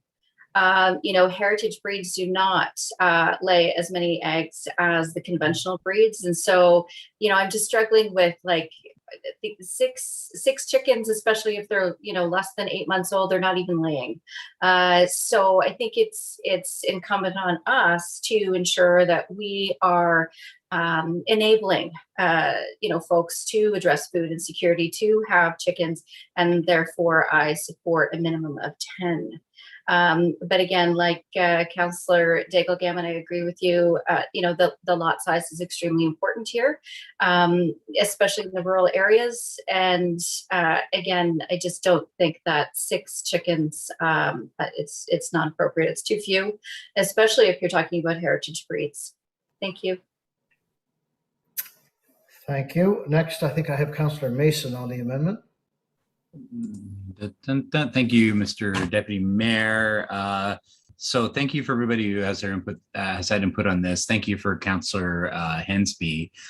You know, it's funny when we're talking about size of lots, I'm not talking about 3,000 square meter lots. I'm talking about 3,000 square foot lots, 278 square meters. So the size of many of the detached garages that some of you suburban and rural folks may have in your lots. Like this is a totally different kind of vibe down here. So if this passes with 10 hens permitted on lot sizes less than 4,000 square meters, that's great. And I'll amend my proposed motion to exempt the regional center from the 1 meter setback for the chicken runs, because that's the other concern when you're getting down to 3,000 square feet, 278 meters. That just doesn't work here. So if this passes, that's fine. If not, then I'll make a motion to just exempt the regional center from this amendment entirely and go with what's already been approved in the center plan that we've publicly engaged on. Thank you, Mr. Deputy Mayor. Thank you. Next, I have Councillor Cuttle, please, on the amendment. Thank you, Deputy Mayor. I mean, this is a challenge for a municipality the size of HRM. You know, again, I'll say this is the largest regional municipality in all of Canada. There's no one else like us. And we embody everything from, you know, rural areas to suburban to urban. And so even the challenge of trying to come up with a one size fits all solution to this would, you know, I don't know how you could do that. So I am in support of this amendment. I do have a question for staff, though. You mentioned that, you know, mixed use and agricultural resource areas are allowed to have like laying fowl, and you said some other rural zones do as well. Could you please tell me all the rural zones that are you're allowed to have egg laying fowl in, and that this bylaw would not be applicable to? The Deputy Mayor, thank you for that question, Councillor. I don't have the list of zones with me presently, although I would be happy to send it to you after if you still needed it. I can say that in the rural bylaws, it's the mixed use, rural resource, and a small number of the residential, like R6 types of zones that are currently permitted to have potentially quite a large number of fowl through agricultural uses if they can meet the requirements for setbacks. So these amendments wouldn't impact those lots. They would be able to continue going under the agricultural uses if they so choose, or to take the accessory size of hens as well. Okay, because I'm just looking at a map of like Harrietsfield and Williamswood, where you have a real mix of housing types and lot sizes, and it's R2. So this would apply to places that with R2 zoning? Through the Deputy Mayor, yeah, generally speaking, the R2 zone would be going under the accessory egg-laying fowl provision. Okay, thank you. Great, thank you. I think the CAO wanted to jump in for a moment on this. Jacques, is that correct?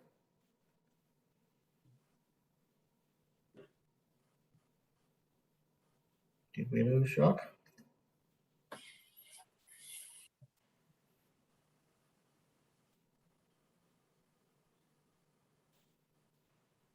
Maybe I'm wrong.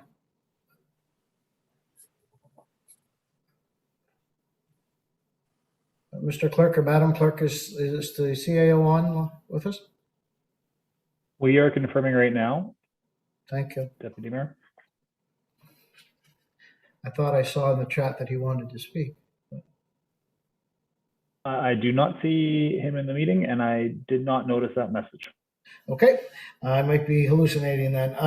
Becky, sorry, Councillor Kent, I think you wanted to speak to the amendment.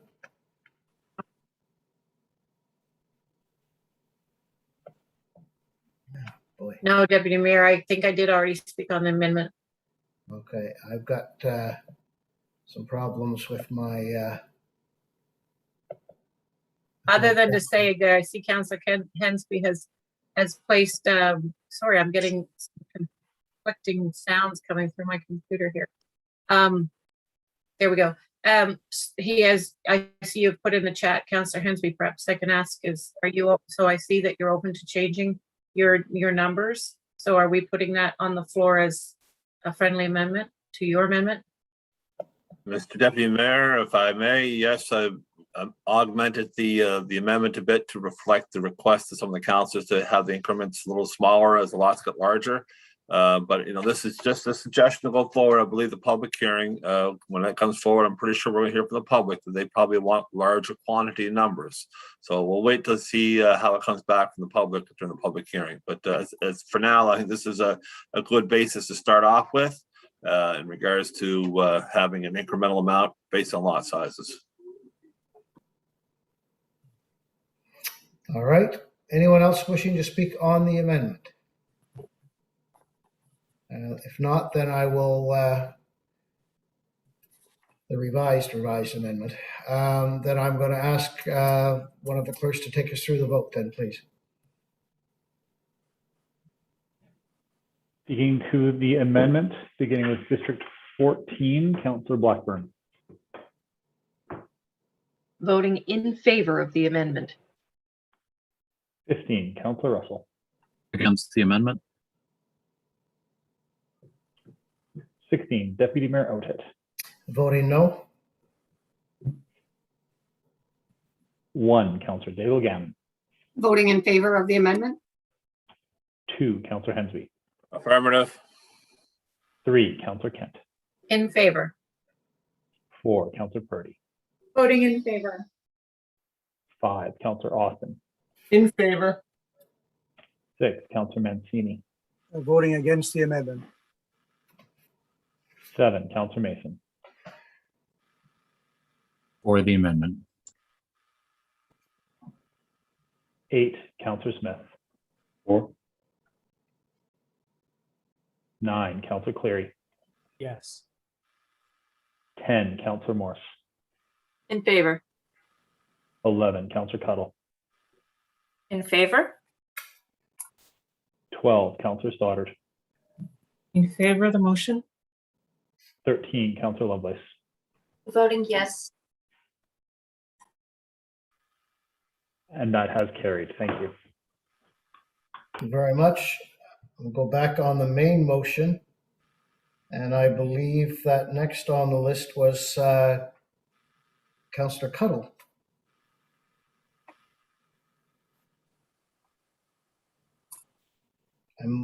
Is that There we correct?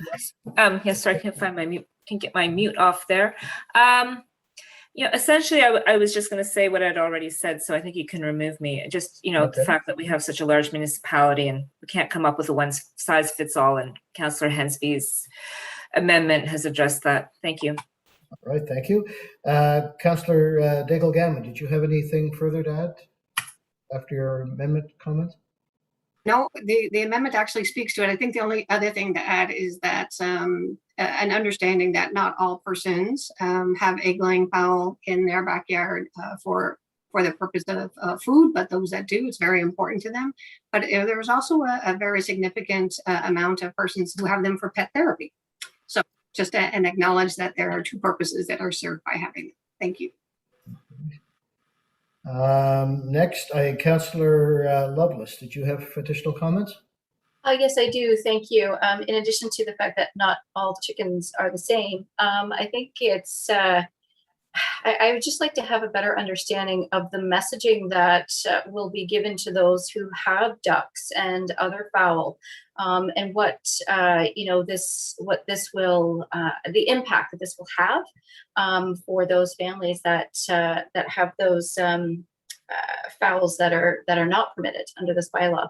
Just wondering, please, if staff can speak to that.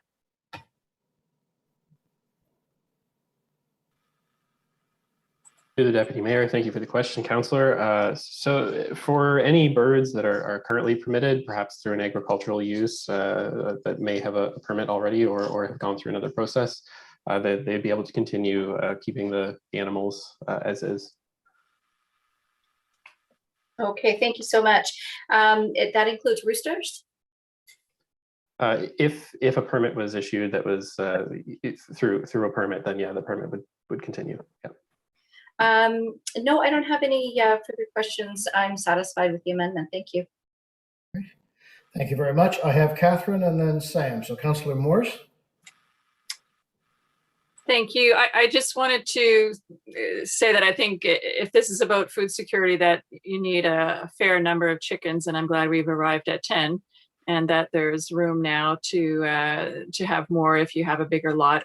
I guess I'd just like a little clarity on how, if someone has a complaint, I think in the suburban areas, the main concerns are rodents and smells and that sort of thing, cleanliness, I guess. So if a neighbor has any concerns about cleanliness, what is is it immediately that a bylaw enforcement officer will go out based on a complaint, or does it have to be established that there are other violations? Through the deputy mayor, I'll try to answer the question, but if my colleague Ben Sivak could step in if I missed something, that would be appreciated. If there was a complaint made, it would go through the normal sort of 311 process, and if there was a compliance issue, then compliance would investigate that. Okay, so it's immediate then, that there would be no difficulty, and anybody who has a concern or a complaint can get it attended to. Through the deputy mayor, if the complaint that was made was related to a bylaw issue, as to how the amendment's written in the land use bylaw, or to do with chickens escaping from a property, so sort of being at large, that sort of thing, that's the things that municipal compliance can address through the proposed amendments. Okay, thank you. All right, thank you, Councillor Morris. Next, I have Councillor Austin, please, and then I have some second rounds after that. Thank you, Mr. Deputy. So the amendment took care of one of my concerns in terms of the numbers. And I'm hearing colleagues, concerns about odor, smell, these sorts of things. And I think it's just worth keeping in mind, when you think about animals, if we took our existing relationships away with our animals and sat down and said, well, what animals are we going to allow? Well, it's actually man's best friend that would probably be the bottom of the list in terms of waste in parks, biting people, barking all the time. But that's an animal. Dogs are important to us, and so we go about it. And we don't even think twice about all the spillover impacts that it has to keep those animals. Cats, you could say the same thing. And so I don't think we should get too caught up in the challenges of chickens. I mean, I think Councillor Mason has made the point already that for the most part it doesn't generate complaints. In Dartmouth, it's not like Halifax where it hasn't. There's no gray area in the old Dartmouth plan. Chickens aren't allowed, but I know of at least 3 coops in my district, and you never hear a peep out of it in terms of complaints. So I mean, I don't think we're going to have big issues from this. The experience in other cities is when urban dwellers take on chickens, this is not your cousin, aunt, and uncle's place out in the countryside chicken coop. In other cities, they actually do tours of chicken coops, and you should just Google it. Right, there's some of these coops are quite palatial. So I mean, I think where the one remaining concern I have is the setback piece. I don't think, like the regional center council, with the center plan council, we went with no setback. And when the center plan first came around, because it would basically kind of make chickens a hard to do thing for many people by having to put them in the middle of your backyard. So with that in mind, I mean, I'd be interested from colleagues. I think Councillor Mason was indicating he was going to come back on that, but I think we should get rid of the requirement for a setback. If folks have concern about that, I would be okay with, well, let's eliminate the requirement for a setback within the regional center, where you have the smallest lots. But I think that piece is the one remaining item that we still need to address. So if anyone has some opinions on that, otherwise I'll come back and put a motion on for no setbacks. Thank you. All right, thank you very much, Councillor. Second time round now, I have 3 names. I have Councillor Mason, Councillor Hensby, and Councillor Cuddle. Starting with Councillor Mason, please. And I didn't say a word when you said peep, Sam. I used very good discretion. It must be very hard for you, Deputy Mayor. So it's very, very difficult sitting in the sidelines for this one. I respect your restraint. So very quickly, most university students are great, to Councillor Mancini's point. They don't make a lot of noise. However, when they do make noise, the few that do, it's often after 10 o'clock at night, and most chickens would be locked in their coops with the hatch dropped by 8:30, right, and locked up until the next morning. And indeed, I'm getting live commentary from Elizabeth Wozniak, who sent us a letter a month ago now when we first talked about this, who is, they have 10 plus chickens on their property, and the chickens molt once or twice a year, and they're not laying right now. They're in different ages and stages of life. They get 20 to 25 eggs a week with 10 plus chickens, right? So, as Councillor Morris said, if you really want to actually make this a food security thing, 6 ain't going to cut it. So I'm glad we changed that.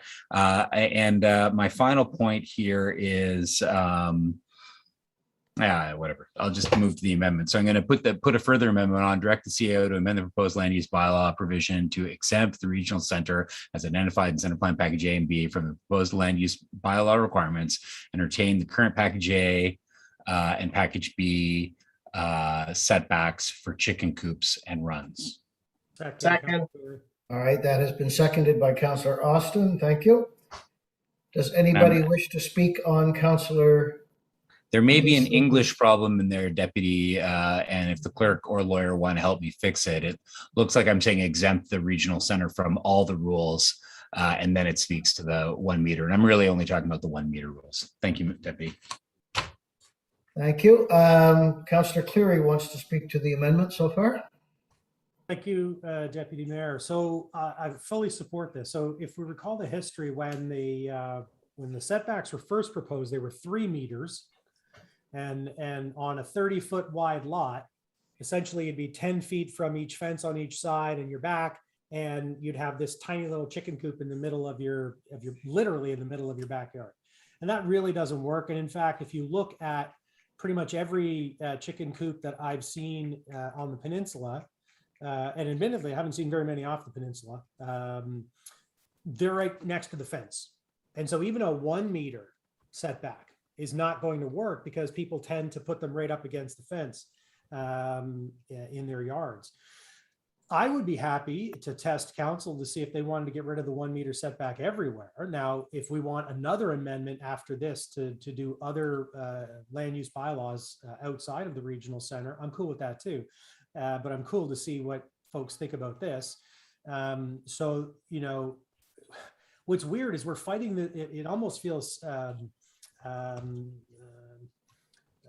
what was the name of the guy? Sisyphus, had to roll the boulder up the hill and then it kept coming back down. They had to roll the boulder up the hill again. I kind of feel like this, like we did this already. We fought the setbacks. We increased the number for the regional center. That was done. And then staff come back and say, oh, by the way, let's do this thing that affects everyone, including you guys who just did your thing. And so, I want to get back to that place where we were back in 2019 when we passed Package A Center Plan. And so this makes sense to me. I will support this. I hope everyone else does. And if a suburban ex-urban councillor outside the regional center wants to say, hey, we don't need the 1 meter setback in our places, I'd support your amendment too for those areas. But I guess we'll start here. Thank you, Deputy Mayor. Unless you want to try a friendly amendment on this one, so maybe we don't have to go through this twice. I'll take my chances. You'll take your chances? All right. I thought you might want to rock and roll there, Sean. All right. Okay. Next, I have Councillor Russell, please. Thank you very much.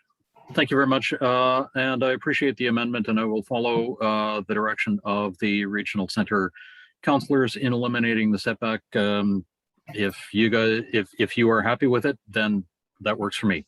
Out here in suburbia, I have received a number of complaints about people who have pools too close to their next door neighbor's property. There is a setback already of I think it's 4 feet. And if someone's pool is next to the property, they get in touch with me and 311 and a number of other people. We have had concerns about people having roosters here, and I can only imagine what the concerns would be if there was no setback in my neck of the woods related to the chicken coops right up against someone else's property. I've received a number of neighbor to neighbor complaints about trees overhanging and about various other things. And I support the amendment as it is. Yep. I would not be able to support a further amendment if it extended beyond the regional center. So thank you very much. Wei, you're not muted. Thanks for that note there, Councillor Russell. But we do lip read. Okay, I don't see anybody else wishing to speak to the amendment. So are we ready for the vote on the amendment? Wei's amendment? Question. All right, then let's, Mr. Clerk, would you take us through? Mr. Deputy Mayor, I think Councillor Purdy has a question. I'm sorry, I didn't see you at all, Trish. Go right ahead. Okay, easily missed. Thank you, Deputy There Mayor. you are. Okay, let's just last. Okay, you snuck it in there. Okay, go ahead. Sorry. So just clarifying this amendment. So what you're saying is this amendment says that we're getting rid of the 1 meter in all of package A and package B. Is that correct? Regional center only, yeah. So what this amendment says is we are voting against the setback in the regional center only. Not in our areas. Okay, thank you. All right, I'll try again. Mr. Clerk, would you like to take us through a vote on the amendment from Councillor Mason? Can I confirm that the motion that I posted in the chat is accurate? Yeah, that does fix my English problem there. Thank you, Ian. Much better. Some right good. Beginning with District 15, Councillor Russell. In favor. 16, Deputy Mayor Otit. Yes. 1, Councillor Daigle-Gammon. Voting in favor of the amendment. 2, Councillor Hensby.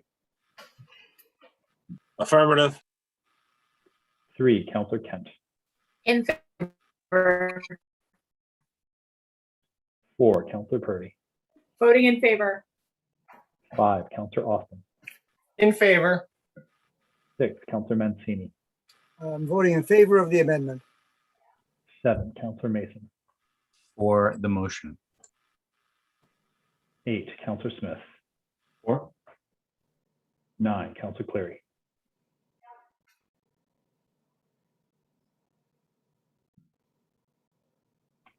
Get that? Councillor Cleary. Hello? Can you hear me? No, I can. Yes. Is that a yes, Councillor? Thank you. 10, Councillor Morse. In favor. 11, Councillor Cuttle. In favor. 12, Councillor Stoddard. In favor of the amendment. 13, Councillor Lovelace. Voting yes. And 14, Councillor Blackburn. Voting in favor of the amendment. Thank you. Thank you, Mr. Clerk. Okay, folks, I'm going to check back now, see on the second time around if there's still some folks who want to speak or if it was dealt with the amendments. So potentially speaking for second time around, Councillor Hensby. Thank you very much. I just want to show a picture to you guys. That background picture is a constituent of mine. That has 32 chickens in it. That coop with the 2 coops and the fence and stuff.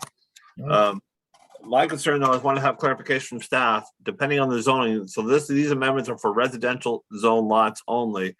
So if a person has like a rural enterprise zone lot, these quotas won't apply. Is that correct? Through the Deputy Mayor, thank you for the question, Councillor. That is correct. The proposed amendments wouldn't affect the existing ability for agricultural uses. So if they already have, so if they live on a lot that's zoned mixed resource or mixed uses or rural enterprise, more open zone areas, they won't be impacted by the quota numbers. So because I'm concerned that some folks that already have chickens on their properties, if they are zoned outside the residential zone, they should be fine. But some people are asking, should we be grandfathering the amount of chicken coops that might be out there on residential lots? And the question is, how do we enforce that or regulate that? I have no idea. And the only thing I'm worried about is if some people are in contradiction of the bylaw in regards to having too many chickens in a residential zone, we have no rehoming program, I guess you could say, for the chickens and stuff. So I don't know if that's becoming more of a community-based action group, perhaps. I don't know. And the last thing is to clarify, I think the staff report talked about no building permits are required to put in a chicken coop. Is that correct? To the Deputy Mayor, any accessory structure would require a development permit if that was required by the local land use bylaw. It's just the use of the chickens is not requiring a permit. The use of the chicken is not required, but a chicken coop does require a building permit. If required by the local land use bylaw, it depends on the size. In certain cases, they don't require a permit. Okay, thank you. Like I said, this is going to be interesting. This is to go out to the general public. I can tell you when I posted this a few days ago on the local social media pages across my district, this just blew up in regards. There's a lot of people in favor, some people against, some people can't believe the government's getting in the face of people, their own land use and stuff and their food security. I can tell folks is that this all started because I had a constituent in Lawrencetown. Her neighbor, her zoning allowed for chicken coops, and herself, next door neighbor to her, is not allowed because of the zoning change, because the subdivision was done in two phases. The first phase allowed it. The second phase had a slightly different zoning designation, and she couldn't have chickens where her neighbor beside her could, and had a number of situations elsewhere in Lake Echo, Mineville, and Chesapeake that had the same dilemma in regards to why aren't they allowed to have chickens. So I'm looking forward to the public hearing on this matter. I'm pretty sure we're going to hear loud and clear from those who have chickens that perhaps there should be an increase in the quota based on lot sizes than we propose right now. So I'll wait till that occurs and see how that goes forward. My other question, though, is about free-range chickens. I know a constituent has their chickens freely roaming, and it's not a problem for the neighborhood. But I was kind of curious if are we in this proposed bylaw saying that all chickens must be penned in, or are they allowed to have the option of free range? Through the Deputy Mayor, Councillor, the chickens would have to be contained within a fenced area or an accessory structure to meet the requirements of the proposed amendments. And that's if they're applied to applicable residential lot, but if they're under a mixed use or rural enterprise zone, or rural, they would not be applicable, so they could have the free range. I just want to have clarification on that differentiation between zones. In the case of the mixed use or rural resource zones, then the chickens could go under the requirements of that zone, and depending on the threshold and the bylaw applies for requiring an accessory structure and the associated setbacks, there could be the potential for free range in that case, because they're each a little bit different with how they deal with applying setbacks and requirements for accessory structures related to agricultural uses. All right, so I'm happy to see this go forward. I won't count my chickens before they hatch, but I just want to make sure that this, I want to make sure this gets to the public forum to hear from the general public on the matter. Thank you. All right. To see if they have further comments, Councillor Cuttle, do you have further comments? Second round. I had a question about existing use. So Councillor Hensby just asked that, but wasn't clear on the answer. If there is existing use of people who have more than the allotted number of chickens that we've just outlined here in the amendment, what happens to them? Through the Deputy Mayor, to the Councillor, thank you for the question. So in the case of where a permit was already issued for a use, so if somebody already had chickens and they did have a permit for it, that could continue as non-conforming. In the case of if somebody didn't meet the permit requirements, they would have to meet the requirements of the proposed amendments. Okay, so it can continue for non-conforming. And then my other question is about roosters. And is there any way to permit roosters through a permit and controls, or will this ban roosters outright? To the Deputy Mayor, the proposed amendments wouldn't allow for roosters. Of course, Council can choose to amend that and allow them, but the proposed process wouldn't accommodate roosters. Okay, thank you. Thank you. Councillor Cleary, did you have more comments, or did you cover them off? I'm good now, Deputy Mayor. You're good now? Okay. I don't see anybody else on my list, and no one's waving or jumping up and down. So I'm going to ask Ian if you would take us through the vote, please.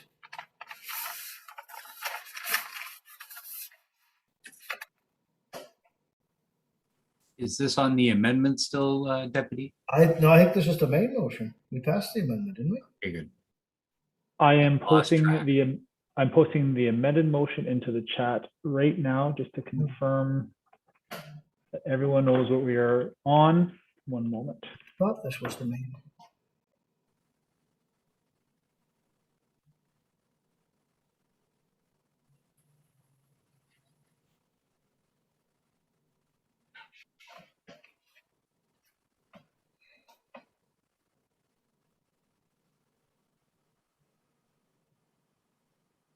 So I posted in the chat the main motion is amended, and the second bullet, which was Councillor Mancini's motion that was approved earlier in the conversation.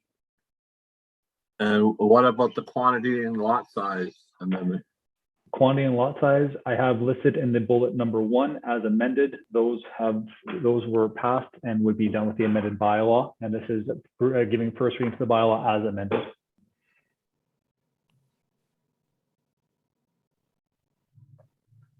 Okay, everybody comfortable?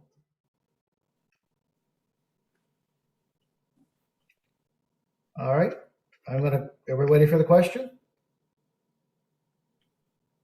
Okay, everyone's gone. All right, Ian, take us through then, thanks. Beginning with District 16, Deputy Mayor Oathit. I will vote yes. 1, Councillor Daigle Gammon. Voting in favor of the motion. 2, Councillor Hensby. Affirmative. 3, Councillor Kent. In favor. 4, Councillor Purdy. Voting in favor. 5, Councillor Austin. In favor. 6, Councillor Mancini. Voting in favor of the motion. 7, Councillor Mason. For the motion. 8, Councillor Smith. 4. 9, Councillor Cleary. Yes. 10, Councillor Morse. In favor. 11, Councillor Tuttle. In favor? 12, Councillor Stoddard. In favor of the motion? 13, Councillor Lovelace. Voting yes. 14, Councillor Blackburn. Voting in favor of the motion. And 15, Councillor Russell. In favor? Thank you. Council, are we ready for a 10 or 15-minute break? Or I'm feeling hungry after all this discussion here. So, are we ready for? Absolutely. All right. So Chicken nuggets for everyone. let's Chicken come back at nuggets. 3. Let's come back at 3:45. That gives us roughly 14 minutes. Ian, we'll come back to where we were, and thank you. Absolutely. See you all at 3:45. Thank you.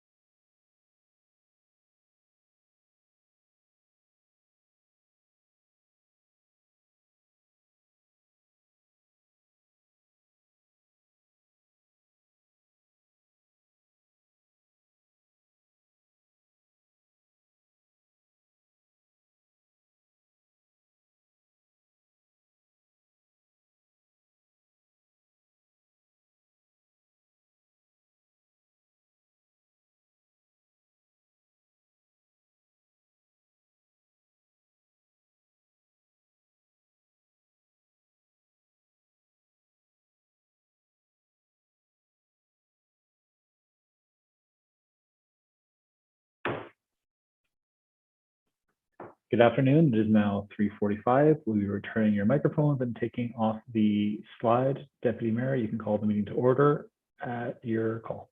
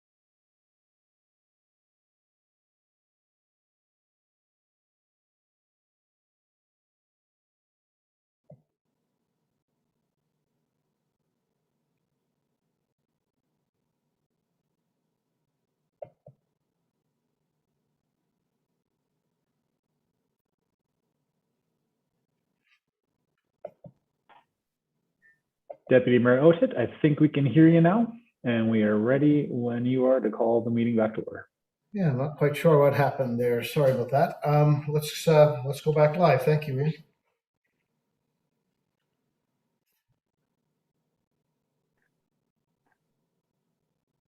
So we are good to go. We have quorum and mics and cameras are returned. All right, thank you very much. All right, council colleagues, we are now at 7.3 under consideration of deferred business, and this is proposed amendments to Administrative Orders 49, 50, and 52. And we have John Traves and also Dirk Slon-White ready to speak to us if required. Who would like to put this on the floor? I'd be happy to, Mr. Deputy Mayor. Thank you, sir. I move that Halifax Regional Council adopt the amendments to A, Administrative Order 49, the settlement of claims, Administrative Order B, Administrative Order 50, disposal of surplus real property, Administrative Order C, Administrative Order 52, Code of Conduct for Elected Officials, D, Administrative Order 2018-004, ADM, the Real Property Transactions Policy, and E, Administrative Order 2020-004, ADM, the Procurement Policy, as set out in Attachment 3 of the staff report, dated June 4th, 2021. I will second that, Councillor Russell. All right, it's been moved and seconded. Any comments, questions? Just very briefly, so I have a specific question for staff. Would the proposal, I read them and it seemed like it was guidance rather than rules. If a counselor, for example, wanted to show up at a disciplinary or bid bar hearing for a business that had its headquarters in their district, and would thereby, in my opinion, be interfering in the administration of the municipality, would this make that against the rules now? That's a specific incident that we've seen happen.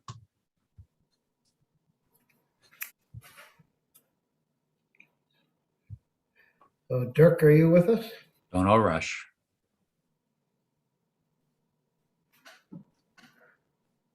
There he is. I think you're still muted.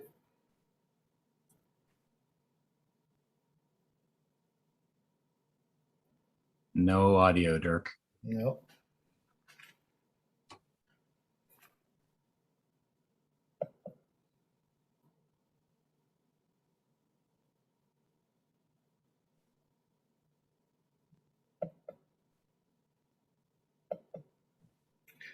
John, are you able to jump in if Dirk's having trouble, or?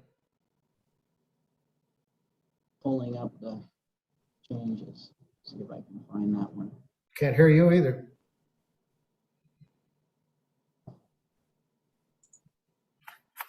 Can you hear me now? That's better. All right. Dirk, at the top of your screen, there's a recording button. You have to click that. I'm just trying to pull it up and see if I can find if that's specifically dealt with.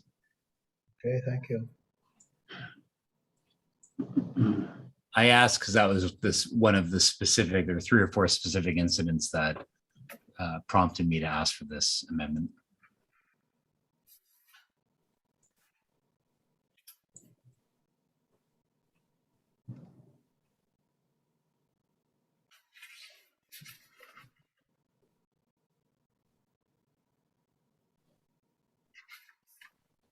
So there would, Deputy Mayor, through you to the councillor, there is nothing prohibiting a member of council from attending with a resident at any particular meeting. However, there is a prohibition in terms of giving any direction or instructions to council or to a commission with respect to anything that would lie under the CAO's authority. Council effectively can only act through the larger body by vote, as it were. And so with the exception of a right to information from staff with respect to questions or other areas where they're having discussions with staff to gain information, but they are prohibited by law under the charter, actually.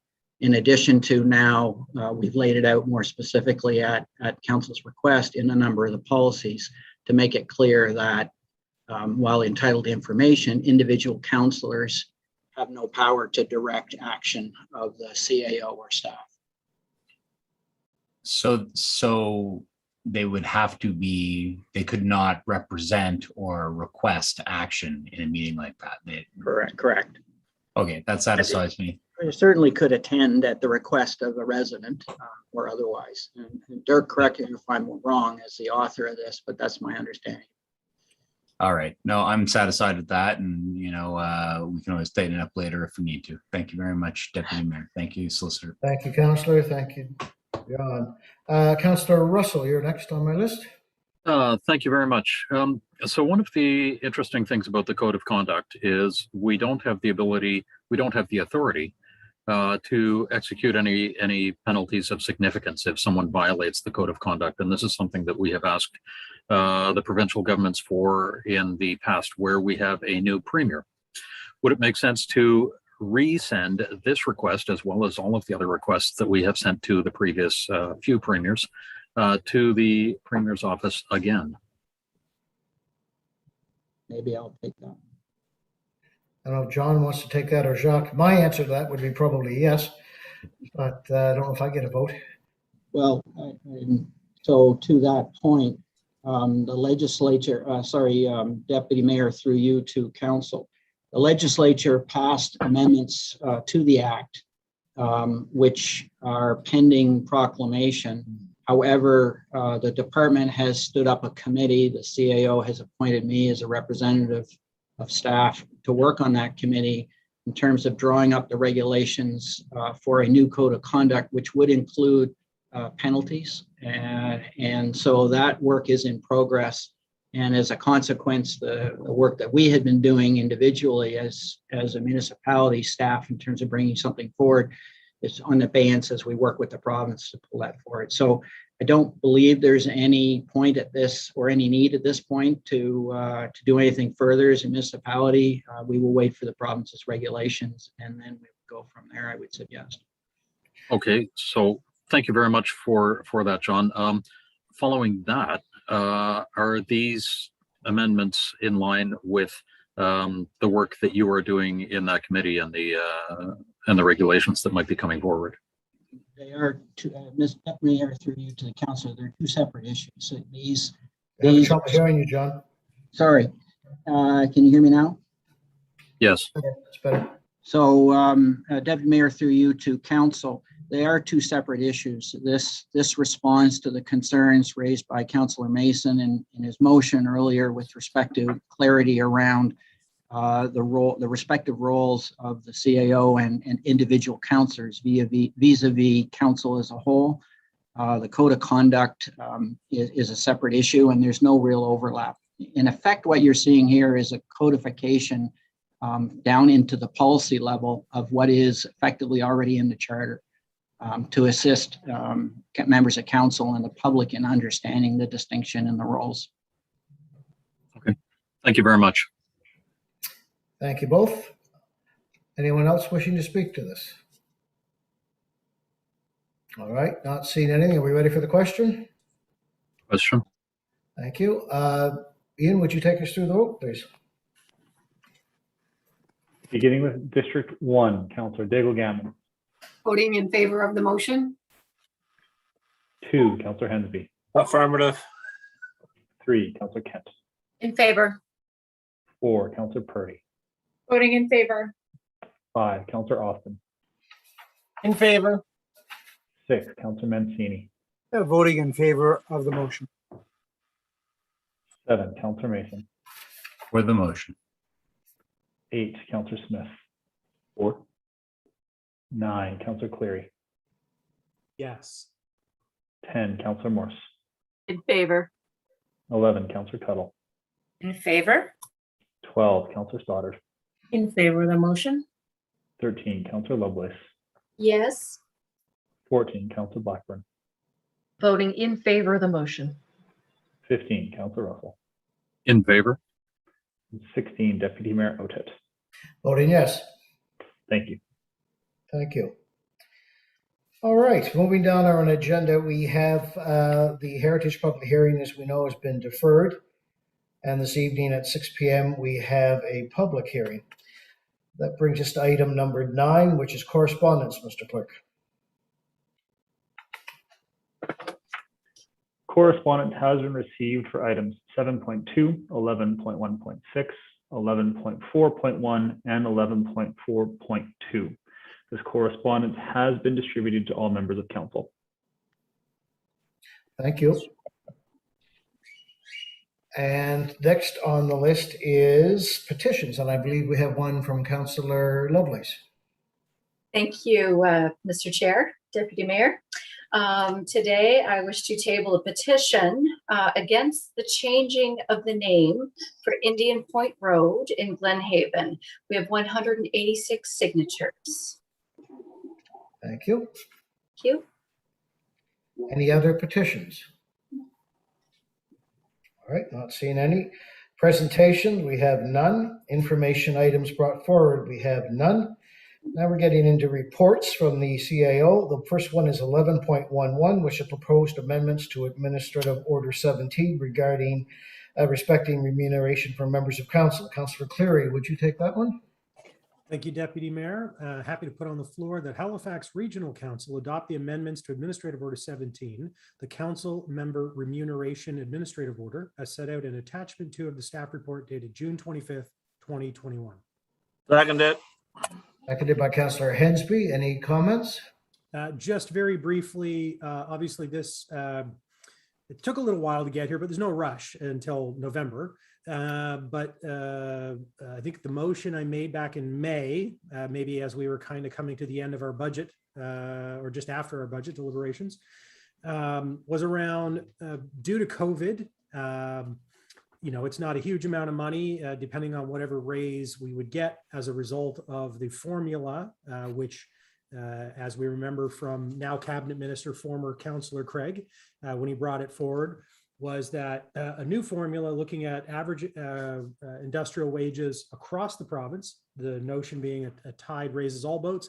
Only if our residents get increases in wages would we get an increase in wage. And in light of COVID, we decided to freeze our wages last year because we didn't know where the budget was going to be. And we had to go through a whole process of making a lot of tough decisions and freezing and cutting in a number of pretty significant areas. This year, the budget was a little easier, but we still had to be very restrained. And I thought, and obviously colleagues agreed, that both as a symbolic and a real gesture in terms of some monetary savings, that we would freeze our salaries again in 2021.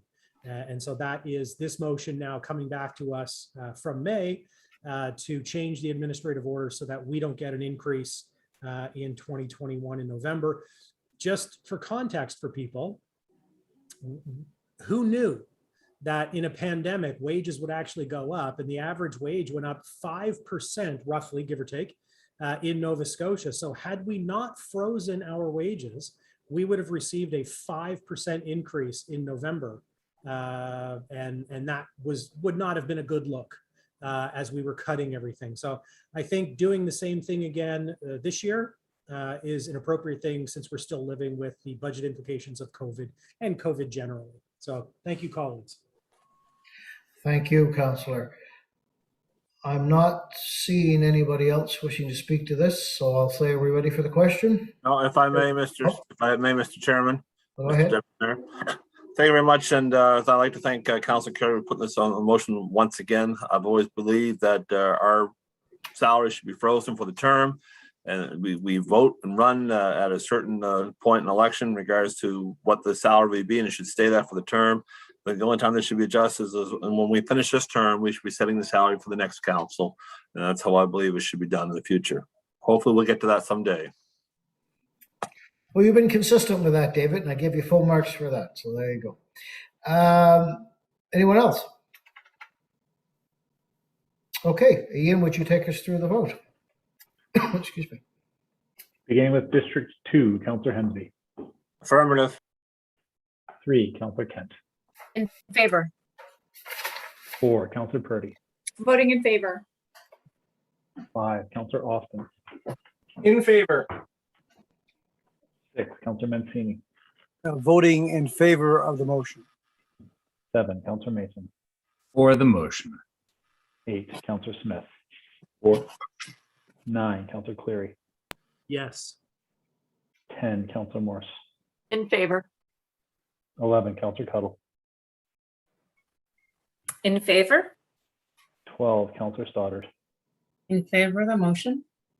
13, Councillor Lovelace. Voting yes. 14, Councillor Blackburn. Voting in favor of the motion. 15, Councillor Russell. In favor? 16, Deputy Mayor Otet. Voting yes. And 1, Councillor Daigle Gammon. Voting in favor of the motion. Thank you. All right, Mr. Clerk, I'm going to go through the list of what I think has been taken off that we passed on the consent agenda, but if I missed anything, please feel free to correct me. So 11.1.2, we voted on the consent agenda. 11.1.3, we did, but I have us as 11.1.4, funding for field enhancement, that has come off. And I believe Councillor Cuttle wanted to speak to that. Yes, thank you, Deputy Mayor. Should I put the motion on the floor? Yes, please.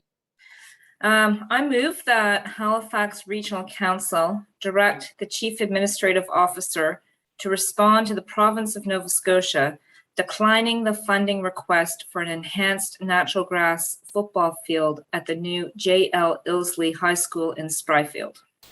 A second? Yeah. I would like to ask my fellow council members to defeat this motion, and I would like to put an alternate on the floor as recommended in the staff report. All right, we used to call that the Adams Gambit, I think. So you ask us to vote against what you just put on the floor, and then you will bring forward one of the alternatives. I think Councillor Mason, you're next to speak. Did you want to say any reasons or anything, Patty? Did you want? Yeah, sure. Thank you. So the recommendation from staff is not to grant the request for funding from the province, and part of that reason is that the province was looking for us to fund the entire enhancement of the field at the new J.L. Ilsley School, and that's not something that is normally done and hasn't been done in the past. The alternate I would like to bring forward is that we approve funding up to $500,000 towards the enhancement of the field. This is a really important thing in Spryfield. We have a brand new school, and we have an opportunity to put in a proper regulation size football field. J.L. Ilsley is a football school, and there is no field within close proximity, within easy walking distance of the school, unlike other schools in the municipality like CP Allen or Halifax West, which has the commons across the way.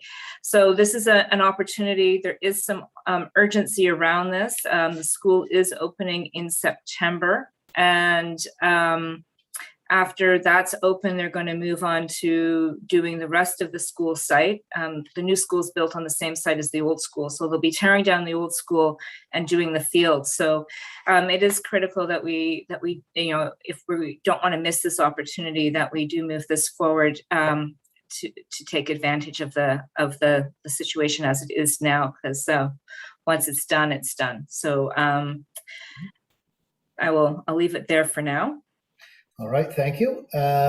Next on the list to speak, I have Councillor Mason, please. Thank you, Deputy Mayor. So I guess I would ask to close before we vote on this, I'd ask the councillor to come back and tie this more firmly to a recreational goal of HRM.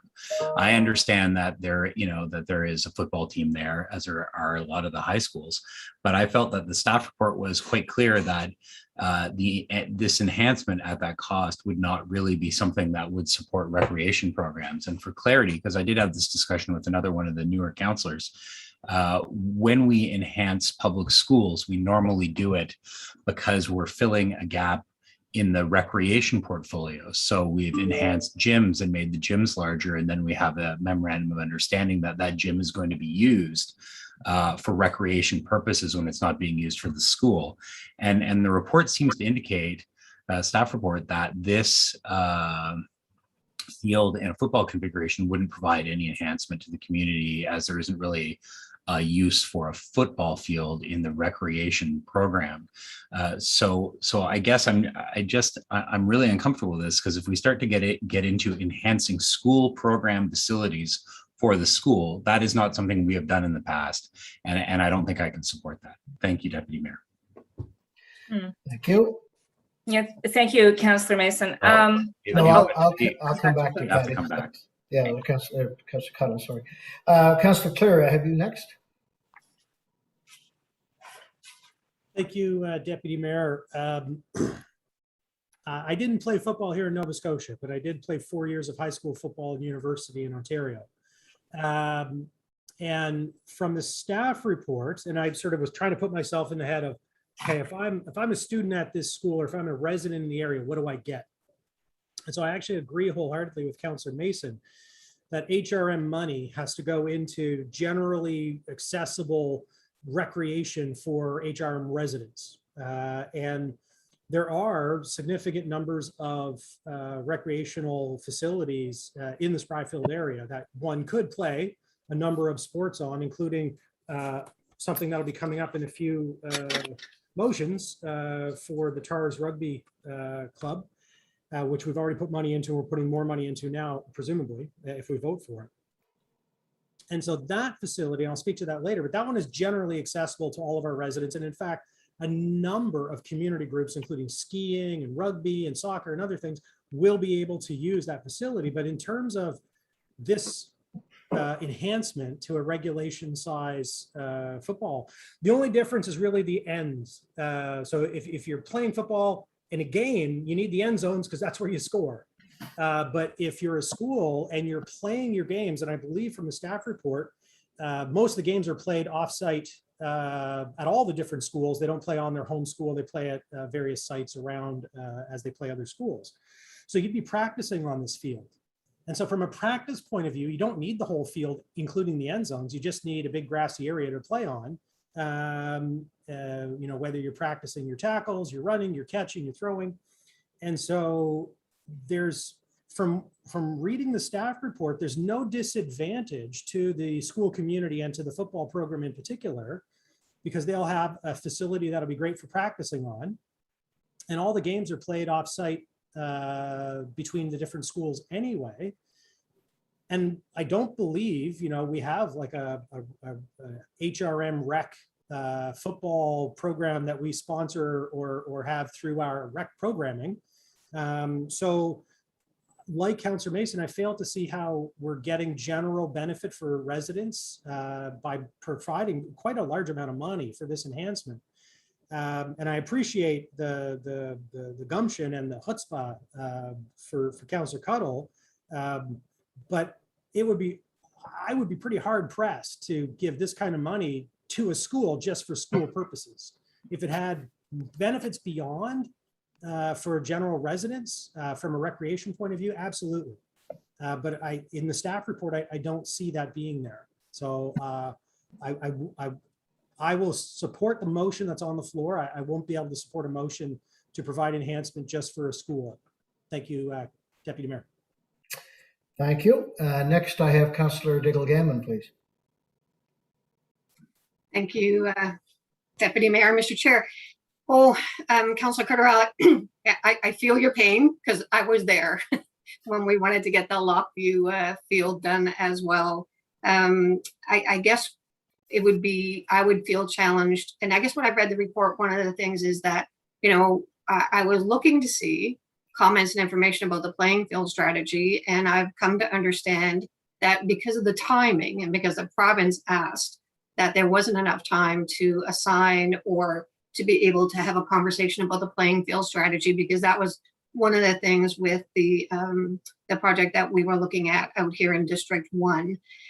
And so I did really want to understand a little bit better about what the contribution would be. And in the staff report, and then when I talked to the author, and I know that I think Gareth might be here, but it would be that there's only 4 home games annually that would be played and potentially maybe only 2 on a home field. So that would look like we would be spending $25,000 per game over 20 years in order to equate to that $500,000 ask.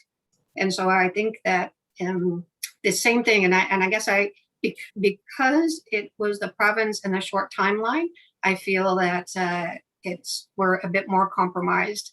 And I really wish that, you know, we could all say that when the province builds these schools, that they would go out and say, what is it that the community wants? And they would actually build it in from the get-go. But they haven't done that. So I again would be challenged to support the alternative motion as well. Thank you. Thank you, Councillor. Next, I have Councillor Mancini, please. Thank you, Deputy Mayor. I have a question for staff. Councillor David Gammon did bring up the playing field strategy. Can we get an update where that is? And in that strategy, are they also looking at you know, schools specifically in that strategy too? Thank you.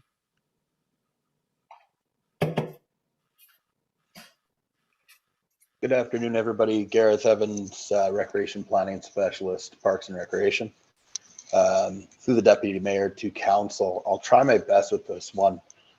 I'm not leading on the project specifically. That would be a colleague of mine who happens to be on vacation, like a lot of folks right now. All of the school fields are considered within the playing field strategy. All municipally owned fields as well. That's due to the service exchange agreement and the joint use agreement that exists between HRCE and HRM. So my question was, and I know this may be unfair, Gareth, to ask you, do you know where we are with the strategy, the updated strategy? You know, we're getting close to finishing on that. I see Nalini stepping in, maybe she knows that. That's a great question. I know that it's a priority within the 21-22 business plan. If I might hand that over to Nalini, who's on the line as well, that can speak to that. Hi there, Nalini Naidu, Director, Strategic Planning and Design. I can't see myself on the screen, but can I assume that we can hear you? Okay, but you can't see me? No, I can see you and hear you. Yep. Okay, perfect. I just can't see myself. Thank you for the question. The playing field strategy was identified in the current year's business plan, and we are nearing completion of that. So we had originally intended to have that, you know, before the end of the calendar year. So it's working its way through the writing and approval process now, but we have committed to completing that this fiscal. So you will see it. DM, if I have one last question, if I may. Do we have an example? You may not know this off the top of your head, Nalini or Gareth. Do you have any examples where we've had a similar situation, as the councillor is asking here, where we're actually doing a joint effort on a field that's used for mainly for one sport?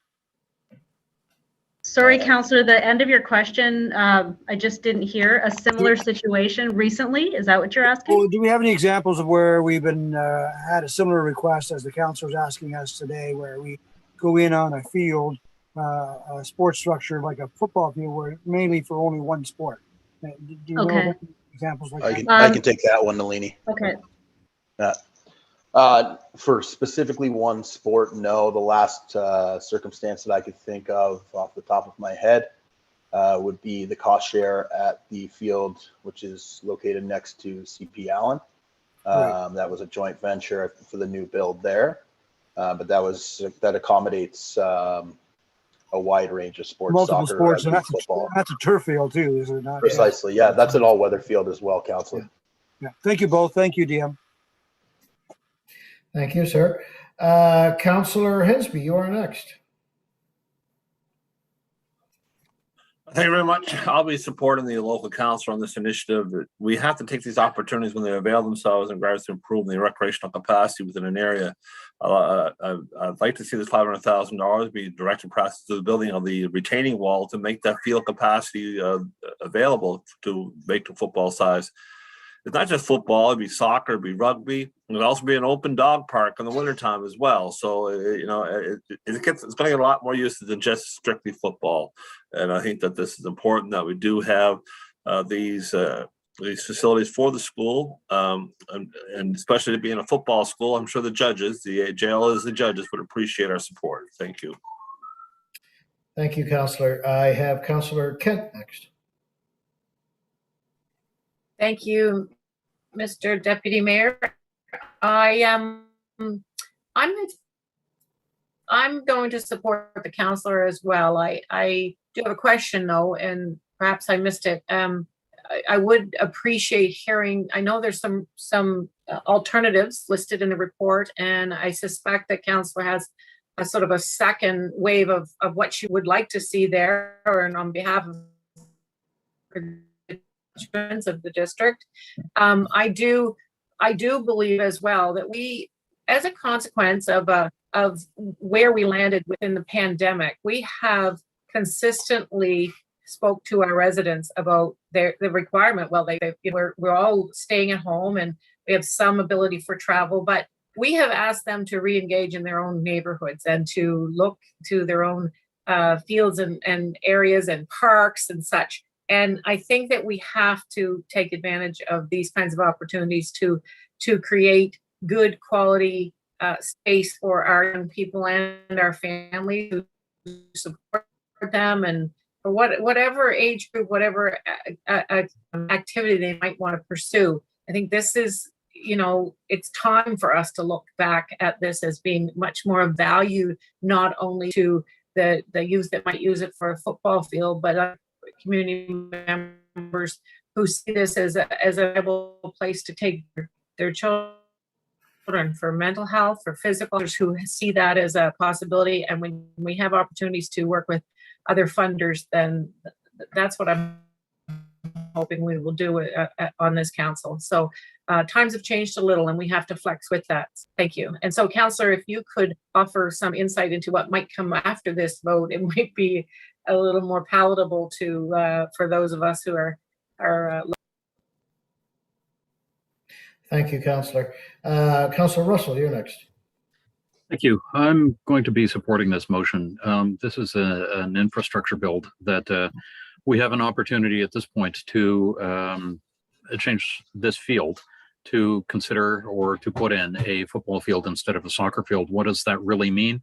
It means the field is longer. It means the parking spots are lost. But if the parking spots go there, we won't have this opportunity anymore. So this would be, I think, an opportunity lost. And the tone of the school may change or the tone of the municipality may change, and football may take a higher preference, or rugby may take a higher preference in what HRM chooses to do. I would see this as again a lost opportunity if we don't move forward with claiming as much space as we can here. We will not be able to get it back once the province puts in the parking lot. So that's a lot of the reason that I'm going to be supporting this. Thank you. Thank you. Councillor Lovelace, you're next. Thank you, Mr. Deputy Mayor.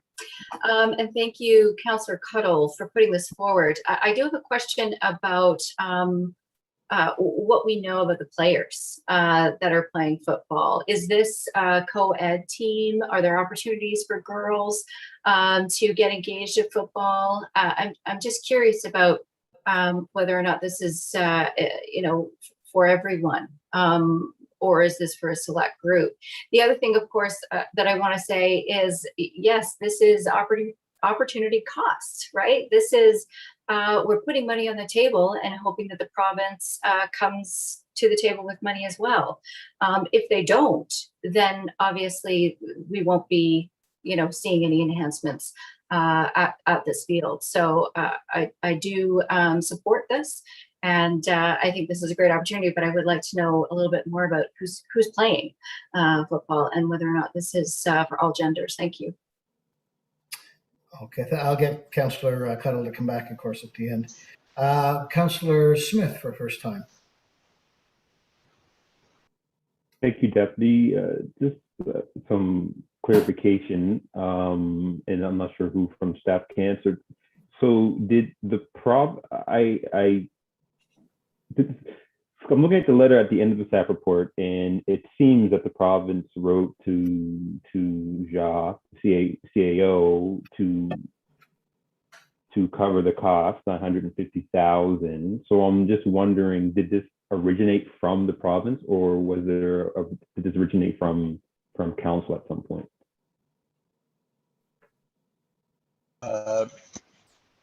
Sorry, through the chair to the councillor.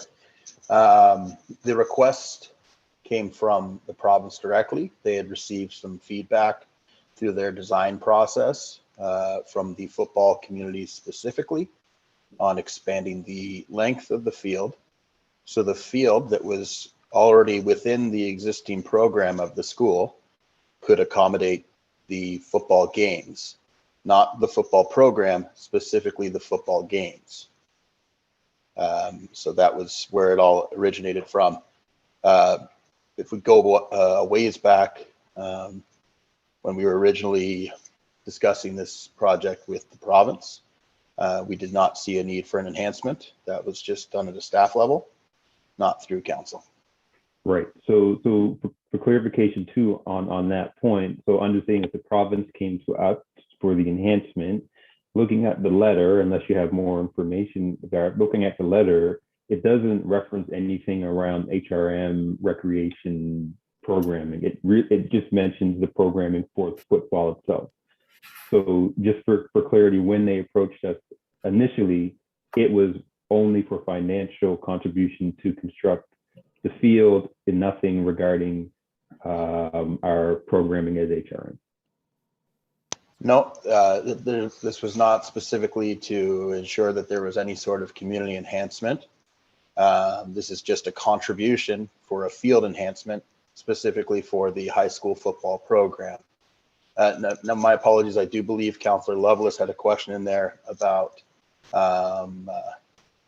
access to football programming. I don't know specifically, Councillor. However, I know predominantly, at least anecdotally, it's played by males in high school. So for me, I support the current staff direction. I can't see how this is an opportunity for us, honestly. And maybe as councillors speak again, they can clarify why this is an opportunity for us as HRM. Significant amount of money for one program. So I support current staff direction. I think it's laid out clear. And now I have better understanding that we didn't even ask to be part of this. So, province, I hope that when we come to ask for you for things that we get what we ask for. Anyway, I support staff direction and won't be voting against it. Thank you. Thank you, Councillor. First time around, I have Councillor Blackburn, please. Thank you very much, Mr. Deputy Mayor. No, just a quick question. Just wondering, this field, is this available for community rental? Like, can people go on through the Legend system and book this field for whatever purpose, whether it's football, rugby, lacrosse? Just wondering if that is available, or other fields of its nature, are they available for booking through the Legend program? Thank you. Yeah, once again, yes, we do all the bookings for all of the fields as per the joint use service exchange agreement as well. With all that being said as well, other sports within HRCE varsity programming are played on all-weather fields. So soccer, rugby, field lacrosse is not played, but soccer and rugby specifically are played off-site for all of their games. That's men's and women's. Yeah, I guess not so much the HRCE programming. I'm just wondering about other community teams, whether they would have the opportunity to book this field for their, because I know there are several rugby groups in town, the Pig Dogs and whatnot, and just wondering if groups like that would be able to book this field out if it were expanded and built as proposed by the councillor. Yeah, absolutely. They'd be able to book it for a variety of community uses. Not during school hours, obviously. That would be for school use during those times. But outside of that, they could book it. However, with that being said, there's a sports campus 2.9 kilometers away at Graves Oakley Field, which has rugby, football, and soccer on site, all in 3 different fields and 2 ball fields, I believe. And would the cost be the same? Sorry, the booking cost, to clarify? Yeah, yes, the cost. So it would be the same to book that Graves Oakley as it would be for this field. I believe so. I'd have to confirm. Okay. All right. So. No, appreciate that. Thank you. Thank you, Councillor. Councillor Austin, you're next. Thank you, Mr. Chair. So just looking at the report, there's the reference to that we contributed with Charles P. Allen for the field that's adjacent to that. And, I'm not really tied into the football world. So my question just for staff, we have a recommendation here not to. In the past, we did at Charles P. Allen. What was the thought? Do you know what the thought process for in that school situation was? Is it because it was the all weather and then it serves that broader community base? Is that the difference between the recommendation here versus what we did then? Yeah, so all weather fields are entirely different than a natural turf field from a variety of reasons, not just the actual playing surface. Specifically how frequently you can program them. There's effectively a lifespan within every year that you can use a natural turf field. That's due to natural light, because we don't traditionally light our natural turf fields, whereas it's standard with our all-weather fields that we would light them and fence them, and you get extended use into the shoulder seasons.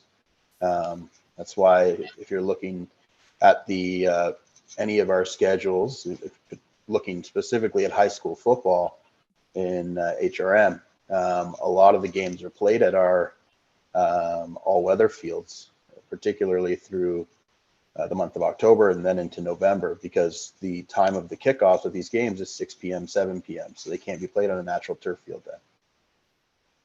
Okay. So my other question, just the province, we'd be responsible for any overages in the budget. Do we have any sense what our risk there might be? I'm assuming for a field construction of this nature where it's an existing site, we wouldn't be talking a huge amount of risk in that, would we? I wouldn't want to speculate, not knowing too much of the detail on the actual field, anything that's there, any sort of drainage, what that retaining wall could look like. I'd have to have more detail, but it's too speculative, Councillor. That's fair. It wasn't a great with that being said, at least if you were to go with an alternative, I would recommend capping it at a certain amount. Okay. Thank you so much for your answers. All right, thank you both. Going to second time round now, starting with Councillor Mason, please. Sorry about that. Pearl's working from home, left something on the stove for dinner tonight. So just very briefly, most of what I'm hearing is that for a community benefit is something that I feel would be met by having the soccer field that the school board or that the province will pay for entirely. There is going to be a field there. There will be a field there for dogs. There will be a field there for kids. There will be a field there for walking. The question is, do we want to spend $500,000 on a football field? A football field that would consume from HRM's coffers about the equivalent of 4 or 6 really good playgrounds. Something like, the mind boggles, something like 16 tot lot playgrounds, 75% of a splash pad. $500,000 is also what we just approved for housing. So we're moving into funding the province's job, something that is exclusively for school use. This is not something that our staff have identified as a rec use. We're going to spend even more money on a provincial thing. And given what we've been dealing with the last couple of weeks and today, I can't support that. So my question for staff, just on the alternative that was posted, is the way it reads right now is it says 50% of the cost up to $500,000 for the field. Would that be, if that happened, has the province asked us to pay half of the cost of the field or half of the cost of the improvement to the field over and above the cost of building the soccer field? Because when we did the enhancement at Lamarche St. Thomas, we only paid for the difference, the delta between the regular gym and the junior high size gym under the MOU. We didn't pay for half the cost of the gym. So I'm just wondering if we could have some clarity about that. Thank you, Deputy Mayor. Thank you.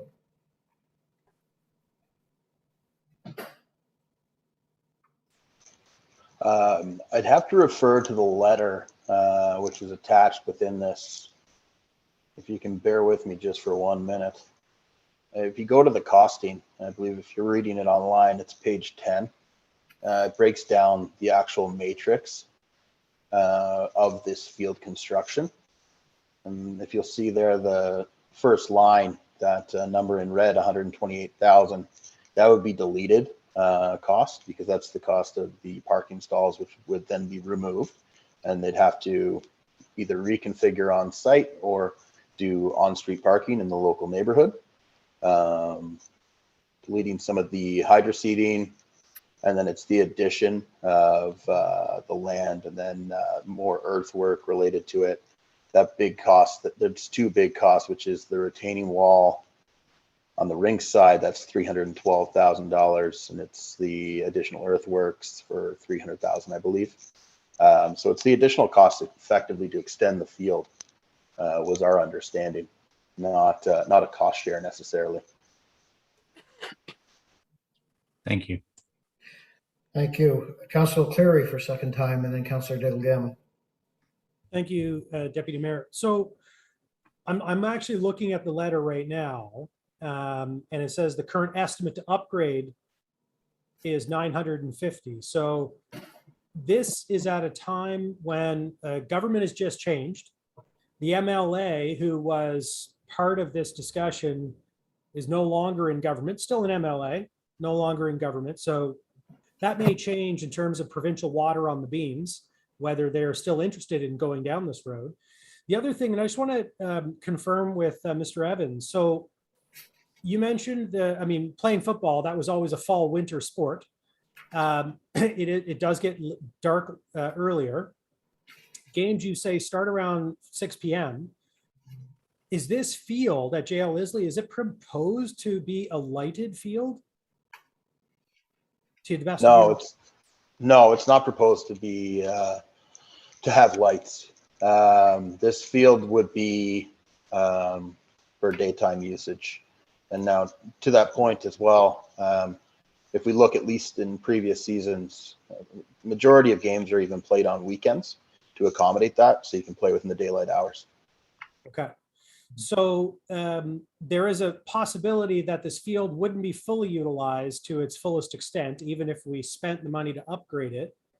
It isn't needed for HRM recreational uses, only for football uses. And by the way, I just looked online at all the different high schools around Nova Scotia and could only find 1 female football player at Avonview High.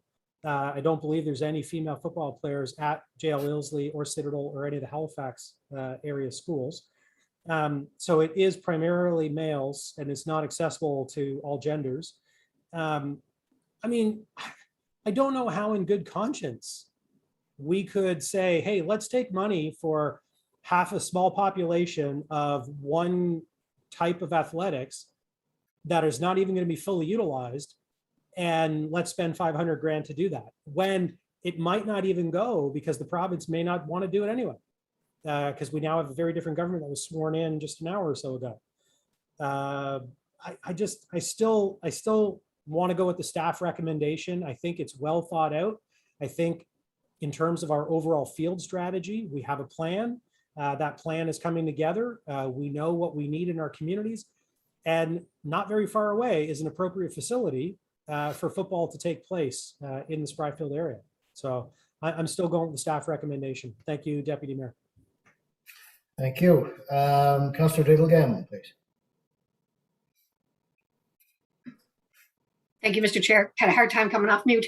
I guess one of my other questions might be, if this would happen, what does that do to the playing field strategy? I mean, does it just sort of blow that up and sort of say that we can set aside the playing field strategy for this request, but we don't set it aside for other requests? I'm a little worried about being consistent when we approach these kinds of things. So I am kind of curious about that. And then the other thing, I guess my other question might be, and Councillor Cleary brought it up because, it's not a lighted field, and so the terms of use. So if maybe Garrett, as staff who wrote the report, could you just confirm again how, if this happened, how many games would actually be played? Is it just practice? Would there be games? Like, what is the usage that we think would be? And you may have done that already, and so I'm getting a little confused. That may be true. Okay, just to clarify, so you're asking about the playing field strategy, and does another direction of council kind of blow that up? No, it does not. It preempts it, but when we were asked to respond to this in the form of a staff report, we use the same, or at least similar metrics to what we would be doing in our playing field strategy. But the point of having that strategy is so that you don't have to do it in a piecemeal way. You want to have an appropriate approach for every single time. So when we looked at this, we thought to ourselves, okay, we have our criteria, which is user data and then proximity. And up the road can accommodate a wide range of field sports, including football. That's 2.9 kilometers away from the school site. When it does get later into the fall, football can be accommodated at the mainland common on an all-weather field. So I hope that answers your question, at least with regard to not destroying the playing field strategy. But you're right, we were trying to respond quickly, so we had to look at it through a similar lens. And then I believe the second question that you had was with regard to the number of home games. At least per the schedule, not considering playoffs, but playoffs, as I previously stated, are played on all-weather surfaces. There's a maximum of 4 home games annually. In the last few years, they've been playing them largely at Graves Oakley Field. That's due to the luck of the draw, or perhaps there's some scheduling to make sure that they can play within the community of Spryfield. So there is access there. As I said, it's not too far from the school, and games are played on weekends, and that's to accommodate the reality of this being a provincial-wide schedule. You have Sydney Academy that could come down. They're not coming down for a Monday evening game traditionally. They're going to have to travel on weekends down to the city. So 4 home games.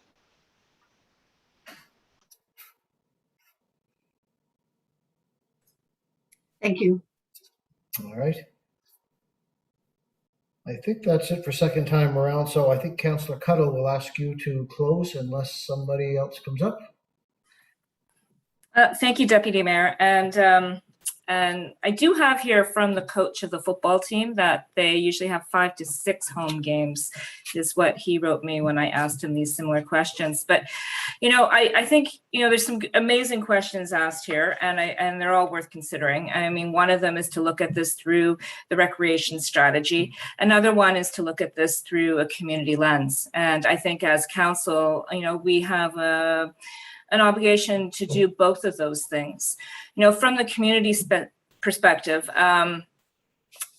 Spryfield is a lower income community. That's a fact. Football, and I'm going to quote Heather LeBlanc here, her husband was a coach, and they brought back the football team at Ilsley a number of years ago after it had been canceled. And, she wrote, I know this is not specifically about football itself, but football has a huge impact on this community. Every year, the roster is comprised of 40 to 50 adolescents, boys and girls that are maneuvering their way through life, and joining the football team expects them to attend class, to have good grades, to work hard, to be a team player, and to give back to their community. Football attracts all types of humans, ones that have never played a sport, that may not be fast or coordinated, but are strong and determined. Many of these kids may not have stayed in school, but they do so because they have found a love for a game and the family that they play with. I know this is a big ask, but is no more than we can hope for and no less than we deserve. And, we've referenced Brave Oakley quite a bit at 2.6 kilometers away. That field there is really being taken over by the TARS rugby group, who is building their clubhouse there. And the anticipation is that those fields will be booked a lot more, and it'll be harder to get practice times at the times where the kids want to play.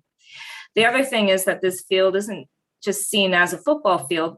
From the school administrators and the athletic teachers and the coaches say that this field will actually be able to accommodate more outdoor activity. It will be better utilized by the school in providing more options to play on the field. There are a number of soccer fields in Spryfield. There's not a need for soccer fields in Spryfield. But there is not a home football team for JL Ilsley.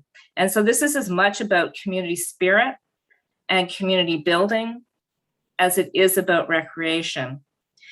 There are questions in terms of the players. Yes, I am told that there are girls who play on the football team. And as in Heather's statement here, the football is actually tied to the academics, whereas if you don't attend class, you don't get to be on the football team. And it's become an important part of the overall programming we have here in Spryfield, which did have one of the lowest graduation rates from high school in all of Nova Scotia. And so, all of these things are really about an investment in youth and an investment in community. As for the access to the field, it can be used for, it's an HRM, it'll be like an HRM field. Anyone can book it and anyone can use it. We specifically did not want a $3 million turf field here because we felt it was important that the field did provide access to people in the community to be able to come and use at any time. We didn't want to see it fenced off and gated up in the heart of a rapidly growing community with all kinds of kids. We felt it important that the field be, able to remain open. And as for the lighting, the coach said that usually the football team has 5 to 6 home games and usually plays them in the afternoon or early evenings, and therefore would not be an issue with spotlights late at night. So that was not seen as an issue by the football coach. So I think, I don't know if I've answered everybody's questions here. I think I got most of them. And it's true, we don't know how the province is going to react to this ask.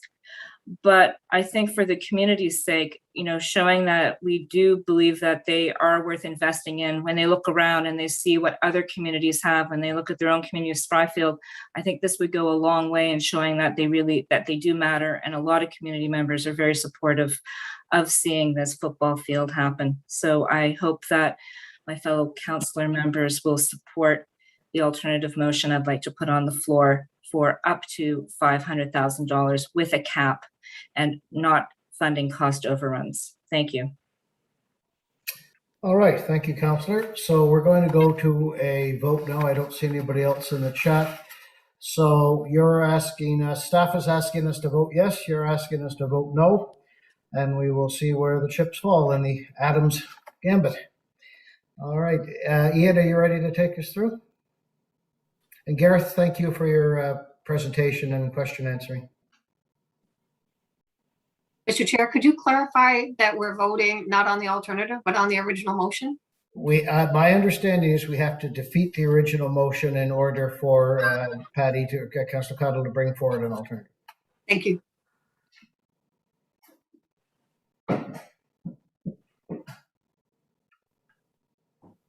Beginning with District 3, Councillor Kent.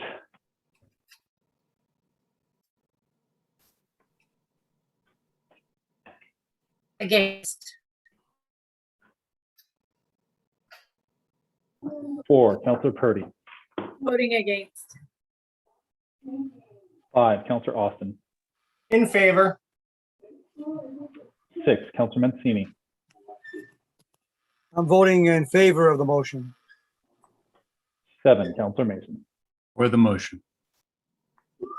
8, Councillor Smith. For the motion. 9, Councillor Cleary. In favor of the motion. 10, Councillor Morse. In favor. 11, Councillor Cuttle. Against. 12, Councillor Stoddard. Against. 13, Councillor Lovelace. Against. 14, Councillor Blackburn. Against the motion. 5, Councillor Russell. 15 against. 16, Deputy Mayor Oathit. Voting no. 1, Councillor Daigle Gammon. Voting in favor of the motion. And 2, Councillor Hensby. Negatory.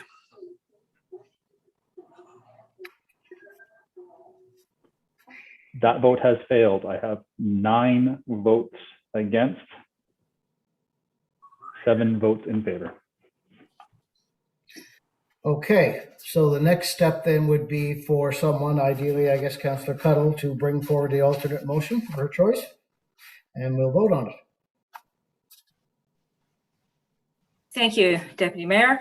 I move that Halifax Regional Council direct the CAO to negotiate and execute an agreement with the province of Nova Scotia for an enhanced sport field at J.L. Ilsley High School for 50% of the cost, up to $500,000 for reciprocal community benefit as deemed reasonable by the CAO, with funding from Q421, the General Contingency Reserve. Second. Okay, that's been moved and seconded. I don't know that we need to, did you need to speak any further, Councillor Cuttle, or? You haven't changed your mind in the last 5 minutes, have you? So. No, I haven't changed my mind. Nope, I think I said my piece the first time there, so I'll close again if I need to. Thank you. All right, thank you. Councillor Smith, I think, wants to speak. Just the question. So the Q421 General Contingency Reserve, is that the same reserve that we approved earlier for the CAO to use for the housing emergency money?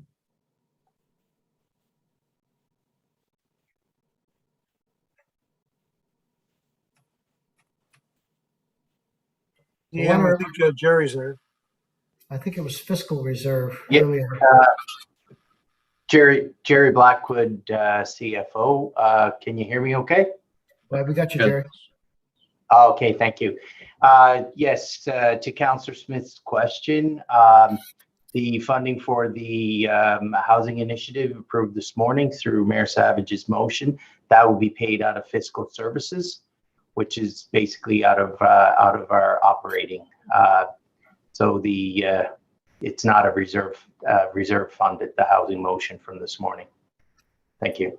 And what's the balance of this reserve that we're speaking of now, roughly?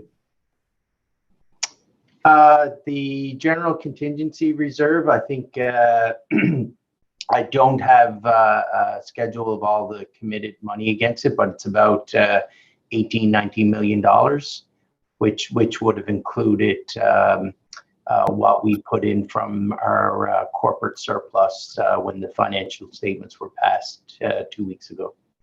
Okay. All right. Well, thank you, Jerry, for that answer. To me, it's kind of interesting that we are now talking about spending up to $500,000 for a football field when we just approved spending $500,000 for housing for folks in urgent need. And as recognized in the report, there's really no municipal use for this. So it's going to pass, and that's fine. It's just unfortunate that we're spending this kind of money for what's recognized as not a need for HRM in general. So that's fine, and I'll leave it there. Thank you.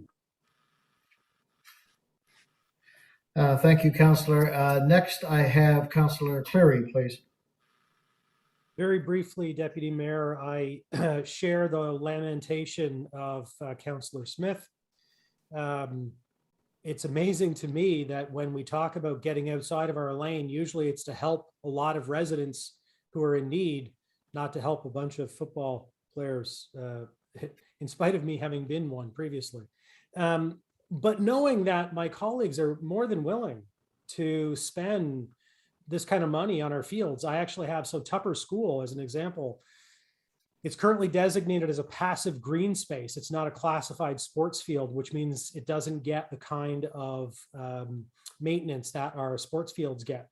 And I have had the school community as well as the local community in the area ask me several times over the last few years to upgrade it because it's more or less just a bunch of mud with some grass growing up around the edges. And as a passive green space, it won't get that regular maintenance. And I had a quote from Alana Tapper, our park supervisor here in the West, said it'd be about $12,000 to $15,000 to seed it, to put some soil down, to put some fence around it for a few months, to grow the grass. And then, of course, that would be required every few years to maintain it. So I'll be bringing a motion to council if Councillor Cuddle's motion is successful here, since I know how much you guys like spending on fields. So this is great. I appreciate this. Thank you very much, colleagues. I'll also remind you, you have district capital. I wish all my projects were that inexpensive. Well, I would use district capital, except if it's still classified as a passive green space, REC won't maintain it. So it would be used. It would then 2 years later have to be done again through district capital, and then 2 years later done through district capital. So if we're willing as a council to spend all of our taxpayers' money on a field for a single sport, I don't see why we wouldn't be willing to spend some money for a whole community, which is what Tupper School would be to get some grass. So thank you, colleagues, and I look forward to it. Bring it forward. That'd be great. Councillor Daigle-Gammon, you're next. Thank you, Mr. Chair, Deputy Mayor. So maybe just for clarification, I thought when I listened to Councillor Cuddle, there was a cap that you had mentioned. And so this motion doesn't speak to any cap or not funding any cost overruns. And so I was just wanted some clarity on that, please.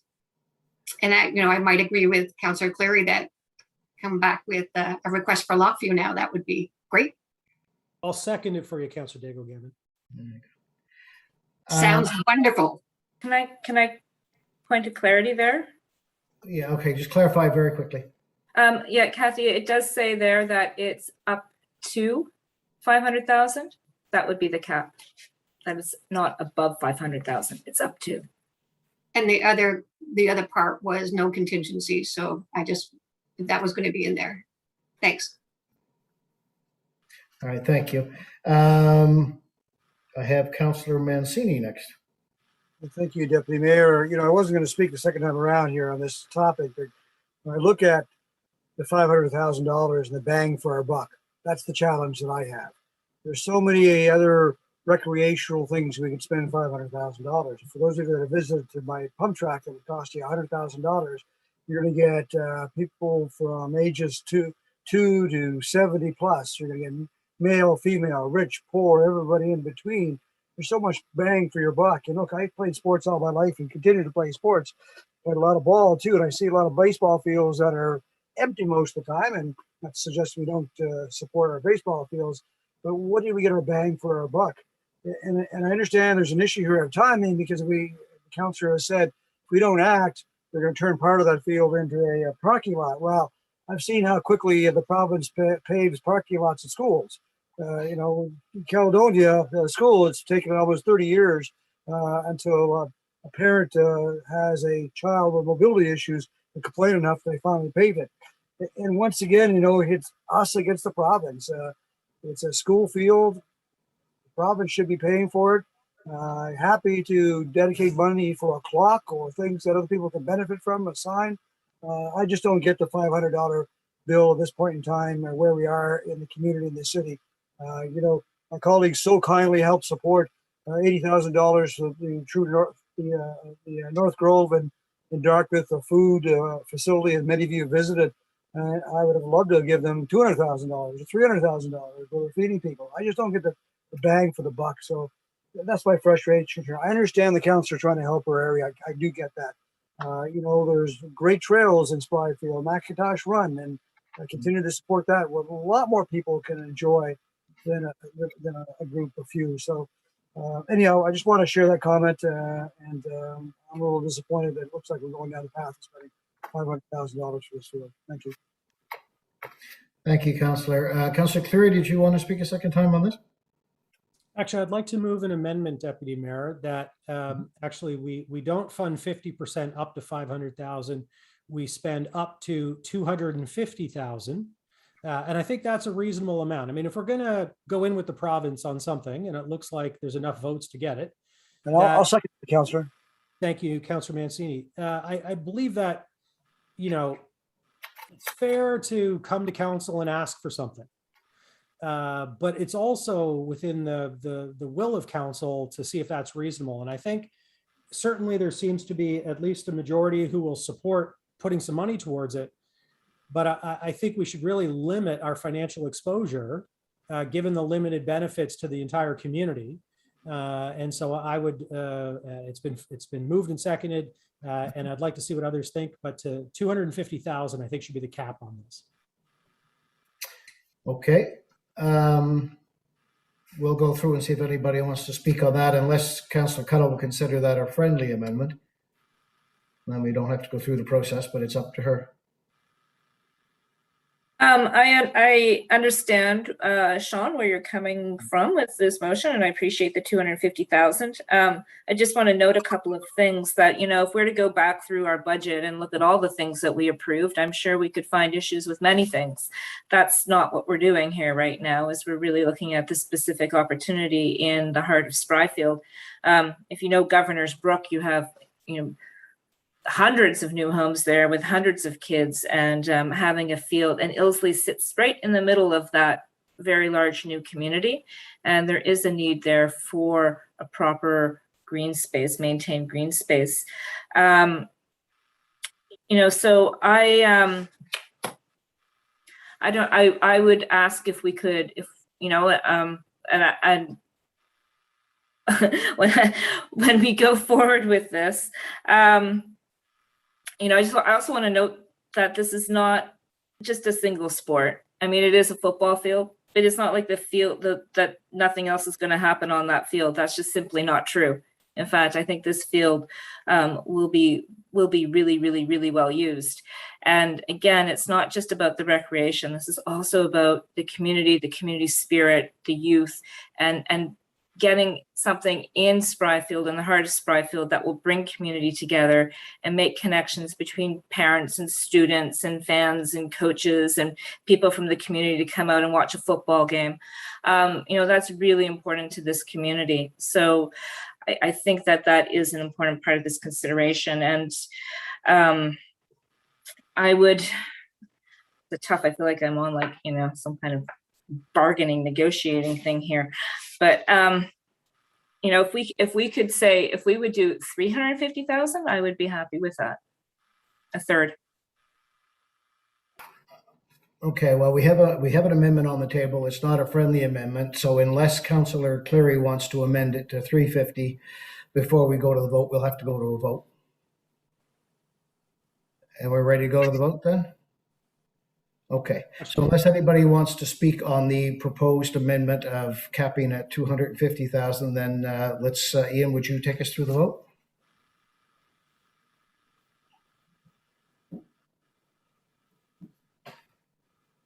I think that's in order.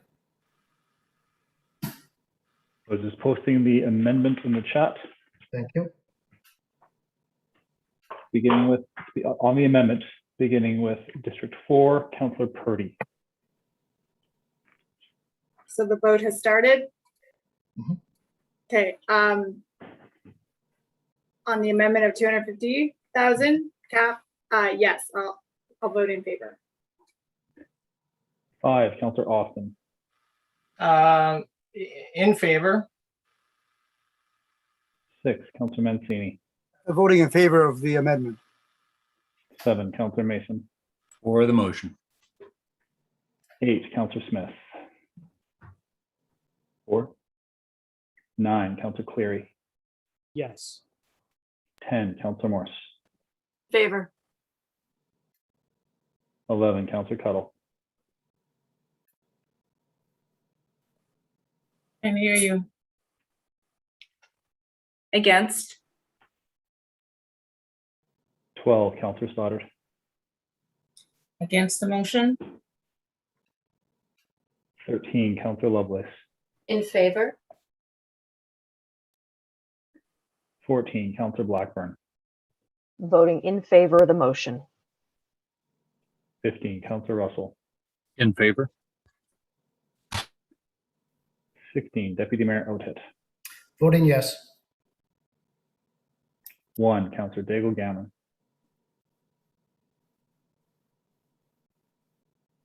Sorry, but that voting in favor? 2, Councillor Hensby. Negatory. And 3, Councillor Kent. Against. And that motion has passed. Thank you very much. All right, colleagues, it's just after 5 o'clock. Do we want to try one more or do we want to break for an hour? Because we have to come back at sharp 6 for a public hearing. That was just an amendment, wasn't it? We are still I'm on the main sorry. motion. I've jumped ahead of myself. Thank you, Councillor. So now, unless there's any further I see Councillor, I think Councillor Purdy wants to speak. My apologies. So Trish, go ahead. No, sorry, that was actually to the amendment. Okay. Question on the main motion. Then question on the main motion, please. And Ian, you take us through.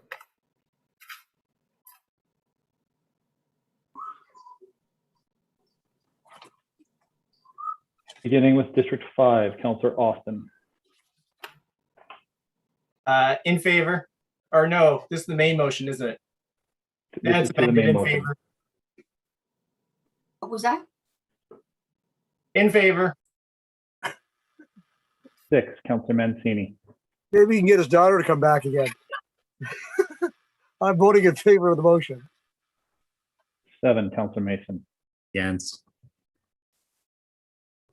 8, Councillor Smith. Against. 9, Councillor Cleary. In favor. 10, Councillor Morse. Against. 11, Councillor Cuttle.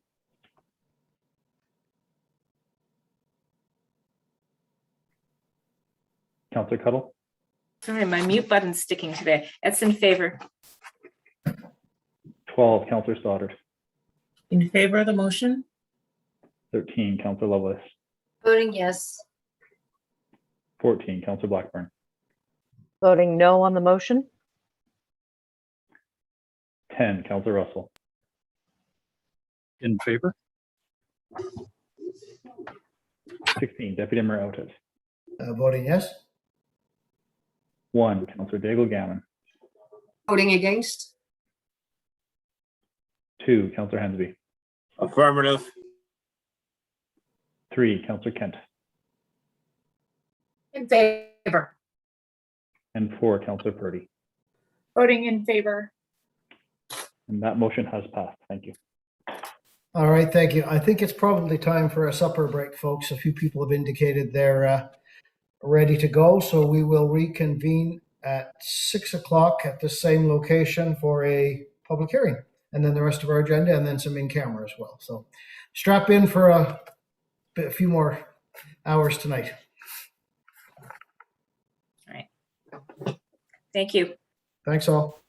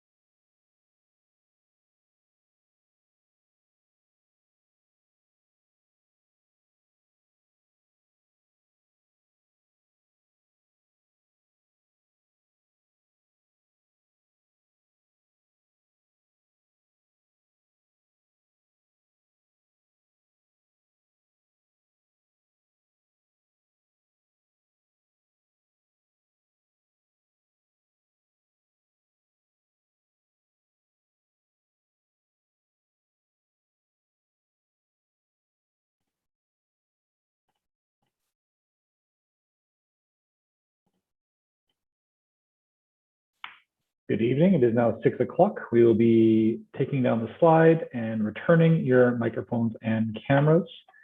Deputy Mayor, the meeting can be started on your call.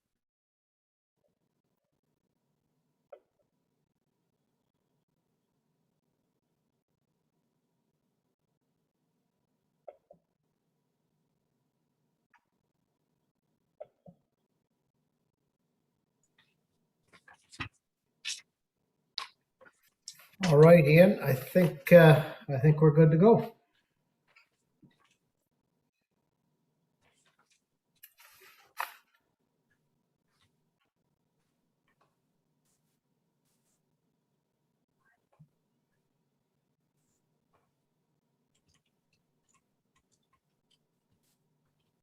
Could you hear me okay, Ian?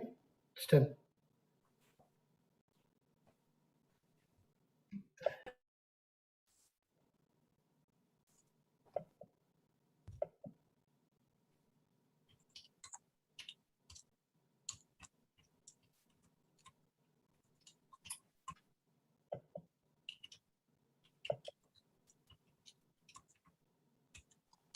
Hi, Deputy Mayor. April here. I can hear you just fine, but I think Ian might be having technical difficulties again. Okay. Well, it's nice it's him for a change and not me. So, but we can go. We can roll then, April. Let's just pause for a moment. I'll see if I can get you an acting Okay. Mayor. All right, that's fine too. Sean looks anxious, so.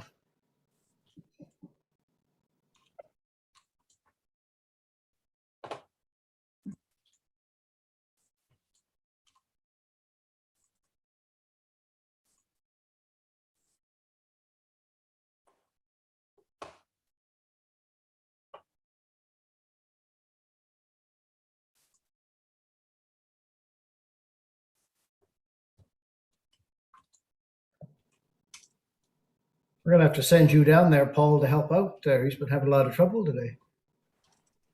No problem. Hello there, Mr. Deputy Clerk and Council. Ian is indeed having some technical issues. We do have quorum as well as your solicitor and acting CAO for this evening, I believe, is Dave Reedy. So you can begin when you are ready. All right, well, let's go. Please and thank you.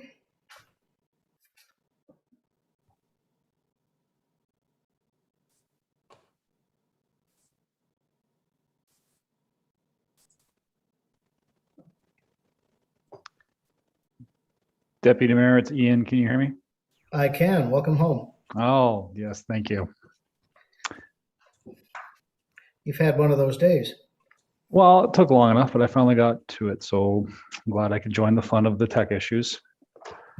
So as Phoebe mentioned, we are good to go, and I will defer to you. Okay, no, I'm good to go.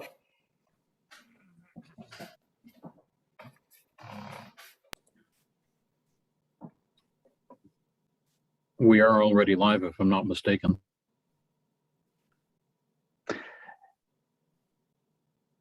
We are live. So Deputy Mayor Otit, the public hearing can begin on your call, and I am here to provide any information you need. All right, we'll get started then. So I'm going to welcome my colleagues back. Hope everybody had a nice little break. And I did eat chicken. I don't know if all of you did or not. But anyway, thank you for joining us this evening for a virtual public hearing. The order of events for this virtual hearing will be similar to a regular public hearing. We will start with a staff presentation, then give the applicant an opportunity to present. And then normally we would go to then a list of public speakers on the speakers list. However, for tonight's hearing, no speakers signed up before the deadline. As a reminder to those watching from home, in order to have signed up as a speaker, the deadline would have been 4:30 p.m. on the previous business day to the hearing. Mr. Clerk, can you confirm if any correspondence has been received in the last little while? No correspondence has received for this public hearing. All right, thanks very much. Then I'm going to start by asking Sean Gillis, who's becoming very familiar with Bedford and the number project lately, to give us a presentation, please.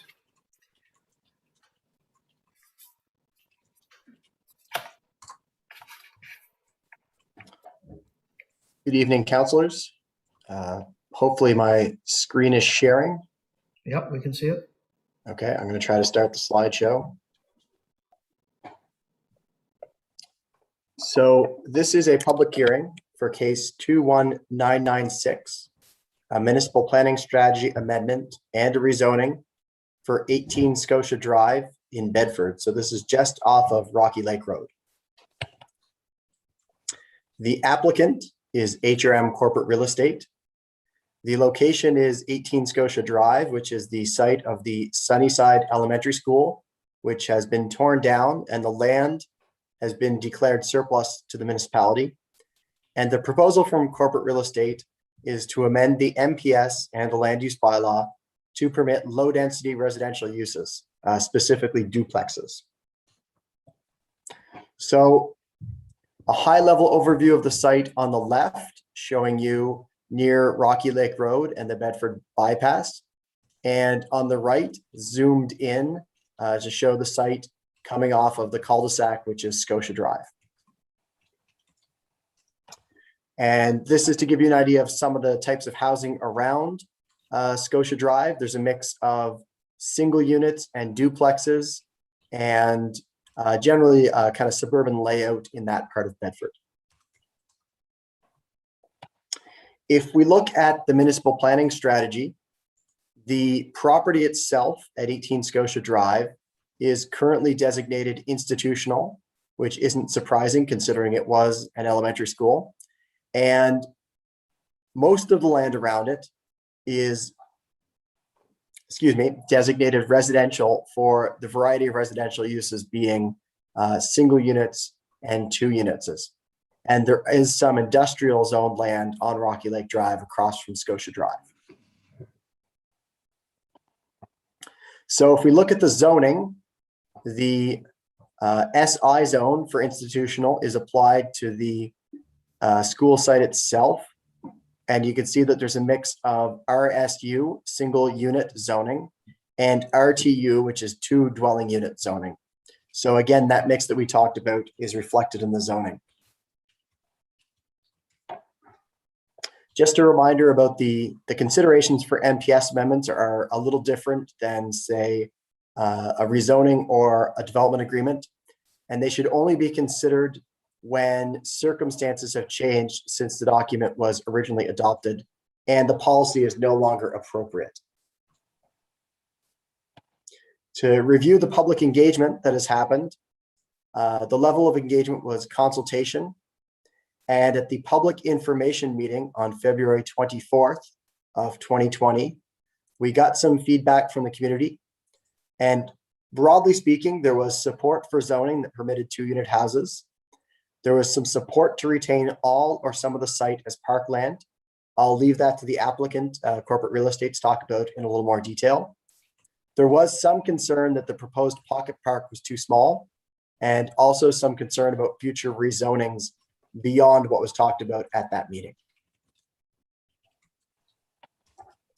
On June 26th of 2020, Northwest Planning Advisory Committee recommended that the application be approved as presented. So the rezoning to R2 for RTU in Bedford, RTU zone for 2-unit dwellings should be pursued by council.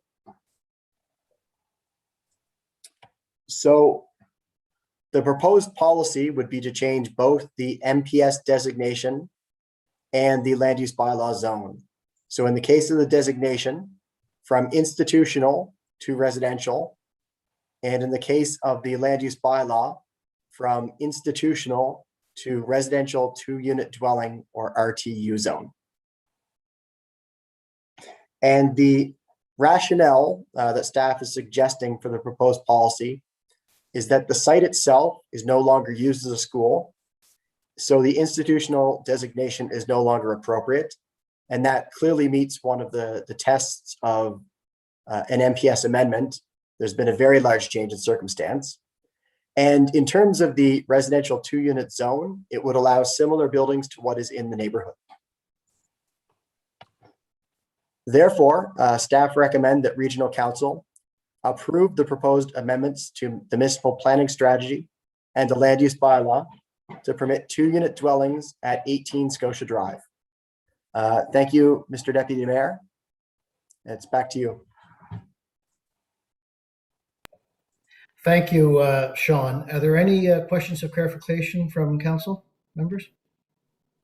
Don't see anything. Sean, just a quick one for me. You didn't touch on this, maybe Mike will, but a portion of this land, of course, is being rezoned, as you've mentioned, to RTU, but we are keeping a portion of it for a small park and playground, a pocket park, I think you called it in your presentation. So that would be zoned park. Is that something Mike will address, or? We're recommending the whole site change to RTU for the reason that you can place parks in any residential zone you want. So carving out a tiny spot isn't really the best approach in our mind. Just take the whole site and change it to duplex and build the park. It's allowed in that area, in that zoning. All right. Okay. But there was a motion passed on council though a few years ago by me that we will be building a park there. We were going to keep a portion of the land for a park. And we had a potential location for it. So this doesn't change anything. There will be a park built there then? That's my understanding. The zoning would allow that in any location. Yeah, no, fair enough. Okay, that's my clarification for now. No one else, I didn't see anybody else in chat, so I'm going to open the public hearing now. And I'm going to ask, as HRM is the applicant for this file, that I'm going to ask Mike Cowper from HRM Corporate Real Estate to speak to us next. Thank you, Mr. Deputy Mayor. Can you folks hear me all right? I can hear you. All right, I'm going to share my screen.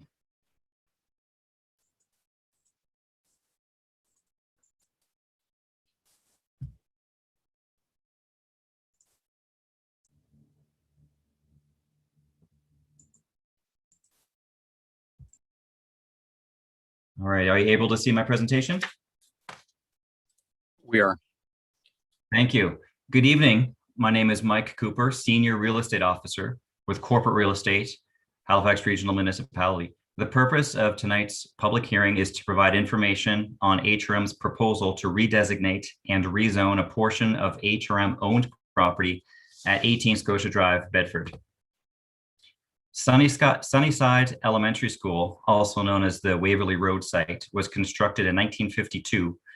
The school was closed by the former Halifax Regional School Board in 2012 and conveyed to HRM in 2014. After a comprehensive staff review of current and anticipated future municipal use of the property, the site was declared surplus to municipal needs by Regional Council in July 2016. The building was demolished in the summer of 2017 due to the deteriorated state of the structure. Given the previous community use of the property, Regional Council reserved an 8,500 square foot parcel for park purposes. This parcel was not declared surplus with the rest of the site. A park will be developed in the near future. Exact programming to be determined in conjunction with future development of the former school site. Administrative Order 50, respecting the disposal of surplus property, allows for a comprehensive, detailed review of prospective surplus properties and their designation as surplus to municipal requirements by Regional Council. In this case, Regional Council requested a portion of the property be retained for a small park, while the remainder be declared surplus to be listed on the market. A similar former school site was rezoned by Regional Council. The former Glen Moyer Elementary School, located on Doyle Street in Bedford, was rezoned in 2002. The institutional zone was rezoned to low-density residential, and the property was subdivided into 13 residential lots and a park lot. The existing institutional zone typically supports use of a municipal nature and limits the site's redevelopment potential. With the surplus designation of the school by the former Halifax Regional School Board, subsequent surplus designation by council, and the existing institutional zone, the potential for as-of-right development of the property is significantly diminished. The reuse of the property as low-density residential use will have a positive effect on the abutting low-density residential neighborhood. The current residential 2-unit dwelling zone permits single-unit dwellings and 2-unit dwellings. The intent of the redesignation and rezoning is to allow for private development of the vacant lot. The as-of-right uses include the ability to construct a new public street for the subdivision of residential lots. Keep in mind the successful purchaser will be bound by zoning and subdivision regulations. The current residential 2-unit dwelling zone requires 6,000 square feet of area and 60 feet of frontage on a public street, with 3,000 square feet of area and 30 feet of frontage for each unit of a 2-unit dwelling. The existing plan designation and institutional zone reflected the property's past as a school site. The school was declared surplus to the former school board's needs and, with the exception of the small park, also was declared surplus to municipal needs by regional council. The redesignation and rezoning proposal are supported by several policies in the current plan. The site is designated urban settlement in the regional municipal planning strategy. The amendment will provide for an infill development of a property within the service boundary. The property will contribute to the regional municipal planning strategy's requirement of 75% of new housing units be within the regional center and urban communities. It creates opportunities for a mix of housing types. It encourages growth in locations where transit is or will be available. It allows infill and connection to existing municipal water, wastewater, and stormwater infrastructure. I'll be pleased to take any questions through you, Deputy Mayor. Thank you, Mike, and great presentation. You nailed the history and the objectives there just wonderfully. Thank you. I do have so far a question from Councillor Austin, please. Thank you, Mr. Deputy, and thank you to staff for the presentation. My question is, it's kind of related, but it's probably it's not specifically this this land use designation. I'm wondering about the surplus piece. It looks like it was declared surplus 2014. I'm wondering, is the classification on this one economic then, presumably, where we intend to sell it? Yeah, Deputy Mayor, through you to the councillor, the classification is to allow for it to be listed on the open market for redevelopment opportunity.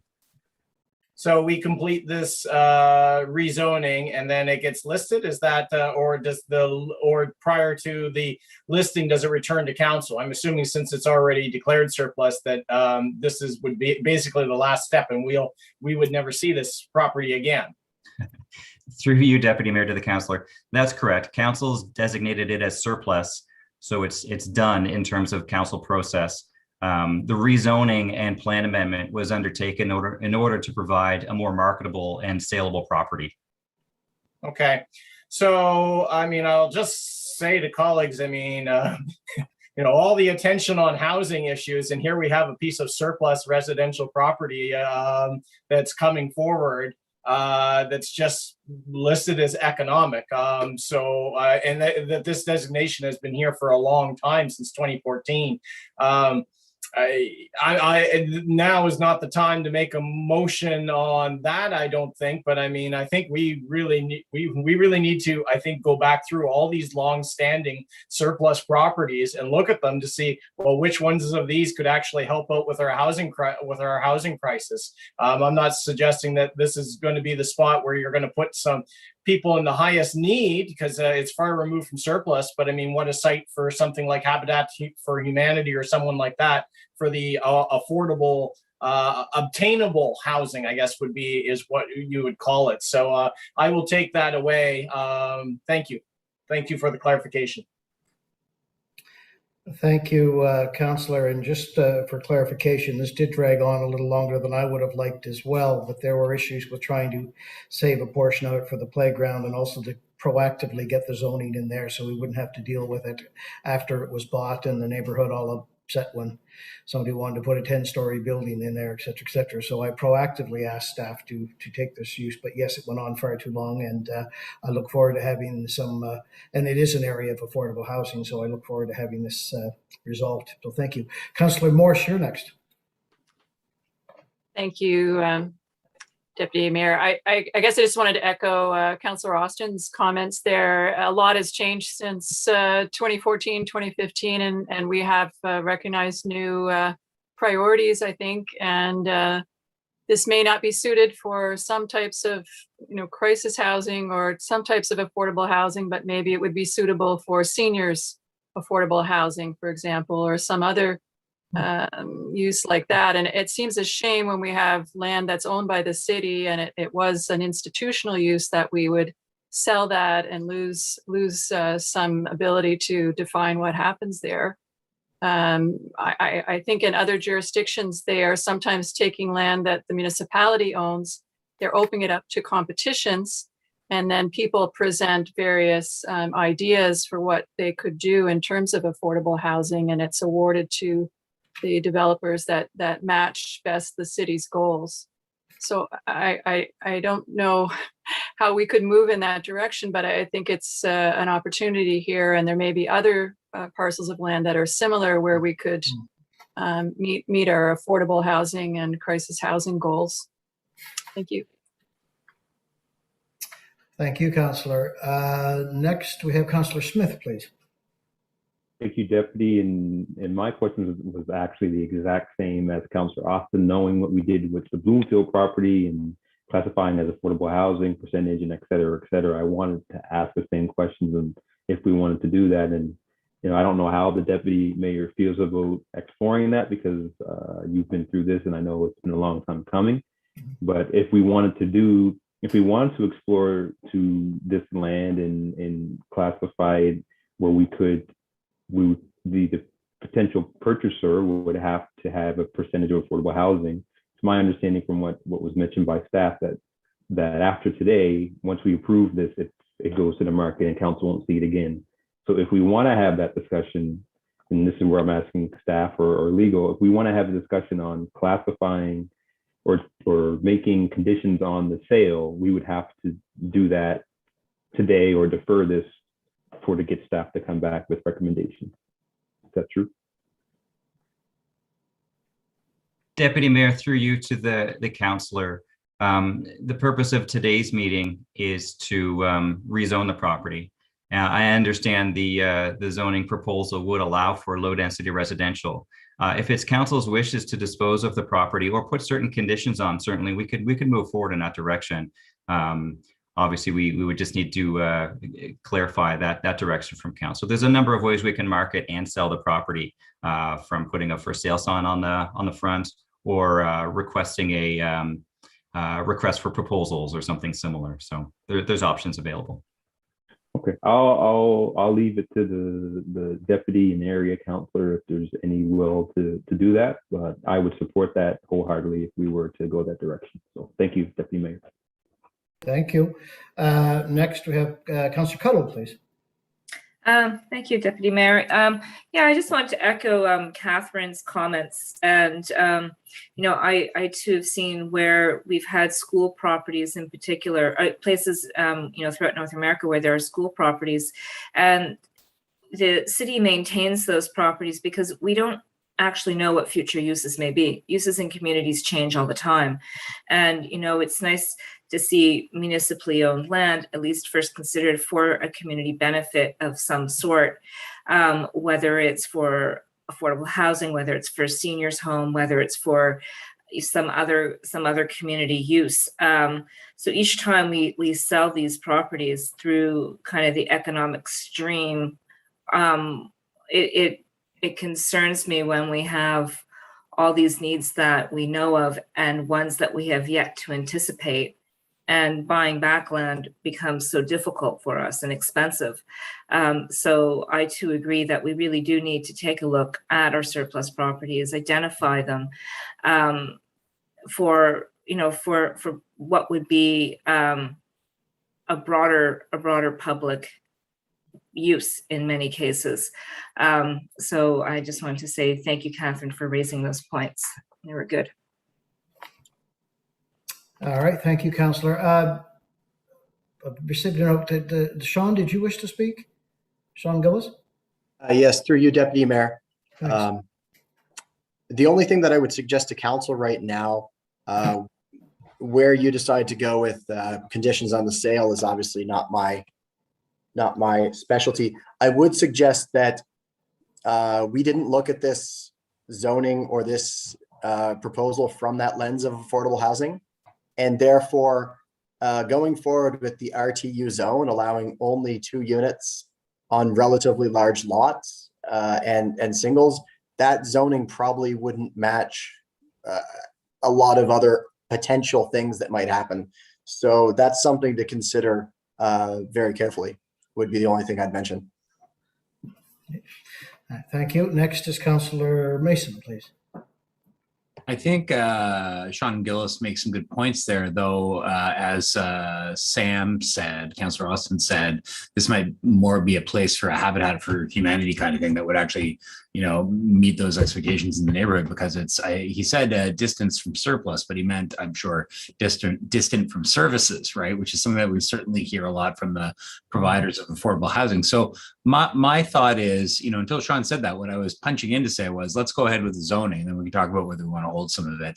Something else that has been discussed for some time in the last year since the election, I guess, with some of the other folks on council is not all land is necessarily appropriate for affordable housing, but right now it's a binary, right? Either the money, either we sell it private or we hold it for affordable.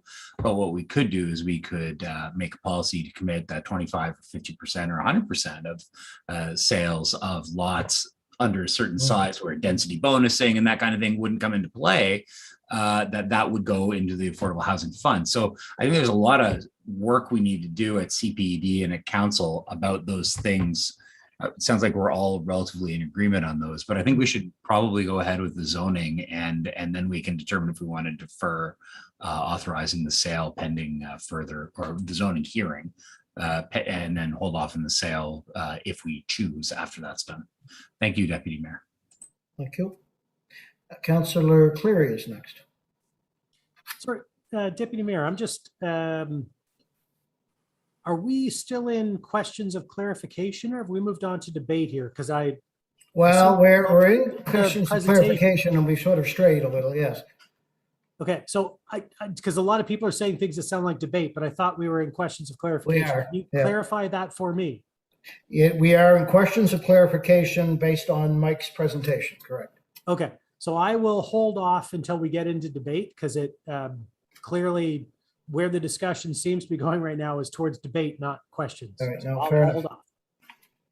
All right, fair enough. Thank you. So are there any further questions of clarification for the applicant, Mike Cooper, on behalf of HRM?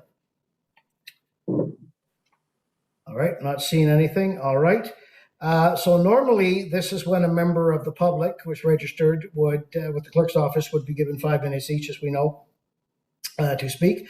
But since there are no speakers listed, I would ask for a motion then to close the public hearing, please. So move, Councillor Russell. Moved by Second. Councillor Russell, Second, Councillor Stoddart. second by Councillor Stoddart. Thank you very much. All those in favor, aye? Aye. Aye.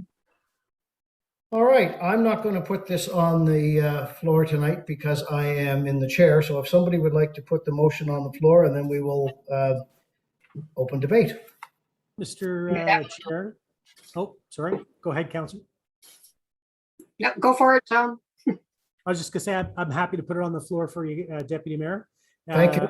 I move on your behalf that Halifax Regional Council adopt the proposed amendments to the municipal planning strategy and land use bylaw for Bedford as set out in attachment A and B of the staff report dated May 14, 2021 to designate the former Sunnyside Elementary School, Waverly Road site, 18 Scotia Drive, Bedford as R residential, and apply the RTU to dwelling unit zone.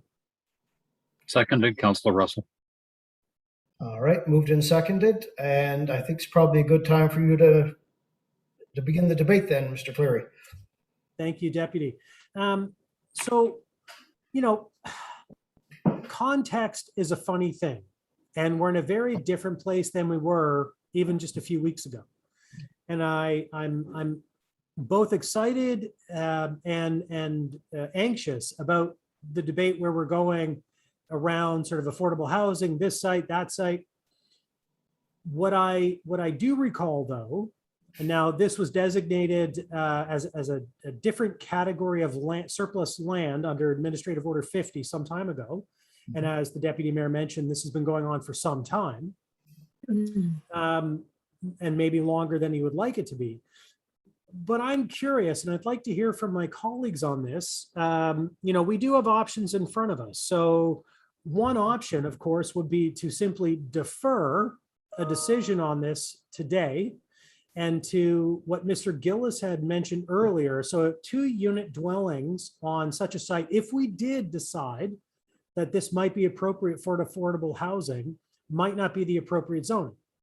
And so one of the things that we can consider is as a result of some changes. So Councillor Adams put forward the Homes for Heroes motion a couple of years ago. When it came back, I moved an amendment that we add a category to Administrative Order 50 for affordable housing. And so we actually have now an affordable housing category of surplus land. If we decide, or if we want to contemplate, not decide tonight, but if we want to contemplate affordable housing, that maybe this is the right approach, I think we would want a supplementary report on this. I don't think we want to rush into any decision.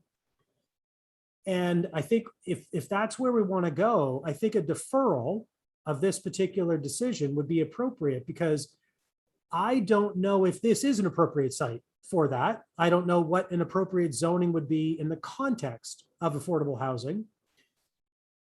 But I want to put it out to my colleagues that that is an option for us, to defer this and to consider recategorizing this site under Administrative Order 50 to affordable housing, and then maybe look for partners, Habitat for Humanity, others that may be appropriate for low density, medium density kind of development.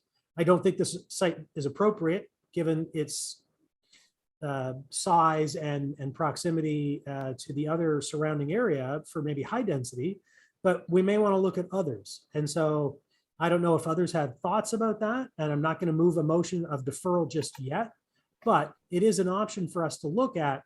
And I don't want us to rush into anything, but I also don't want us to miss an opportunity that we may regret in a very short period of time.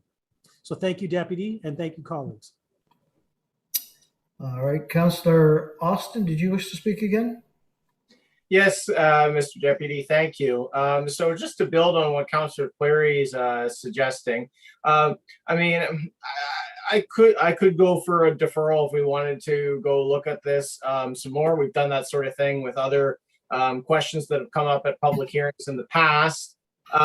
The same time, we could go a different route with this, because the two questions, you know, is the zoning appropriate versus, you know, the affordable housing surplus properties, they can be, we can proceed separately, right? I mean, as I think of the other way we could go with this is we could, at the next council meeting, ask for a staff report on some of what we've talked about, asking for the halt our economic sales, the properties that are classified as economic pending a review for potential affordable housing. And the second part to Councillor Mason's point, which I think is a good one, there are properties out there, not every scrap of potential residential land that the municipality owns is necessarily something that we would want to use for affordable housing. However, having a policy that we take those proceeds could be something that is actually beneficial to do, especially you know, considering some of the criticism of the density bonusing program that exists in the regional center in terms of it doesn't have a direct contribution from HRM. Well, this would actually be a source of money that would be a direct contribution, and it's something that other cities, notably Saskatoon, do. So I could see this being, you know, we could defer, or you know, just because we rezone it, it's not going to be sold in 2 weeks' time by our staff.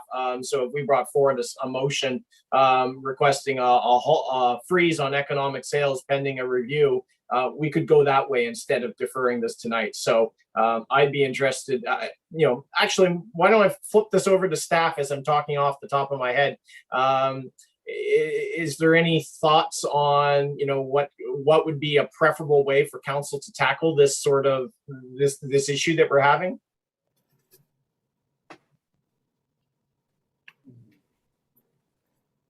Deputy Mayor, maybe I can weigh in.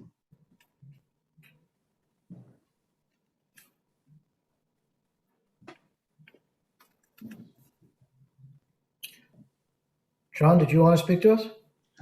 Deputy Mayor, through you to council. So just a reminder to council that the purpose for tonight's public hearing is to deal with the municipal planning strategy amendments that are proposed for the site.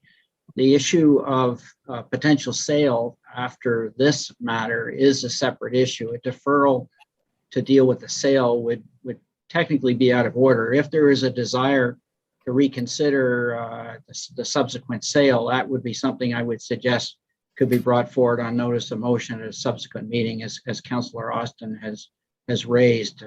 It's unlikely that the property would be sold in the interim, although possible, but unlikely.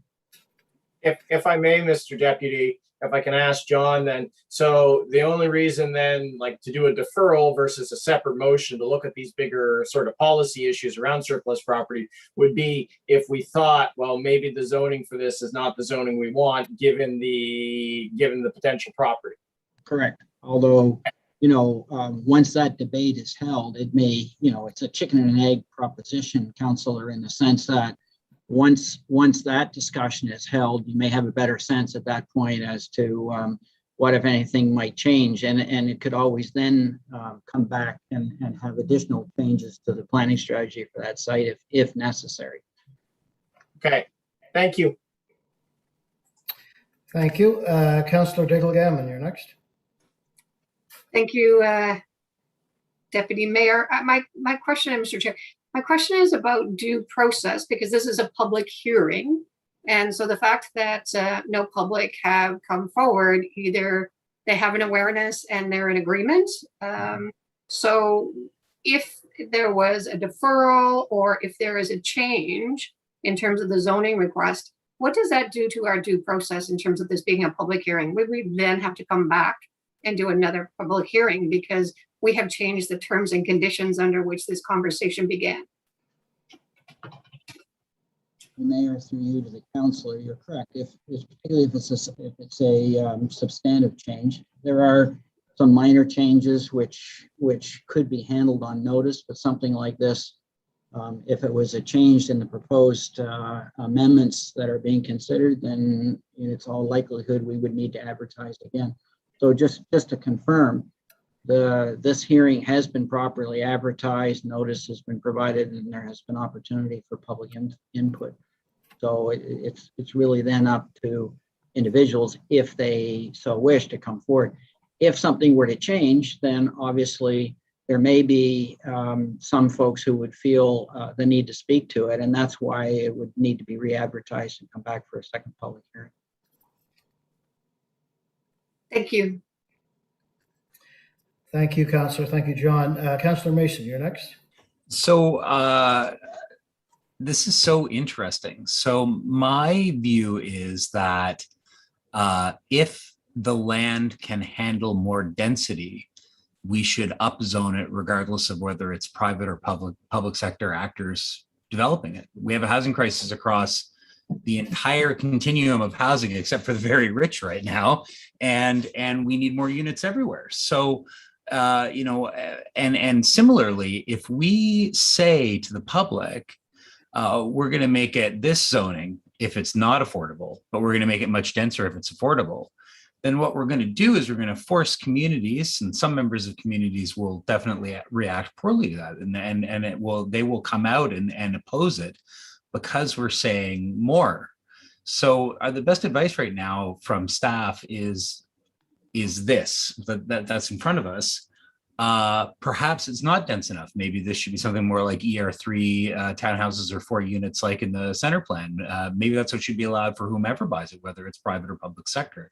But I would really caution council. I'm not sure where this is going to land, but I'm really hesitant to make it that it's one thing or the other. If the land can hold more and we're growing at an unprecedented rate and we need more units across the gamut of supply, it should be more. So yeah, tying those together makes me distinctly uncomfortable, and I don't think I can support that. I think I can support more where it's appropriate, and this may be a site or it may not be. Again, distance from services, not right on a good bus route, all that stuff, I'm not sure that it is, but those are my thoughts, having had to deal with this on the peninsula and through regional center plan for some time. Thank you, Mr. Deputy Mayor. Yeah, thank you. Councillor Russell, you're next. Thank you very much. And this, thank you, Councillor Mason. This type of discussion came up in a previous meeting, I think, about this particular plot of land, about higher density and lower density and that type of thing. And I would just appreciate if Mike or Sean Gillis or Michael Weil could respond about the density options. If I'm not mistaken, if I'm remembering things correctly, RTU allows townhouses and allows, sorry, not allows townhouses, allows 2-unit dwellings and allows single units. But if you move it up to the just a little bit more density where it moves into townhouses, then it does not allow 2 units or single unit dwellings. Is that correct? No, you can go down.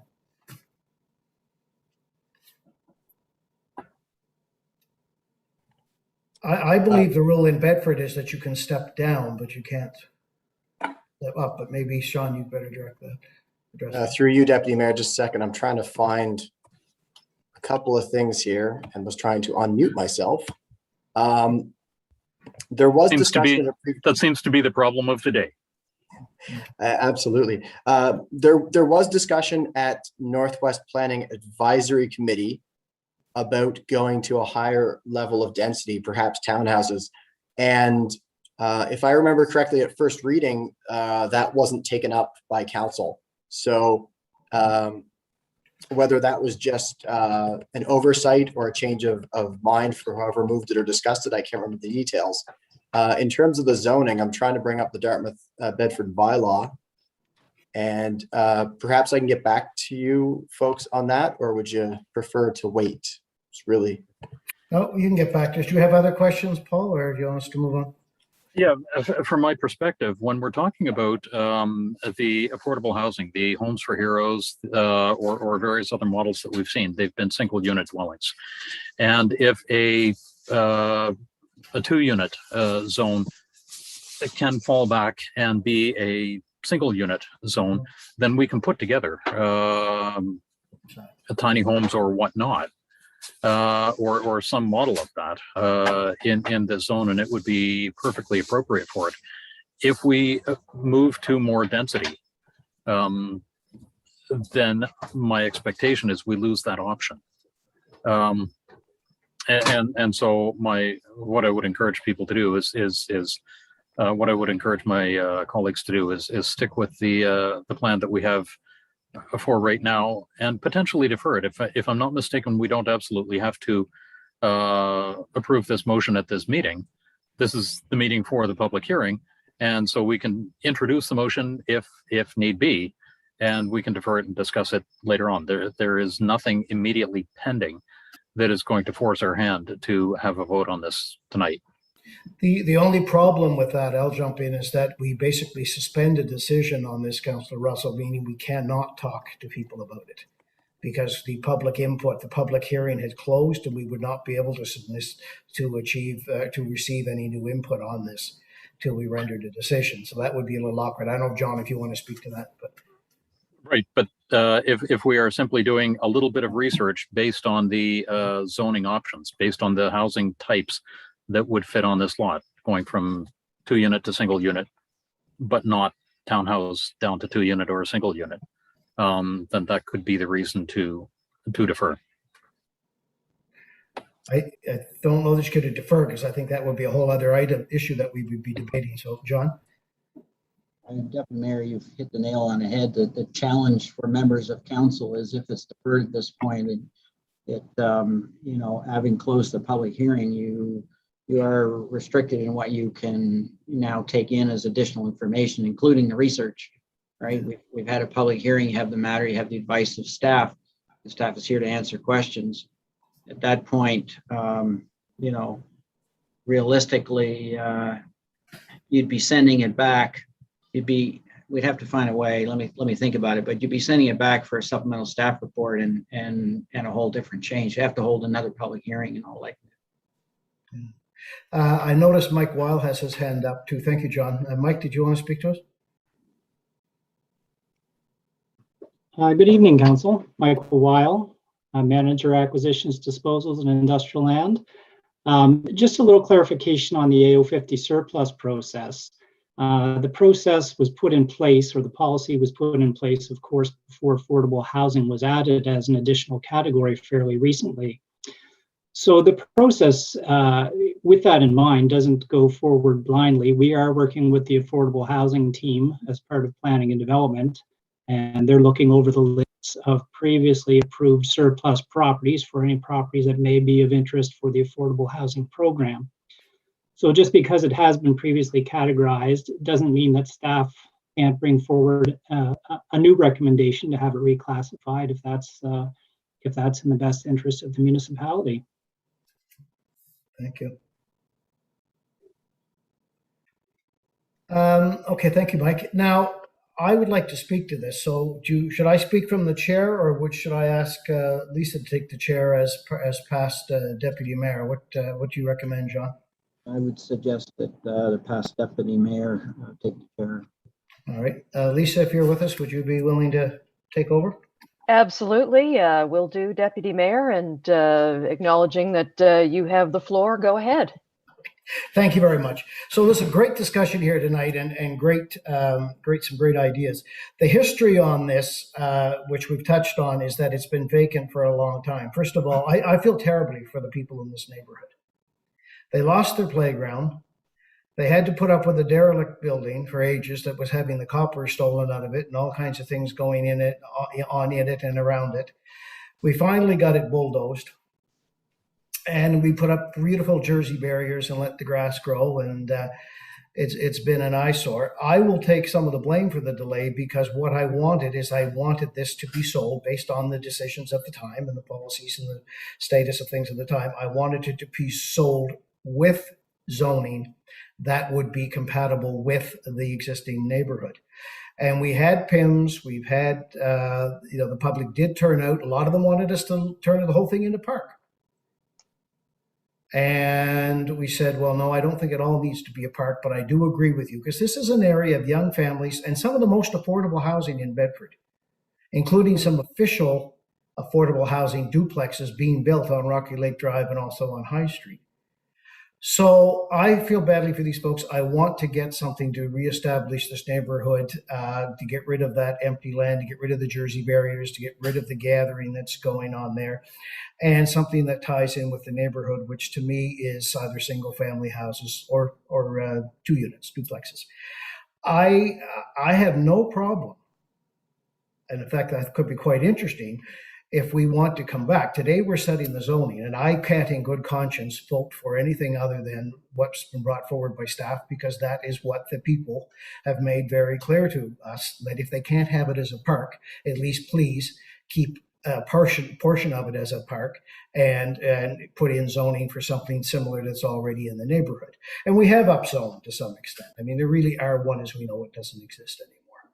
So I am very happy to support that. Now, if staff wants to come back to us and say, here's an opportunity, if we waived fees or if we donated the land or if we discounted the price or, this sort of thing, if staff come back to us at the time of sale and say, here is an opportunity to have some affordable duplexes in the area, like there are affordable duplexes being built right now next to Rocky Lake Drive Pizza and some other places in Bedford, I would welcome that opportunity, and it would give it my full support.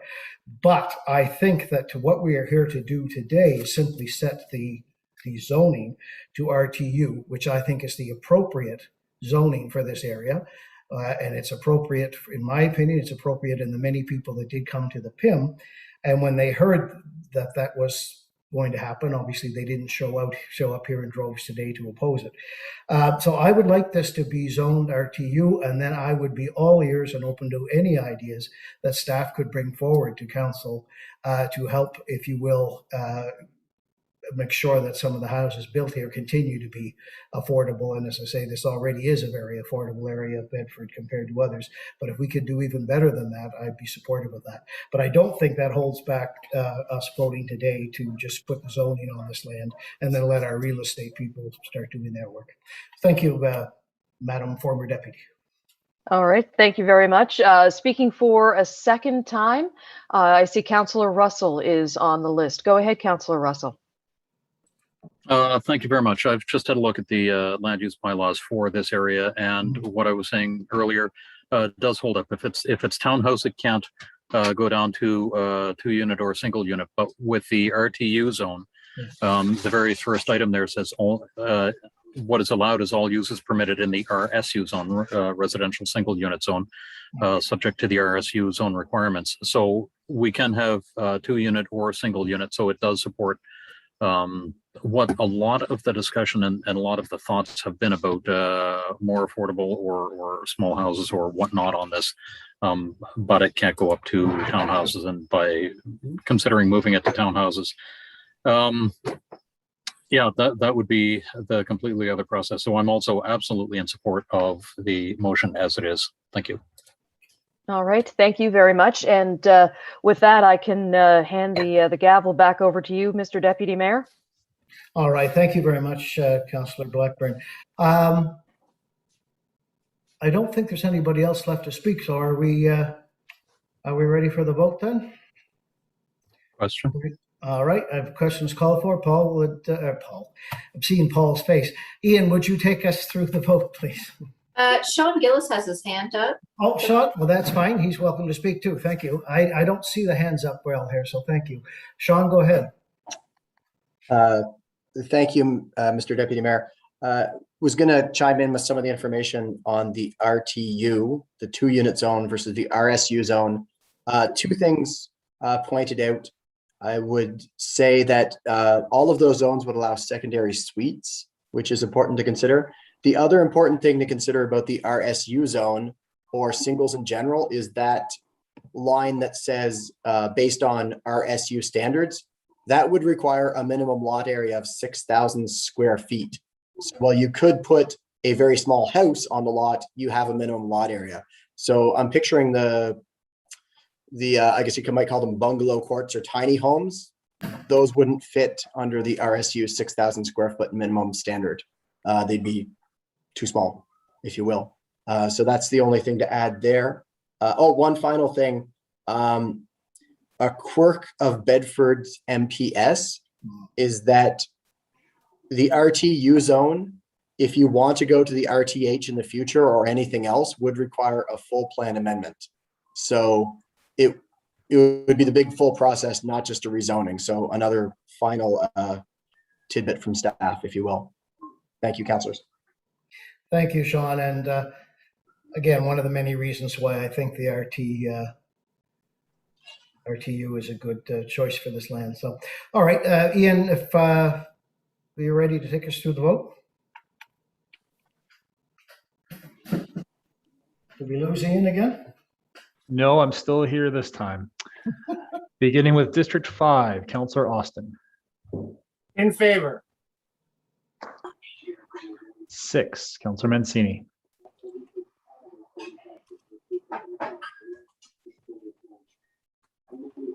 Sorry for that. Voting in favor of the motion. 7, Councillor Mason. For the motion. 8, Councillor Smith. Sorry, Councillor, was that 4? Yep, 4. Thank you. 9, Councillor Cleary. For this motion, I am in favor. 10, Councillor Morse. In favor. 11, Councillor Cuddle. In favor. 12, Councillor Stoddard. In favor of the motion. 13, Councillor Lovelace. Yes. 14, Councillor Blackburn. Voting in favor of the motion. 15, Councillor Russell. In favor. 16, Deputy Mayor Outhet. I think I'll vote for it. 1, Councillor Daigle-Gammon. Voting in favor of the motion. 2, Councillor Hensby. Affirmative. 3, Councillor Kent. In favor. And 4, Councillor Purdy. Voting in favor. Thank you. Thank you, Ian. Thank you, colleagues. Okay, we're going back now to continue with our regular agenda and reports. And before we broke for dinner, we were just about to go to 11.1.7 in the name of Councillor Kent regarding Cole Harbour and Area Community Boundary Project. I believe Councillor Kent wanted to speak to that. Thank you, Mr. Deputy Mayor. Thanks for allowing me to, colleagues, for bringing that off the consent agenda. Just want to speak briefly to it, but I'll put the recommendation on the floor. I'd like to move that Halifax Regional Council, am I reading the right one? 11.1.7. Yeah, 117. So I have the report here in front of me. Yeah, I'd like to move that Halifax Regional Council recognize Cole Harbour as an official HRM community as per map 1 of this report and authorize staff to install community signs as identified on map 2.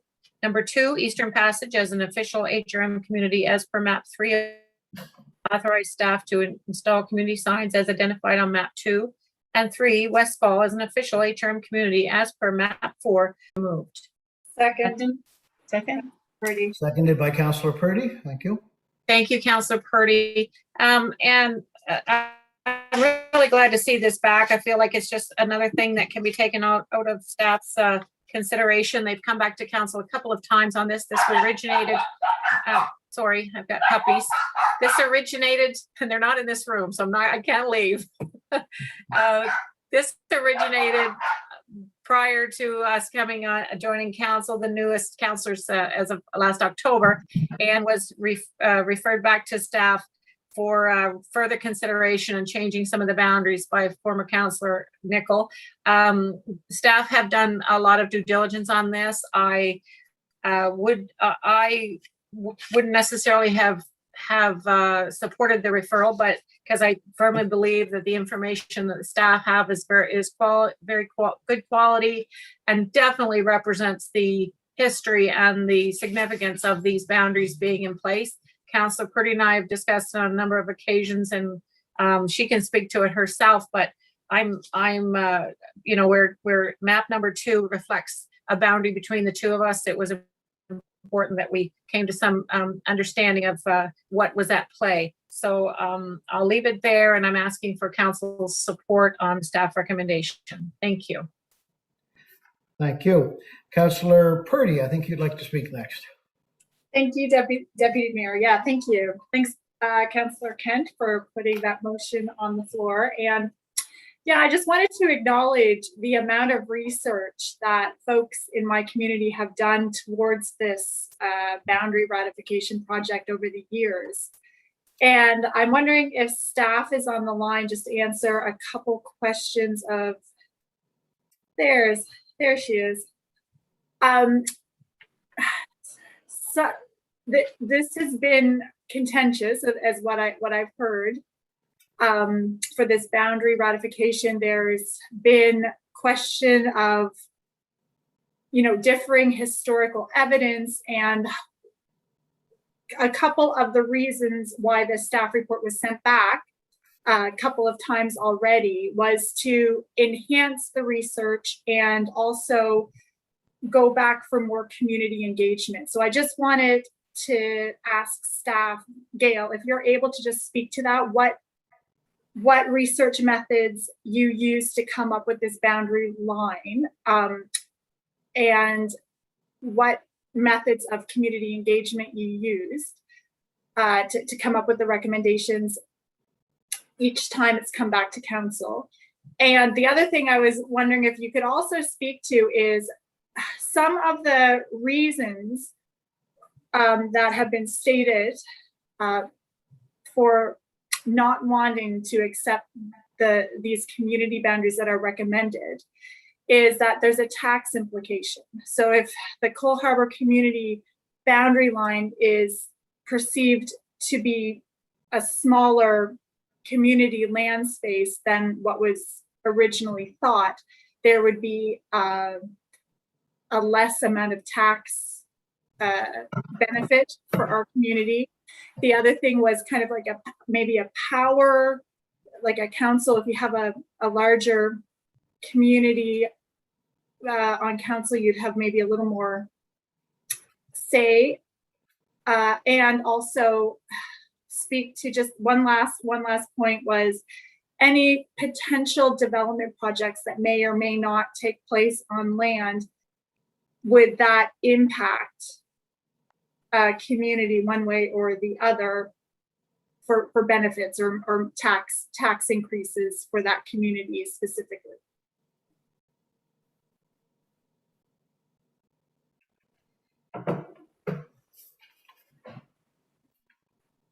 Okay. I think you addressed that to Gail. Yes, I did. All right. If Gail is with us, if not, I think Aaron McIntyre might be too. I see. Thank Gail. you. Oh, Thank you, Gail. Deputy Mayor. I am here. Good evening, everyone. Through you to the Councillor, Deputy Mayor. The history around these two boundaries, the original boundaries that were presented in the 2019 report, the majority of those were approved in principle, and Regional Council asked us to do extra consultation on the boundary at the Caldwell Road and the boundary at Auburn and Taranaki Drive. The boundary at the Auburn Drive Taranaki was a minor modification to including Karen Drive completely in the community of Westfall and a small portion of Broome Road.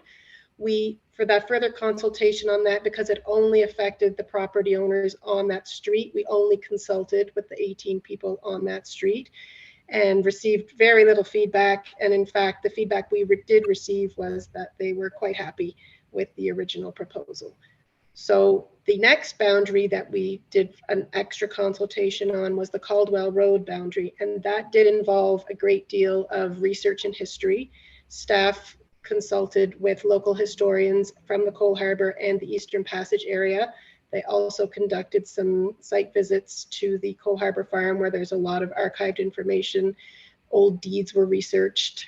The problem with community boundaries is that up until we had centralized 911 and municipalities needing these community boundaries for public safety and mail delivery, historical maps clearly illustrate these names of these communities, but they never draw boundary lines around them, which would be very handy when we come to do our research. So we have to rely on a majority of sources of what does it say on the deeds and what do some of the old census, if we have census information. So we're relying on a great deal of many facets of history to try and help point us in the direction of what the boundaries should be today. So we take all of that information, and where we have information indicating both sides of the story, we're not getting a clear picture. Deed in research also illustrates some people refer to it as one community and some people refer to it to another. No clear evidence pointing to a clear boundary line. The second most important part of that process was the feedback of the area. We sent letters to 1,500 people and tried to split it equally. 50% of that was on the Cole Harbour side and 50% of that was on the Eastern Passage side. Very little feedback in terms of the percentage of people that called. Generally speaking, the Cole Harbour feedback was in favor of a larger Cole Harbour, and the Eastern Passage feedback generally was in favor of a larger Eastern Passage. We take all of that information, and where the feedback was low from the Cole Harbour side, and the fact that the current boundary that we are proposing is not only the plan area boundary, but it's also the municipal election boundary and has been historically a political boundary for many years. Based on how we recommend changes to boundaries, it's not standard practice for us to make a recommendation based on the feedback that we received. In terms of the tax implications, I would defer that to somebody with a more financial background than I have in terms of tax base, but I can confirm that there is no change to the electoral boundary. It is the boundary that we are proposing there at the river at the south end of Morris Lake. That coincides exactly with the current municipal boundary. In terms of future potential development of any of those lands along the Caldwell Road, community boundaries are always modified to reflect points of access. If roads are extended across a community boundary and the only way into that community is through that road, we continue to extend that community so that that entire road is in that community. Where roads are continuous and connect with other roads, lines must be drawn on those communities, and then we would sign them appropriately. Regardless of what regional council decides today, they could potentially in the future ask for a re-examination of the boundaries should new development or new information come to light in the future. I think that answers all of your questions, Councillor. Yeah, thanks, Gail. Thank you. It's very good. All right, thank you both. I'm not seeing anybody else on the list. Mr. Deputy Mayor, if I may, just in regards to tax implication, back in the day when we had area rates for the fire departments and some school area rates, that would have been applicable for a community boundary, community area, but those area tax rates are now gone. And I also want to acknowledge that this boundary proposal also recognizes the local municipal planning strategy boundaries that have been established for a number of years already. So I think it's a good determination. All right, thank you. Councillor Purdy, you wanted to come back again? Excuse me, Mr. Chair. Jerry Blackwood. Yep. Yeah, thank you, Jerry Blackwood, CFO. And yeah, to the question on the tax implications, I don't believe there were any tax implications with respect to the community boundaries established by the staff recommendations. So, but I will follow that up with my team and just make sure that that's correct. But I don't think there's any issues with respect to rural suburban tax rates. Thank you. All right, thank you, Jerry. Councillor Purdy. Thank you, Deputy Mayor. Thank you, Gail and Councillor Hensby there and Jerry, for helping to answer these questions of concern, because they are concerned. I just want to acknowledge that this is difficult, and I think this is why we do have staff who are experts in their field, and this is why we have recommendations, because when there is a lot of pressure and differing viewpoints on a really important piece for our communities, it's very, very, I think, helpful to rely on the expertise of staff. And as they have ratified already, I think 187 community boundaries and following the same type of process to do so, it just creates a kind of a safe space around the decision. And also just to acknowledge as well, this is, I think this is the third time perhaps this has come back to council. So it is important to have it ratified, not only for the community boundary, but for, you know, our 911 emergency services, and also for Canada Post. They have something to do with this as well. So thank you for allowing me to voice these questions and get some really good answers.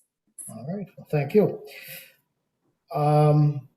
I think we're ready for the vote, and I don't see anybody else on the list. Ian, would you like to take us through the roll?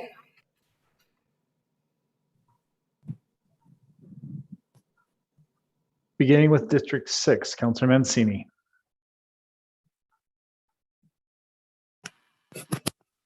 Voting in favor of the motion. 7, Councillor Mason. For the motion. 8, Councillor Smith. 4. 9, Councillor Cleary. Yes. 10, Councillor Morse. In favor. 11, Councillor Cuttle. In favor? 12, Councillor Stoddard. In favor of the motion? 13, Councillor Lovelace. Voting yes. 14, Councillor Blackburn. Voting in favor of the motion. 15, Councillor Russell. In favor? 16, Deputy Mayor Otit. Voting yes. 1, Councillor Daigle Gammon. Voting in favor of the motion. 2, Councillor Hensby. Affirmative. 3, Councillor Kent.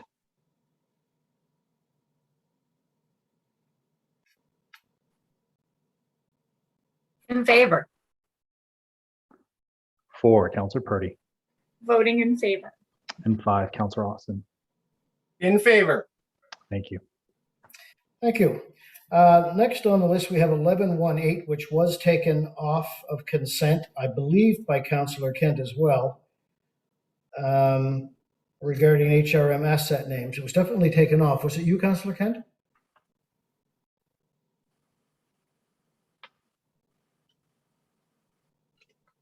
Yeah. We're not Yes, hearing it you. was. Okay. And Sarah Jane O'Reilly to the existing commemorative names list as shown in attachment A. 2, approve the renaming of the Glenbourne Park soccer field to the Clark Memorial Soccer Field, 655 Parkland Drive, Halifax, as shown on attachment B. Number 3, approve the renaming of the Mainland North Linear Greenway to the Mainland North Trail, Halifax, as shown on attachment C.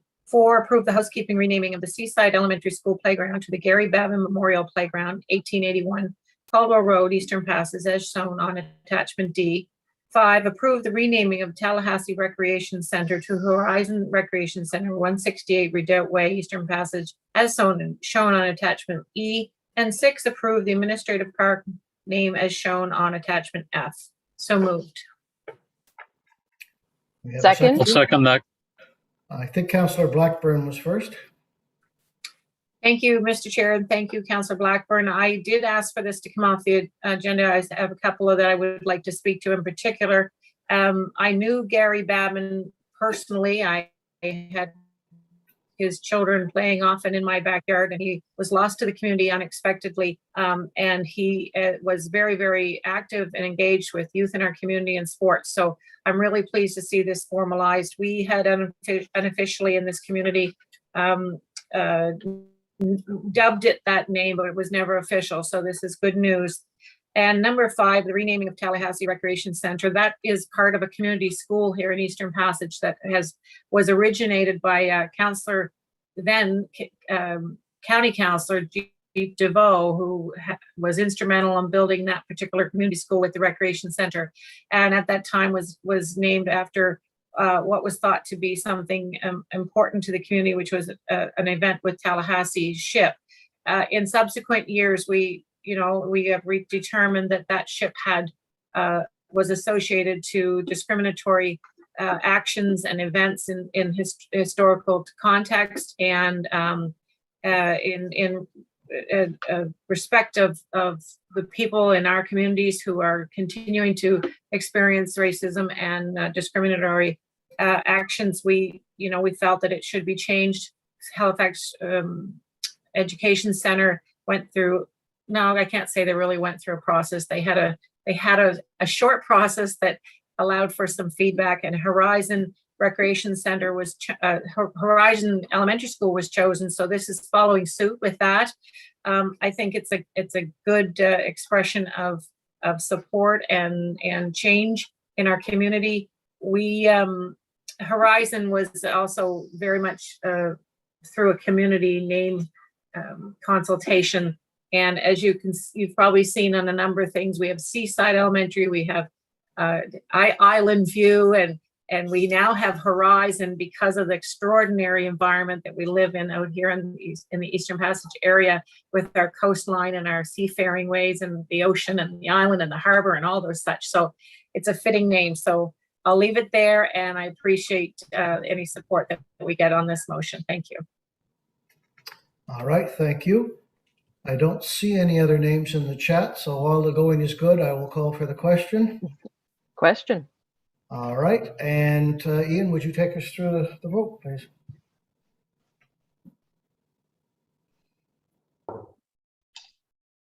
Beginning with District 7, Councillor Mason. For the motion. 8, Councillor Smith. 9, Councillor Cleary. Yes. 10, Councillor Morse. In favor. 11, Councillor Cuttle. In favor? 12, Councillor Stoddard. In favor of the motion? 13, Councillor Lovelace. Voting yes. 14, Councillor Blackburn. In favor of the motion. 15, Councillor Russell. In favor? 16, Deputy Mayor Otit. Voting yes. 1, Councillor Daigle Gammon. Voting in favor of the motion. 2, Counselor Hensby. Affirmative. 3, Counselor Kent.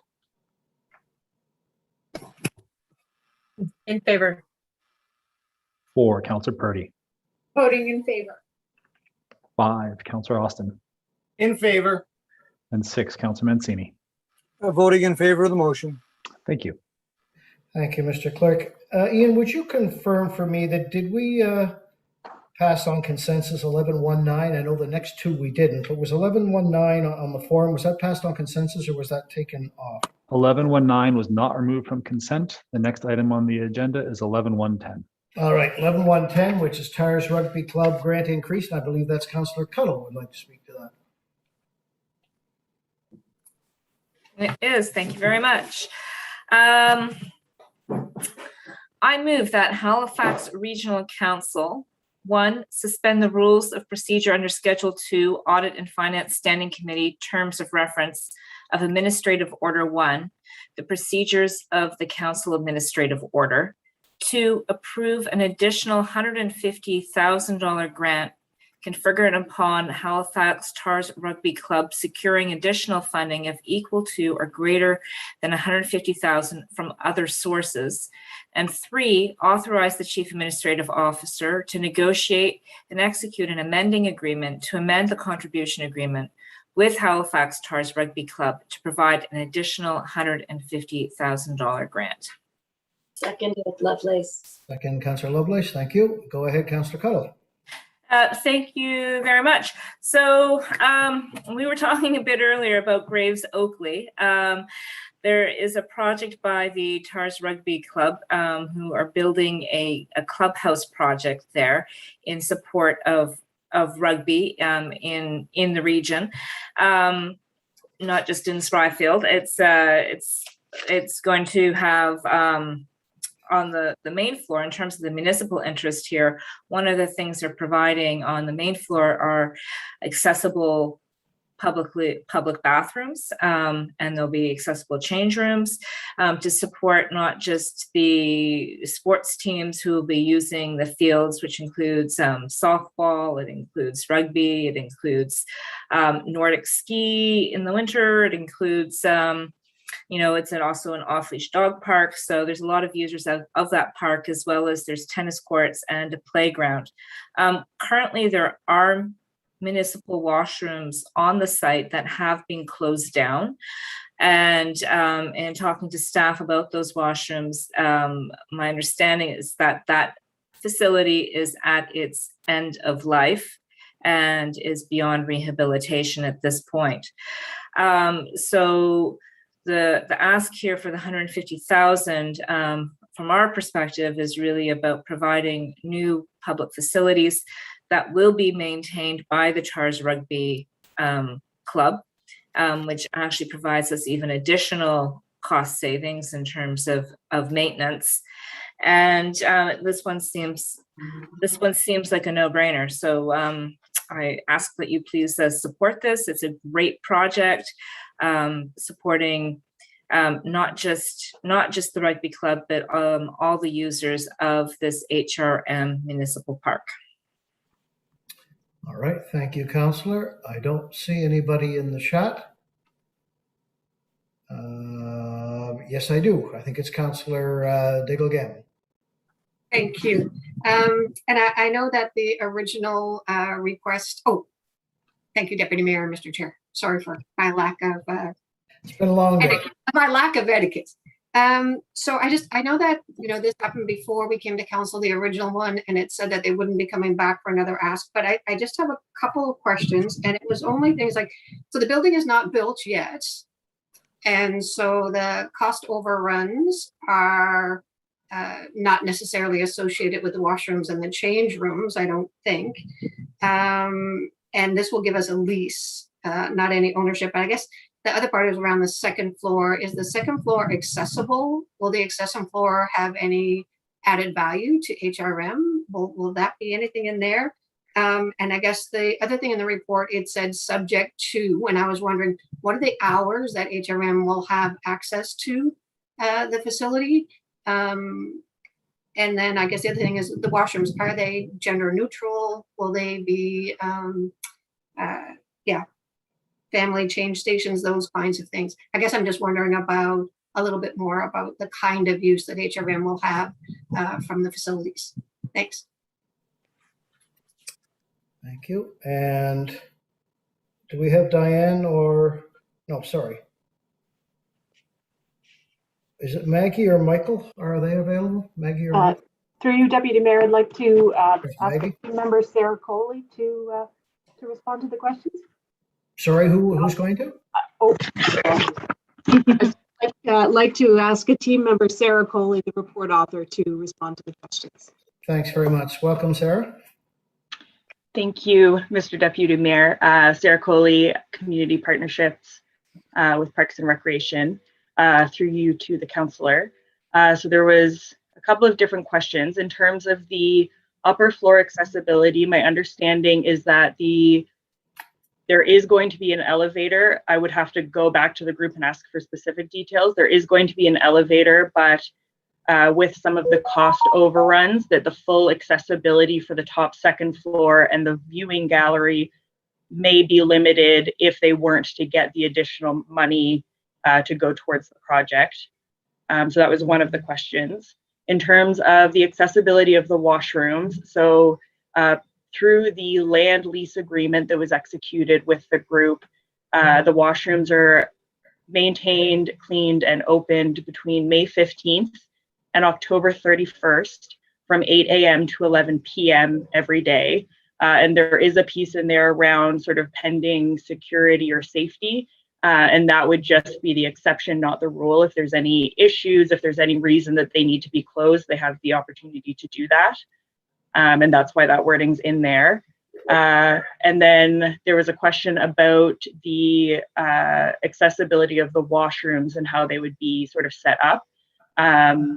My understanding is I'm not clear on whether or not there would be a single designated washroom that is gender neutral, but one of the needs that kind of came from the community was actually having gender specific spaces because rugby has been such a sport for women.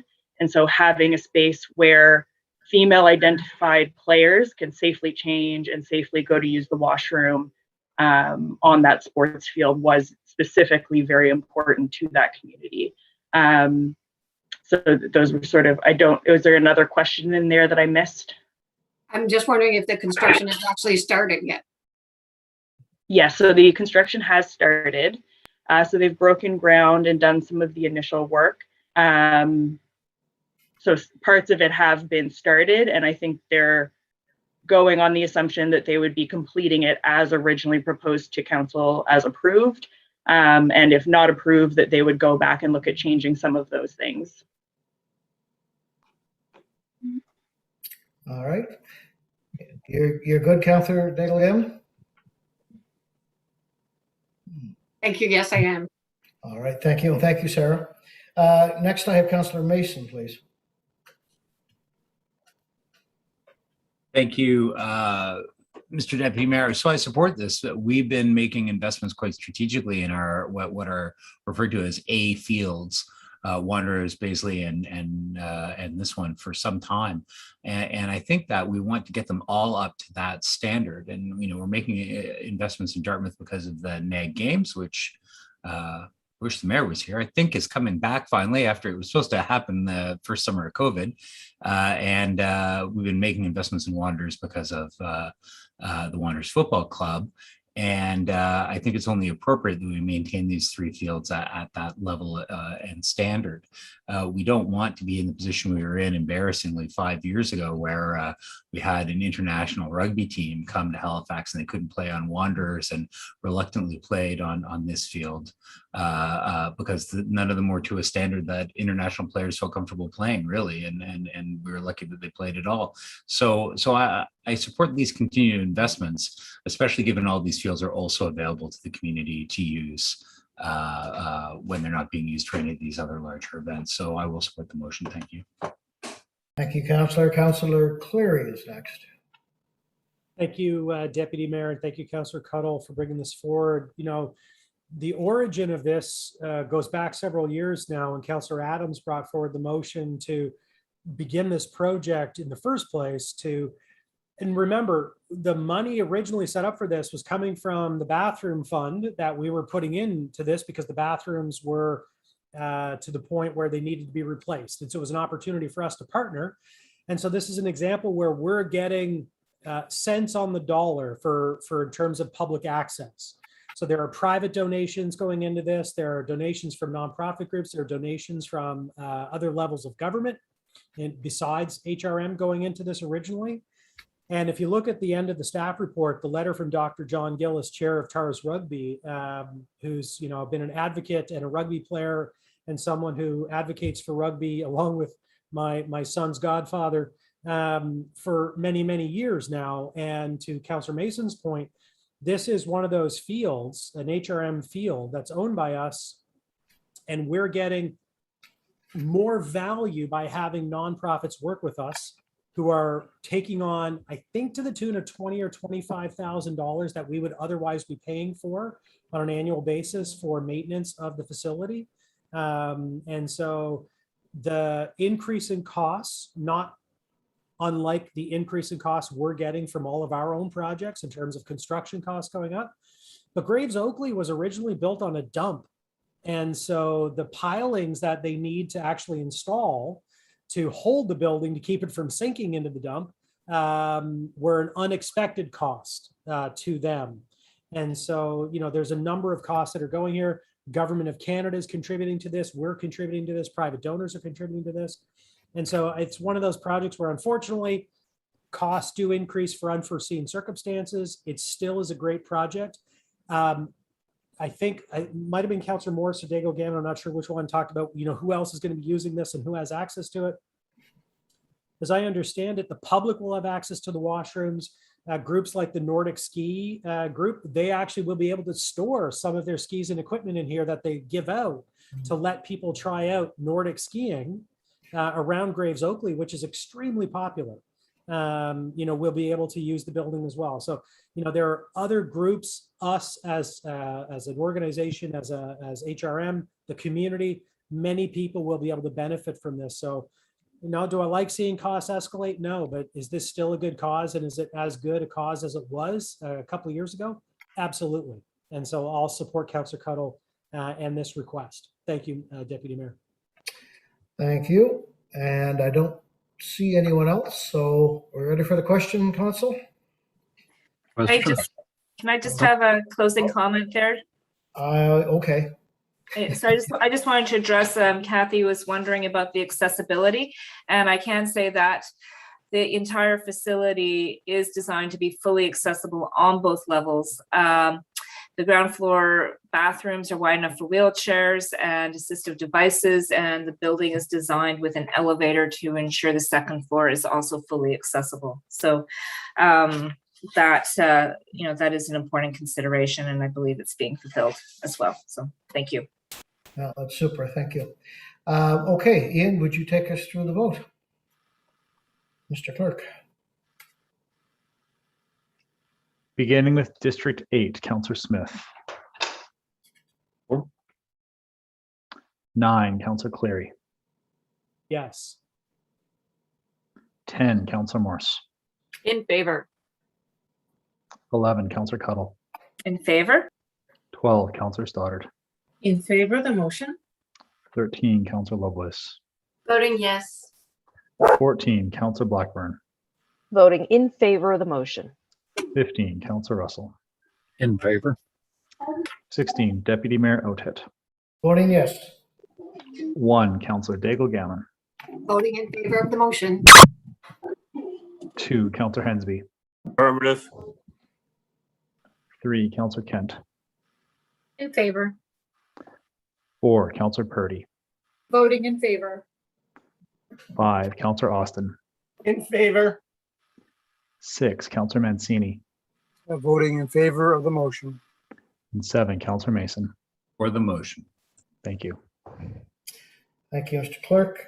Next, we have 11-111, which is an award of request for quotation janitorial services. Councillor Smith, you want to just bring this off and speak to it? Yep, I'll put the motion on the floor that Halifax Regional Council will request the quotation RFQ 21356 janitorial services multiple sites for 5-year total cost of $3,437,252 as follows. One Seascape Building Maintenance Inc. for a 5-year total price of $700,000, $6,294 net HST included for Group 1. I think we're losing you, Lindell. Do you want to try turning off your camera? 5-year total price for 8. Lindell, we can't hear you, buddy. Try turning off your camera, Lindell. We're having trouble hearing you. All right, try this again. Thank you. Is it better? Yes. Okay. 4 Imperial Cleaners for 5-year total price of $927,071 net HST include for Group 4 in 5 L Jordi. I'm probably saying that incorrectly. Cleaning Services Inc. for 5-year total price of $393,158 net HST included for Group 5. Funding is available from Facility Maintenance and Operation Cost Center W200 as outlined in the financial implications section of the staff report dated August 17, 2021. Thank you. Seconder? Second. Councillor Blackburn, thank you. Councillor, you have some comments? Sure. Should I keep my camera off? I think your sound clearer, yeah. Okay. So thank you, Deputy Mayor. A couple questions here, and my first question will depend on my other round of questions. So the first one is, would it be safe to say that this would be our first round of full contracts awarded under the new procurement policy? Deputy Mayor, through you to the councillor, it's Diane Chisholm, Director of Facility Maintenance. I would say yes, this is our first round. We did have some transit facilities recently completed, but this would be our first full suite of facilities, which includes the living wage, the menstrual products, and the cleaning products, all inclusive. Great, thank you. So that was my suspicion. So thank you for that. So I have a couple follow-up questions. Sure. So I'm wondering, with going through this process, what was the feedback from the vendors that applied for the contract? Understanding that this would be new for some of, or most of them, all of them, I guess. But knowing that some of these vendors we've used in multiple occasions on different contracts. So just curious what their feedback was on this process. If you might not have this number, this might be something you need to come back, but wondering if we're able to track the increase that happened from these contracts from the procurement policy. I know COVID added some costs to contracts in general, but I'm wondering if you were able to separate that and kind of get an understanding of how much was added to the contracts with the new procurement policy. And for council, I'm wondering if it's possible, and legal might need to jump in on this, the supplier questionnaire that the suppliers have to fill out when they're applying for our contracts with the new policy. I'm wondering if that is something that could be shared with us in camera for the recommended suppliers, so we can get an understanding of what our suppliers and how they're answering and responding to the supplier questionnaire, which for folks who might not be aware of that has, are you certified living wage supplier? It has a checklist for type of business, small business, large business. It asks if you check if your business is 51% owned, controlled, managed by any of the following, and it has different categories: Indigenous, racialized person, women, etc. So I think that would be good information for council to have, knowing that we have this policy in place, but I don't know how we would get that information as council. So I'm wondering if we wanted that information, how that could be presented to us so we are aware of the type of contracts that we're or type of companies that we're awarding contracts to. Deputy Mayor, through you to the councillor, I think I can answer a few of those questions. All right, go for it. First of all, the tracking of the increase in contract costs, we are doing that now. We've also asked our vendors for a breakdown of the cost for materials. So it would be the cleaning supplies and the actual menstrual product costs. So that's why you're seeing the larger increases in some of the community centers, because they've had those included. So we've asked vendors to provide that to us, so we have a good idea of what we're spending on supplies and how it varies over the contract period. I think that answers that question. And we do have a various process for inspections and looking at if they're actually paying the living wage and whatnot. So they have strict guidelines on the procurement side for that. I think that answers your question. Was there another one? Did I miss one? Well, the information that you were looking for, Councillor, do you still have questions about that? I wonder if Jerry or John could help with that. Yeah, so the supplier, just to be maybe I wasn't clear. So the supplier questionnaire, which is part of the application process for the folks who want to apply or fill out the vendor request. I can't think of the word. I'm just wondering if we as council wanted to see that information to understand the contracts that have been awarded through the company, what would be the process of getting that? And maybe council shouldn't see that, but I'm just wondering, is that something that council could see, understanding this is a new process for us? I'm going to see if Jerry or John want to tackle that one for you. I think it's a Jerry question. Try Jerry there, okay. And if he needs a help, John can come in. Yeah, thank you, Mr. Chair, and I might need the solicitor's help on this one a little bit. Yeah, I mean, with respect to social procurement, we certainly follow the procurement policy. The surveys, the pre-qualification. So I'm not quite sure exactly what you're asking for in terms of additional information, because for a procurement like this one here, we would certainly be looking through our procurement rules to ensure that the social procurement policy is being met. So I'm a little bit unclear as to what you're actually looking for. I don't know how much time I have, but I could clarify that. You're pretty much out of time, but if you could just say what you're looking for, yeah.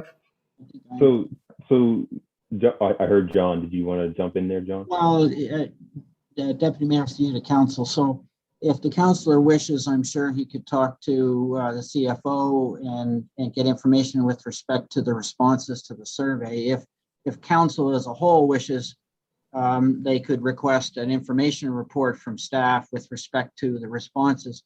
The challenge is it's probably a pretty limited response, given that it's one procurement piece, but it may be that further along in future procurements, you would have enough data that you may at that point wish to make a motion for an information report from staff as to the responses that vendors are submitting. All right. So what I'll do is because it seems this needs more discussion, and I wasn't planning on putting anything forward today. I just wanted to. This is new for us, and this is the first time that we're doing this. So I just want to get some clarification. The only question that didn't get answered is the response from suppliers with the new process. Other than that, I'm good. I think I can answer that through Deputy Mayor, through you to the councillor. We did get some feedback from our vendors, and some of the pricing was really a little high from some. The pricing was a little bit out there from some of them, but we did get some feedback on the all-inclusive and the 5-year contract. A lot of them appreciated that we could go with a 5-year contract because it enables them to hire people. We also got some hire people permanently, and with a 5-year contract, they can give them more stability and more security. Also, we got some good feedback on the supplies being included in the contracts, because vendors often have a supplier that they prefer or they use, and they use their equipment, so it works for them as well. So overall, the feedback was fairly good from the vendors. There were some questions that went to procurement, but that's to be expected for something like this. All right. Thank you, Councillor. Thank you, Diane, Jerry, and John. I don't see anybody else on the chat, so let's, Mr. Clerk, if you take us through the vote. Beginning with District 9, Councillor Cleary. Yes. 10, Councillor Morse. In favor. 11, Councillor Cuttle. In favor? 12, Councillor Stoddard. In favor of the motion? 13, Councillor Lovelace. Voting yes. 14, Councillor Blackburn. Voting in favor of the motion. 16, Councillor Russell. In favor? 16, Deputy Mayor Outhead. Voting yes. 1, Councillor Daigle-Gammon. Voting in favor of the motion. 2, Councillor Hensby. Affirmative. 3, Councillor Kent. In favor. 4, Councillor Purdy. Voting in favor. 5, Councillor Austin. In favor. 6, Councillor Mancini. Voting in favor of the motion. 7, Councillor Mason. For the motion. And 8, Councillor Smith. 4. Thank you. Thank you. We're going to move to 11.3 now, which is Executive Standing Committee. Has the mayor joined us? He was hoping you might be able to join us. Yeah, I'm here. Can you hear me or see me? Can hear and see you. You want to take over there? This meeting's been so long, you're back from vacation. Yeah, okay. I think we're almost there. Why don't you just take us through to in-camera, deputy, since Okay. you're of the agenda and doing so well. All right, thank you. 11.3.1, proposed amendments and administrative order respecting Youth Advisory Committee. Who would like to bring that forward? I gave notice on that, Deputy Mayor. All right. I think, as I recall. I move that Halifax Regional Council 1 adopt the amendments to Administrative Order 2017-011 Gov. The Youth Advisory Administrative Order is set out in attachment 2 of the staff report dated July 26, 2021, and to direct the Chief Administrative Officer to maintain the Youth Advisory Committee as an advisory committee to Regional Council through the Executive Standing Committee. I so move. Seconded, Councillor Russell. Okay, I saw Councillor Lovelace and I heard Councillor Russell, so Ian can decide. Do you have some comments, Councillor? No, I honestly feel this could have been on the consent agenda, and if there's no objection, I'll call the question. Don't feel you have to talk. I see a question from Councillor Mancini, though. He missed the motion. He missed the memo. Okay. Just very quickly, Deputy Mayor, I suspect this committee was not very well utilized because of the pandemic. And even prior to the pandemic, I think they had challenges in the past of meeting because of students. It was a 2-year term, I believe. I'm just wondering, can someone give us just a little bit of an update on the committee and how they were used or unfortunately not used, and how do we want to utilize them as we move forward? All right, Ian, did you want to start with that, or did you want me to ask Annie or Angela or Lee? If Angela or Lee would like to pipe up, but absolutely, there were some pieces that the COVID pandemic caused, and even opening up and starting the committee. We are looking at different options operationally to make it accessible and to try to make sure that we can utilize and reach out and get accessibility for the people on it. I'm not sure if anybody from the rest of the team would like to add to that, but that is something we have noted and are working with our co-workers and colleagues to ensure we can make that happen. Deputy Mayor Lee Moore here from Parks and Recreation. I'm the manager of youth programs. I can definitely answer some of the questions. This did start a little bit before my time as taking on this role, but I am somewhat familiar. There was definitely some use to the committee, and the committee did work on a lot of things. However, just as we were kind of finding our footing, the lovely pandemic hit, and things were shut down for a time. And as with a lot of youth engagement, During that time, some youth, lost interest, commitment wasn't there, lives continued onwards. So when we restarted, virtually wasn't the best option for a lot of the youth. So I think, as we move forward, we're looking forward to more of a mixed opportunity to create more buy-in, get things rolling on a more consistent basis. And I think that should help things kind of make this committee succeed. Just in March of whenever the pandemic, just before it started, 2020, we were just about to undertake kind of a large strategic planning process, because we felt at that point the committee members just had enough information to understand what the municipal kind of mandates are and understanding all that stuff. So just as we were getting ready to kind of go, okay, the next step is we finally have them on board, we've worked out the bugs, we're ready to go. So yeah, thank you. That's great, Lee. Thank you for that explanation. And don't misunderstand my reason for questioning. I think it's great that we have the committee. I'd like to take advantage of their knowledge and their opinions. And so it's just unfortunate that the COVID hit what it did, and we weren't able to utilize that. But thank you, Lee, and thank you, Deputy Mayor. Thank you, Councillor. I don't see anyone else in the chat. So, Mr. Clerk, would you take us through the vote, please? Beginning with District 10, Councillor Morse. In favor. 11, Councillor Cuttle. In favor. 12, Councillor Stoddard. In favor of the motion? 13, Councillor Lovelace. Voting yes. 14, Councillor Blackburn. Voting in favor of the motion. 15, Councillor Russell. In favor. 16, Deputy Mayor Otit. Yes. 1, Councillor Daigle Gammon. Voting in favor of the motion. 2, Councillor Hensby. Affirmative. 3, Councillor Kent. In favor. 4, Councillor Purdy. Voting in favor. 5, Councillor Austin. In favor. 6, Councillor Mancini. Voting in favor of the motion. 7, Councillor Mason. For the motion. 8, Councillor Smith. For. 9, Councillor Cleary. Yes. Mayor Savage, my apologies. In favor, no problem. Thank you. Thank you, Ian. 11.4.1, which is members of council. Councillor Morse on motion to protect wetlands, please. Thank you, Deputy Mayor.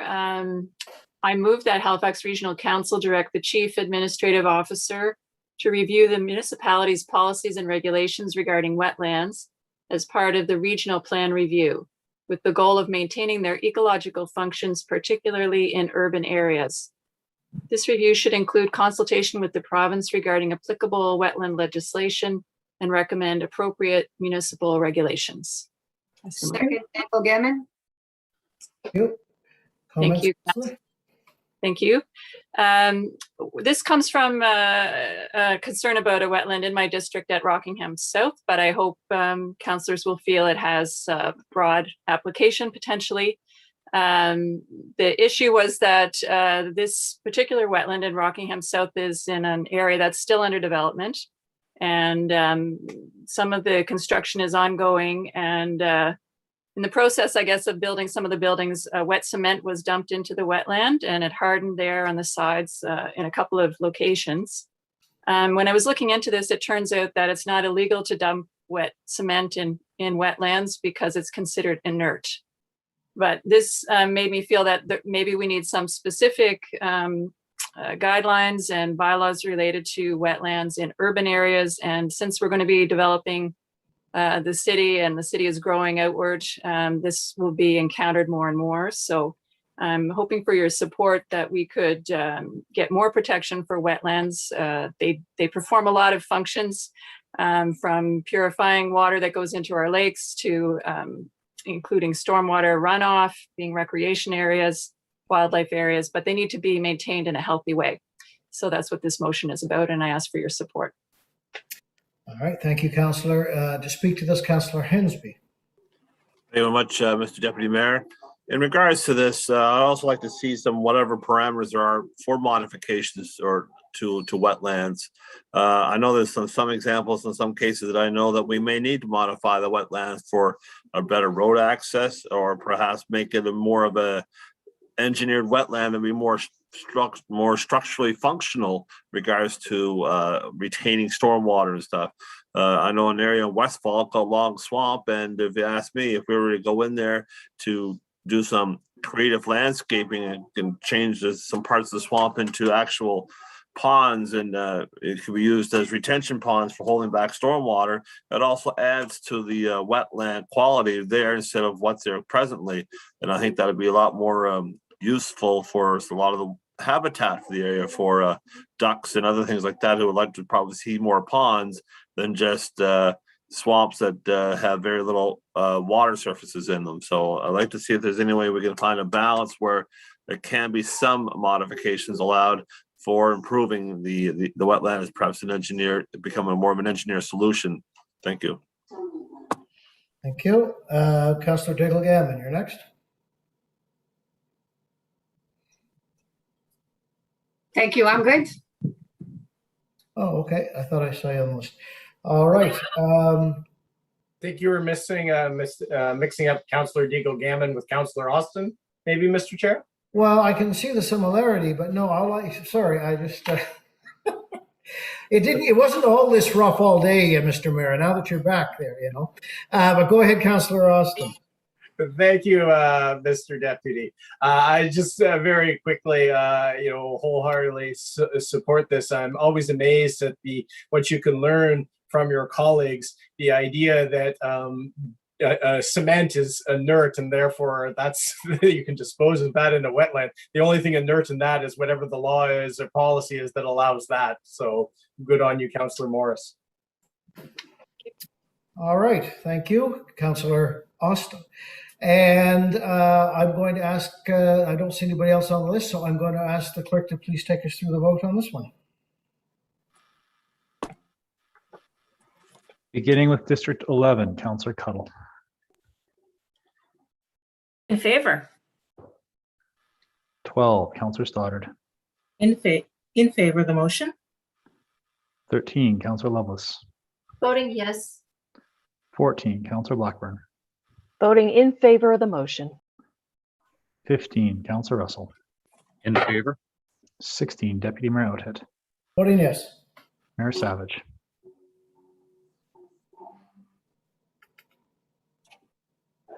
Sorry, in favor. 1, Councillor Daigle Gammon. Voting in favor of the motion. 2, Councillor Hensby. Affirmative. 3, Councillor Kent. In favor. 4, Councillor Purdy. Voting in favor. 5, Councillor Austin. In favor. 6, Councillor Mancini. Voting in favor of the motion. 7, Councillor Mason. For the motion. 8, Councillor Smith. 4. 9, Councillor Cleary. Yes. And 10, Councillor Morse. In favor. Thank you. Thank you. 11.4.2 is Councillor Morse again. Motion to support implementation of Green Network Plan. Thank you, Deputy Mayor. Sorry. I move that Halifax Regional Council direct the Chief Administrative Officer to assess the resources needed for full implementation of the Green Network Plan as part of the 2022-2023 budget and business planning process. Second, Mancini. Thank you, Councillor Mancini. Where this comes from is just recognizing how much work was done on the Green Network Plan over many years involving many community groups. And it's an excellent plan. It's one of those plans that overlaps a lot of areas. It's in the planning department, it's in Parks and Recreation, it's has people working on it through the urban forestry plan and TPW.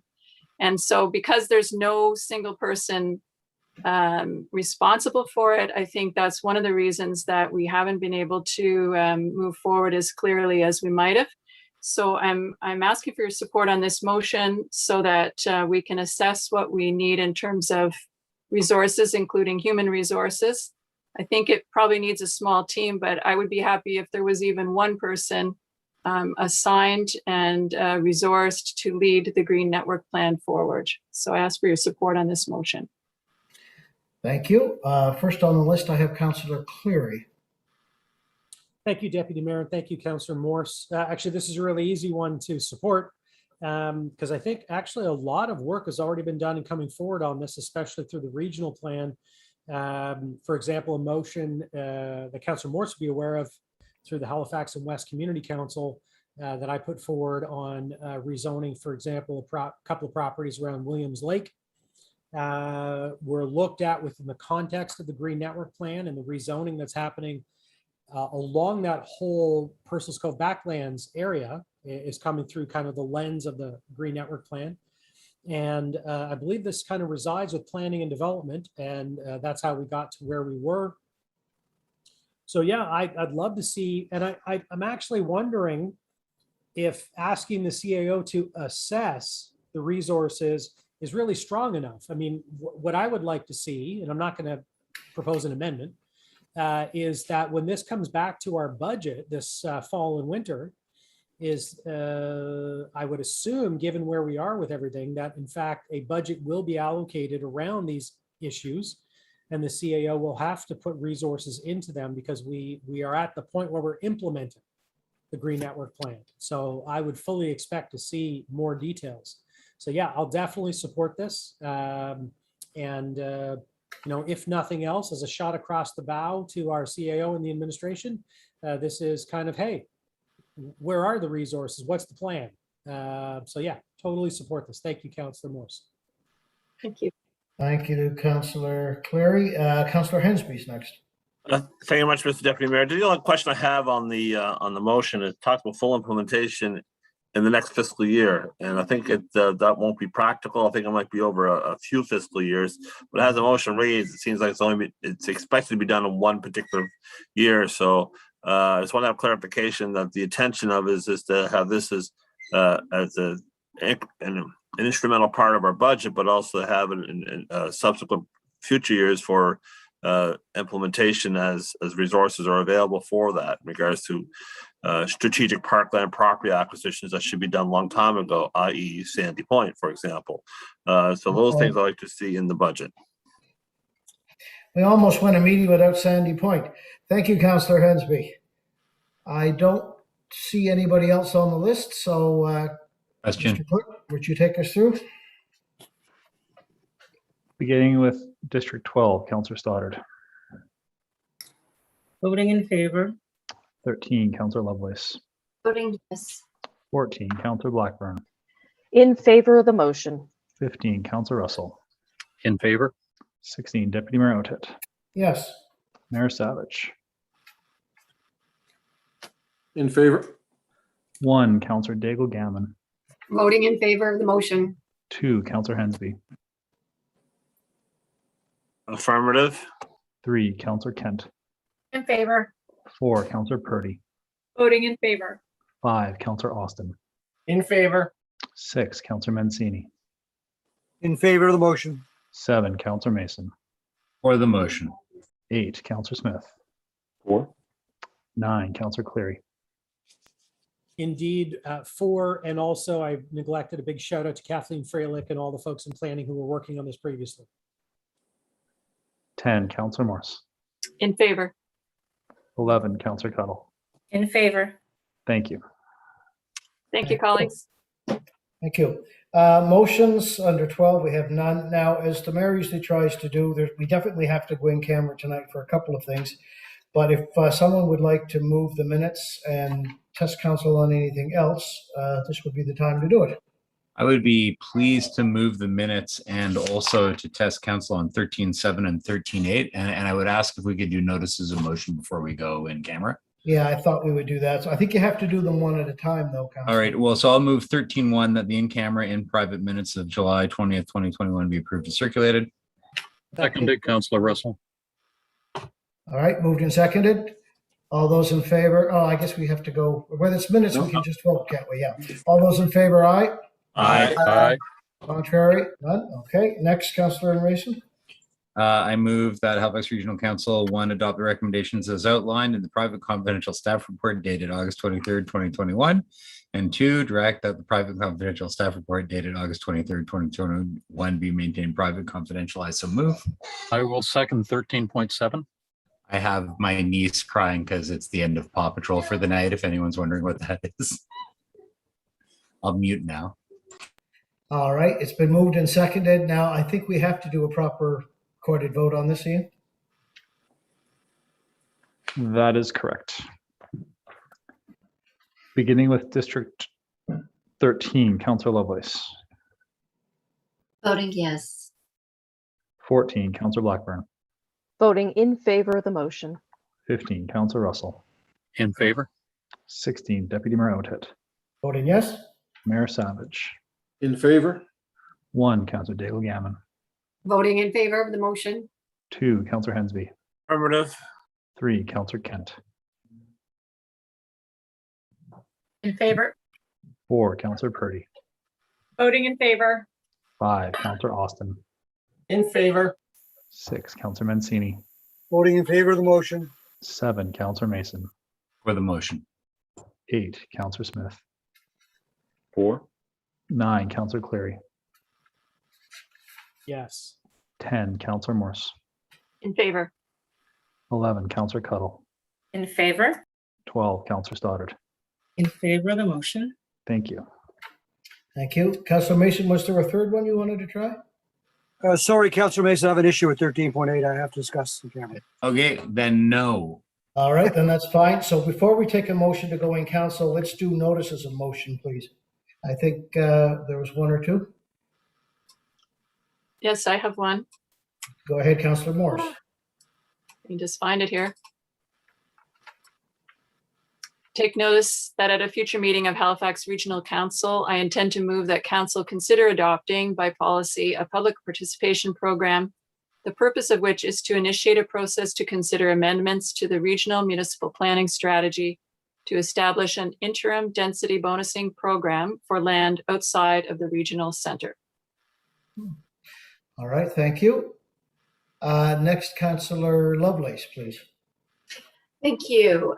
Take notice that at a future meeting of Halifax Regional Council, I intend to move to request a staff report to fund that Nova Scotia Utility and Review Board ordered stormwater right-of-way costs as general tax, since all municipal roads are general rated and paid for by all taxpayers, and all dwelling commercial properties in HRM benefit from effectively managed stormwater on municipal roadways, not including properties that are essentially ancillary to a dwelling. Okay, and Councillor Mason, notice of motion.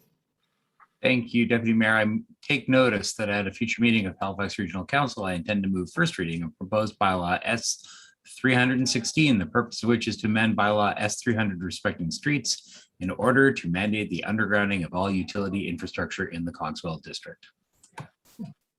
All right, thank you. Anyone else? I don't see anybody in chat. Speak now. All right, failing that, can I then have a motion that we move in camera, please? So moved, Councillor Russell.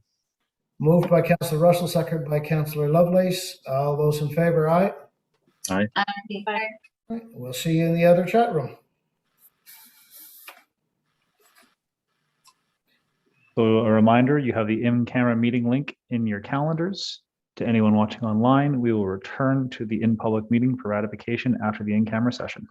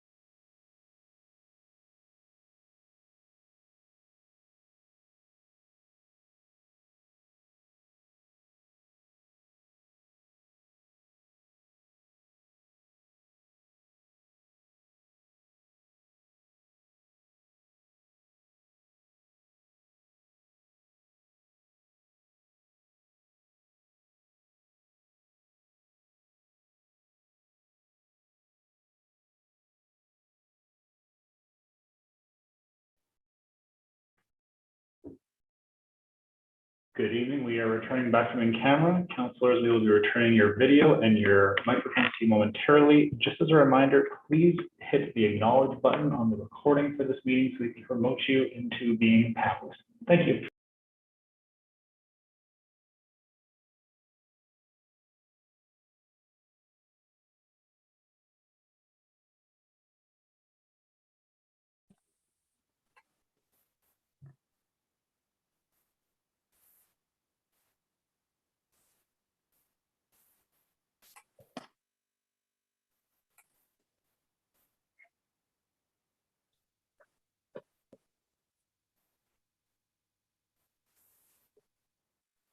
All right. Am I in the right place here? I hope so. Okay, I'm here too. good. You are in the correct place. The slide will be coming down momentarily, and as soon as the slide is down, we should be good to start.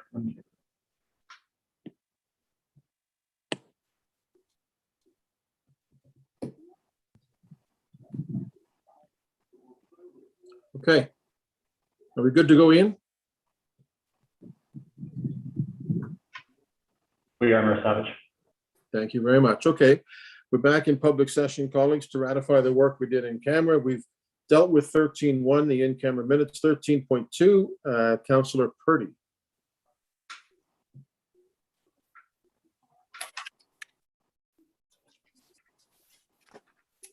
Thank you. So I read. There is no motion there. There is no motion here. We did a motion. Can we, Ian, can we get the motion on the screen? Or was this an information?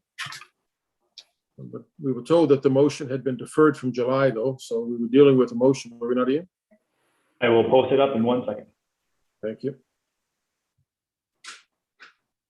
Mayor Savage, could I suggest that we move to item 13.3 for ratification, and I'll have that motion here momentarily. That would be great. Thank you very much. Item 13.3, Councillor Cleary, I believe.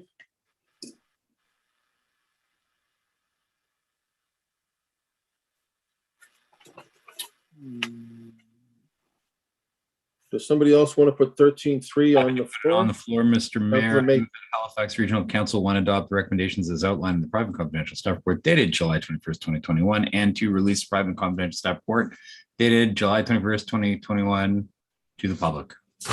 Seconded, Councillor Russell. Question. Seconded by Councillor Russell. Ready for the question? Question.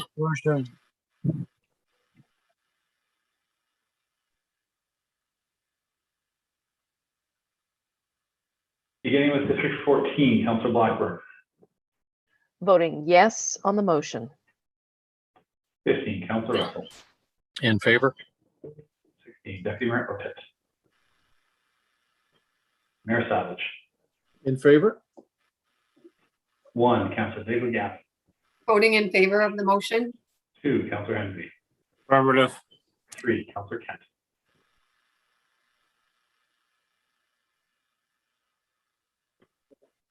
In favor. 4, Councillor Purdy. Voting in favor. 5, Councillor Austin. In favor. 6, Councillor Mancini. Voting in favor of the motion. 7, Councillor Mason. For the motion. 8, Councillor Smith. 4. 9, Councillor Cleary. Don't think it's here. 10, Councillor Morse. In favor. 11, Councillor Cuddle. In favor? 12, Councillor Stoddard. In favor of the motion? 13, Councillor Lovelace. Voting yes. Thank you. That's everybody in? That is, and that vote has passed. That motion passes. Let's do 13.4 and then, are you ready for 13.2 now, Ian, or should we come back to that in a bit? I have 13.4 queued up. I'm just posting in the chat. 13.4. Yeah, is the motion that's in the public agenda suitable, or do we need something additional? I'm just posting the amended item in the chat as we speak. Okay, thank you.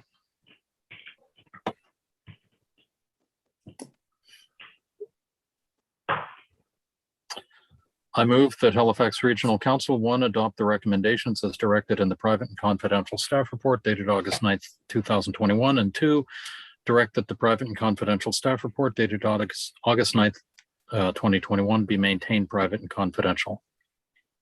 Second. Just to be clear, which one is this? Is this 13.4?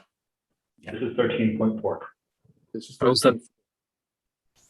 different from what's in the, It's direction instead of the report. thank you. Question. You ready for the question, colleagues, on 13.4? Question. Beginning with District 15, Councillor Russell. In favor? 16, Deputy Mayor Elliott. Mayor Savage. In favor? 1, Councillor Daigle Gamut. Voting in favor of the motion. 2, Councillor Hensby. Affirmative. 3, Councillor Kent. Favor. 4, Councillor Purdy. In favor. 5, Councillor Austin. In favor. 6, Councillor Mancini. Voting in favor of the motion. 7, Councillor Mason.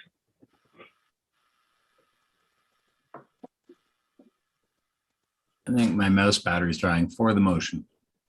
8, Councillor Smith. 4, 9, Councillor Clary. 10, Councillor Morse. In favor. 11, Councillor Cuttle. In favor. 12, Councillor Stoddard. In favor of the motion? 13, Councillor Lovelace. Voting yes. 14, Councillor Blackburn. Voting in favor of the motion. Thank you. Okay, that motion is carried. Thank you. Let's go back to 13.2. John, you've got that teed up. Okay. Ready? Yes, go ahead, Councillor Purdy. Thank you. Thank you, Mr. Mayor. I move that the Halifax Regional Council 1 adopt the recommendations as outlined in the private and confidential staff report dated April 28th, 2020. And 2, direct that the private and confidential staff report dated April 28th, 2020 be maintained private and confidential. So moved. Second, thank you. Ready for the question? Question. Question.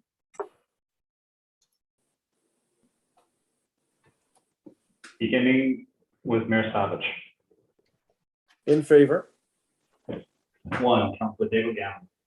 Voting in favor of the motion. 2, Councillor Hensby. Negatory. 3, Councillor Kent. In favor. 4, Councillor Purdy. Voting against.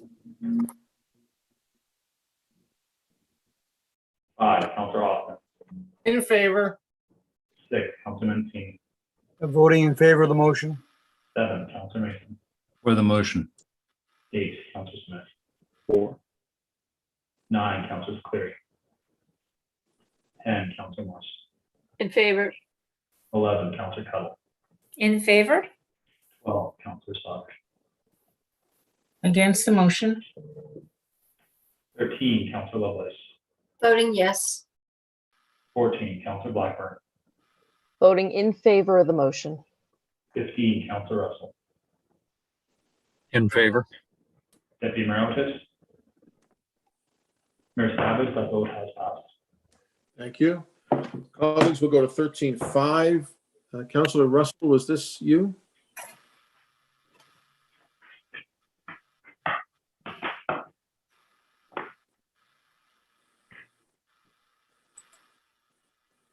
Yes. I move that Halifax Regional Council 1 adopt the recommendations as outlined in the private and confidential staff report dated August 8th, 2021. And 2, release the private and confidential staff report dated August 8th, 2021 to the public once the conditions as outlined in the report have been met. Second by Councillor Daigle Gamut. Seconded by Councillor Daigle Gamut. Ready for the question, colleagues? Question. Beginning with District 1, Councillor Daigle Gamut. Voting in favor of the motion. 2, Councillor Hensby. Affirmative. 3, Councillor Kent. In favor. 4, Councillor Purdy. Voting in favor. 5, Councillor Austin. In favor. 6, Councillor Mancini. Voting in favor of the motion. 7, Councillor Mason. For the motion. 8, Councillor Smith. 4, 9, Councillor Clary. 10, Councillor Morse. In favor. 11, Councillor Cuttle. In favor. 12, Councillor Stoddard. In favor of the motion? 13, Councillor Lovelace. Yes. 14, Councillor Blackburn. Voting yes on the motion. 15, Councillor Russell. In favor? 16, Deputy Mayor Outfits. Mayor Savage. In favor? That vote has carried. Thank you. Item 13.6, property, Councillor Hensby. Thank you, Mr. Mayor. The Halifax Regional Council want to adopt the recommendations outlined in the private confidential staff report dated August 31st, 2021. And 2, direct the private and confidential staff report dated August 31st, 2021 be maintained private and confidential. Good night. Seconded by Second. Councillor Kent. Ready for the question, colleagues? 13.6. Beginning with District 2, Councillor Hensby. Affirmative. 3, Councillor Kent. In favor. 4, Councillor Purdy. Voting in favor. 5, Councillor Austin. In favor. 6, Councillor Mancini. Voting in favor of the motion. 7, Councillor Mason. For the motion. 8, Councillor Smith. 4, 10, Councillor Morse. In favor. 11, Councillor Cuttle. In favor. 12, Councillor Stoddard. Absolutely in favor of the motion. 13, Councillor Lovelace. Voting yes. 14, Councillor Blackburn. Voting in favor of the motion. 15, Councillor Russell. In favor? Mayor Savage. In favor? 1, Councillor Daigle-Gann. Voting in favor of the motion. That has carried. That motion carries. Thank you. 13.7, we passed before we went into camera, I do believe. 13.8, Councillor Mancini.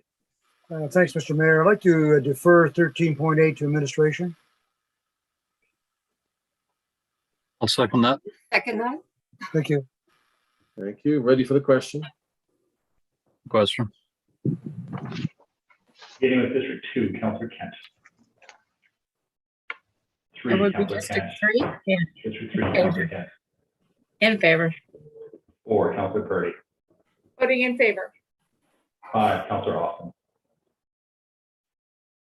In favor. 6, Councillor Mancini.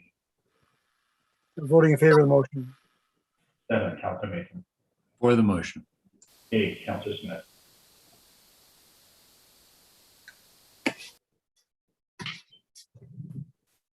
10, Councillor Morse. In favor.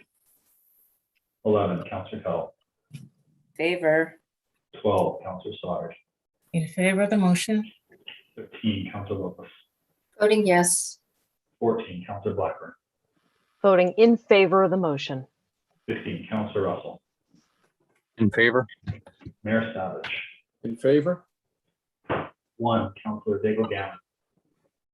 Voting in favor of the motion. 2, Councillor Hensby. Affirmative. District 8, Councillor Smith. My headphones died. 4. Thank you. Mayor Savage. Okay. That vote has passed. That motion's passed. Ian, by my calculation, that's everything tonight. That is what I have on my list as well. Okay, colleagues, been a long day. Thank you all very much. Councillor Purdy, if you wish to move adjournment, I'd be happy to accept it. I move we adjourn this meeting.